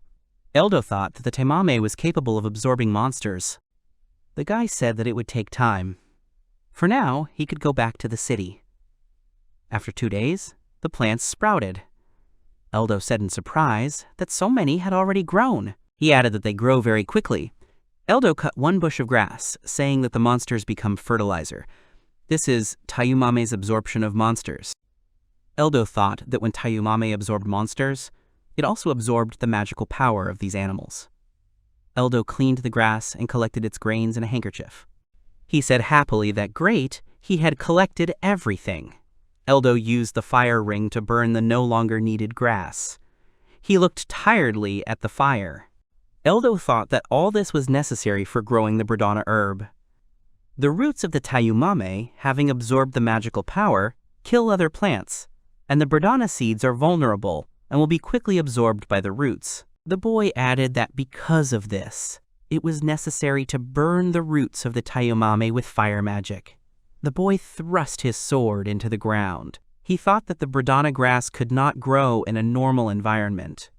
Eldo continued to reason that grass grows where it can absorb the magical power of monsters. After the death of a monster, the magic dissipates into the surrounding space. He added that most of this magical power was not available to plants in their original form, so simply placing the monster's corpse next to the Bredana grass was not enough, which is where the Tayumame came in handy. He crushed the seeds and sprinkled them on the ground. Eldo thought that the Tayumame had absorbed the monster's magic power into itself. If it was used as fertilizer, the Bredana grass would be able to grow. Eldo continued to scatter the seeds, saying that all that was left was to plant the Bredana seeds and wait for them to grow, then he could use them for medicine. Eldo looked at the Bredana grass with a smile and said that there was a lot. He returned to the city and placed the grass in front of the Count. Migis asked loudly where so much came from. The Count said in disbelief that it was impossible. He had actually succeeded. Eldo replied that yes, he had grown it from the seeds the Count had given him. Migis said that surprisingly, the rumors about him were true. The Count took the herb in his hands and said that from this amount, it would be possible to prepare at least 20 preparations. If stable production could be established, it would be a real revolution in medicine. Eldo said they would need space and manpower for mass production. The Count said fine. If he told how he did it, he would do his best. Geemu entered the room. Eldo asked him that there was a road outside the city. It leads to Elias. The man answered that there used to be a field there, so people walked along this road. The man added that no one uses it now. Eldo asked what he meant. They will be able to use it. Geemu replied that he thought so, but everything there is overgrown. It will be difficult to make a field again. The owner continued to say that there was now a huge stone there that they would hardly be able to remove. Eldo took out a box with the stone and replied that he would think of something. The other day, the Count gave it to him. Magus asked what it was. Eldo interrupted him and said that it was a wisdom stone. It could enhance skills. The Count said that he thought it was an ordinary gem. Jackus smiled and told Eldo that he was already strong. Now he would become even stronger. Magus said that they would leave the clearing to Eldo, and he would look for his comrades. The Count looked at the boy and said that they would set up production, and then they could start selling on the market. Eldo replied that if they could strike at the monopoly, they would weaken them. The boy added that if nothing worked out, they would die in vain. Eldo asked the Count if he was sure he didn't want to refuse. Magus confidently said that yes, he was ready. The Count said loudly that he had originally intended to sacrifice his life for success, but he had given him a chance to stay alive. Eldo looked at Magus carefully. He thought it was a stupid question, but the Count, who was ready to do anything for his people, should not die at the hands of Georges. Eldo and the secretary went down to the city warehouse. Eldo used light magic to illuminate the way. He told the girl that it was clear. "From here you can get to the back." She smiled and said that it was correct. The secretary added that humanitarian aid was being delivered here, received from Mr. Magus. Eldo responded in surprise that it was. She said that it was the only way to get there. It was very convenient for conducting covert operations. The girl turned the key in the lock and said what she thought. The owner had already told him that everything there was overgrown and it would be difficult to create a field. They went outside and saw a large stone that blocked the sun. Eldo said in surprise that it was a real mountain. The girl awkwardly replied that yes, it seemed that this stone had fallen off the nearest mountain during the disaster. She added that it was okay if he decided to give up on the idea, although they could settle down around the stone. Eldo replied that it was okay, he would break it now. The girl screamed in shock. What did he mean? Eldo hit the staff and used the steam blast spell. The blow hit the center of the stone, which was covered in dust. The dust settled and a stone with a small hole in the center appeared. The girl looked at the guy in shock. Eldo said that it was clear. No matter how much he shoots, he still won't be able to break it. The secretary shouted loudly that it was wrong to use such powerful magic without warning. Eldo awkwardly replied that he apologized for that. He added that he did not expect the stone to hold up. It would be better for her to move away. Eldo said with a smile that the attack would be stronger now. The girl sat down on the grass not far from Eldo. She said that it was the first time she saw one. The girl asked what he could do even stronger. Eldo answered that yes, he uses this. The guy took out a bottle with liquid. The girl asked what it was. Eldo replied that he had created a potion of wisdom using the stone of wisdom and the herb of Bredana that he had received from the Count. He would drink it, and his skills would be enhanced. The girl watched in surprise as Eldo drank the strange drink. She awkwardly said that she didn't know that stones could be drunk. The guy replied that they tasted terrible. Eldo said that the skill was steam explosion. Now, enhanced steam explosion. The boy's hands glowed white. He said loudly that he had completed the preparation. She better hide. The girl screamed that it was good. She hid behind a rock that stood nearby. Eldo pointed his staff at the rock and thought that the enhanced steam explosion was only one level stronger than the normal steam explosion. He continued to reason that in VVO, one level mattered. Just a level, but that was already a huge difference. He was looking forward to seeing how much stronger the spell had become. Eldo hit the staff and used a powerful steam blast. A huge explosion occurred, which tore out the trees with their roots. The girl screamed loudly in fear. Geemu and the Count were sitting at the table when the earth shook. The owner shouted loudly that it was an earthquake. Eldo looked at the huge hole in surprise and said that he thought so. It became much stronger. The girl asked in horror what it was. Eldo replied that the explosion he had fired at the very beginning was only magic of the first power level. She asked if it was magic. It looked more like a natural disaster. Eldo replied that he did something with the big rock after all, so they should go back to the guild. They were met by Geemu, who said that he knew it. The recent earthquake was his doing. Eldo replied that he apologized for surprising them, but he had provided them with the necessary space. Geemu said that getting rid of that big rock was what was expected of him. Eldo looked at the Count and said that he would rely on him from now on. Migis replied that yes, leave the matter to him. He would cover as large a scale as possible.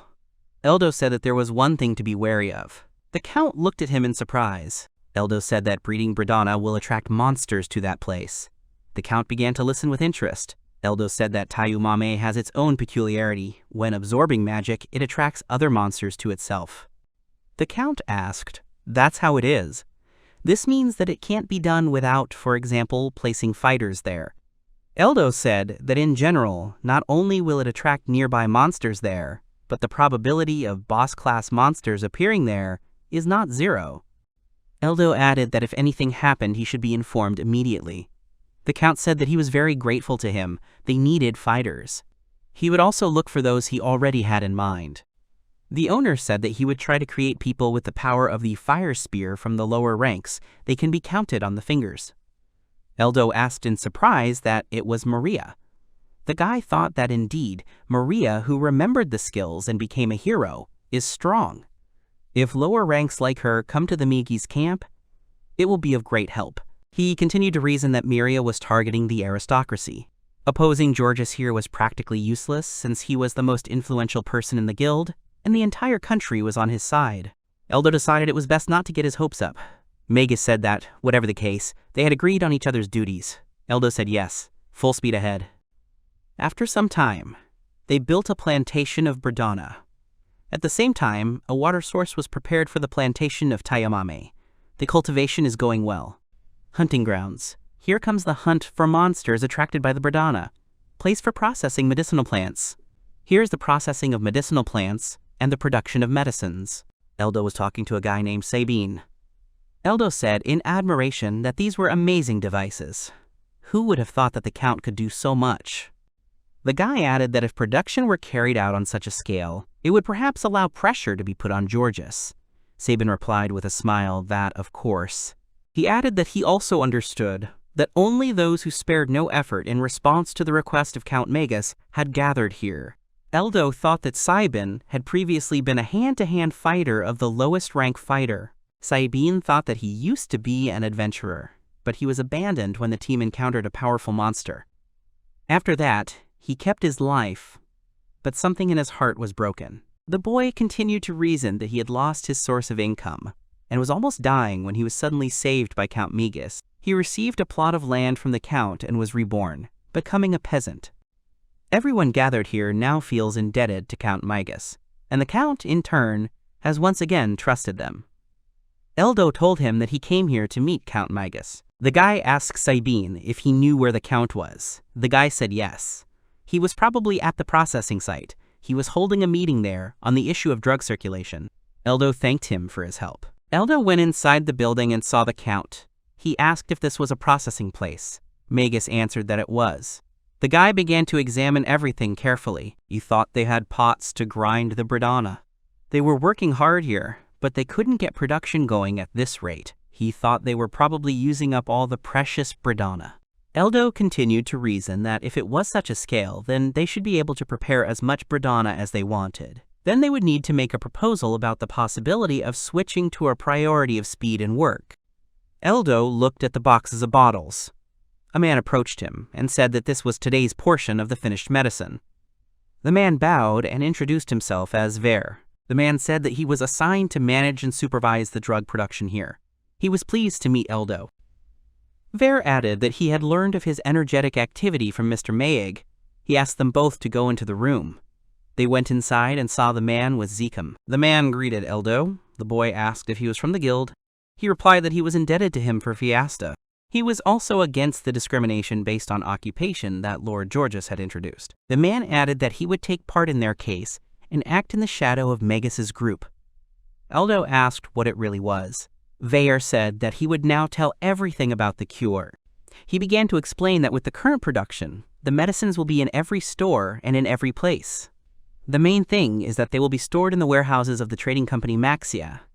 Veyer continued to say that this way, a situation arises where they can be sold at any time. Eldo asked what it means. It will be possible to start supplying residents with medicines at a cheap price. Eldo said that was understandable. He asked if they wouldn't end up like Georges. Veyer replied that given who they were dealing with, Georges would demand unfair price increases.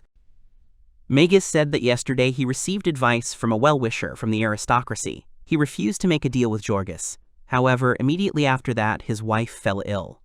The Count added that they then came again and went even further in their terms. They told him to become Lord Georges' subordinate, then they would sell the medicine. Magus told him that their medicine was ready and gave him 1 bottle. Eldo said that they were using coercive methods. The Count said yes. He added that they probably didn't know where they were moving, so maybe they could strike first and crush them. Eldo thought that from Georges' perspective, such measures were probably unnecessary. He continued to reason, which Georges probably noticed. They brand those who should occupy the highest ranks. However, if the highest ranks now, having honed their skills and gained enough experience, advance in development, then they will be very strong. Thus, Magus' side has attracted many high-ranking allies. In addition, he and Miria are very much talked about. Georges is afraid of contracts from those forces from the lower ranks that the Count commands. Eldo realized that soon they would threaten Magus' life. The boy asked the Count if they had already given him the terms of the replacement. Magus replied that no, he believed that they needed to keep themselves within limits. Eldo said that reasoning stops them. Politics and strategy are his duties. His duty is to protect him and everyone else. He wants to share information about an opportunity. Eldo said loudly that Count Magus would probably be attacked soon. Those people who trained with Georges called the Garden of Despair. Everyone looked at him in surprise.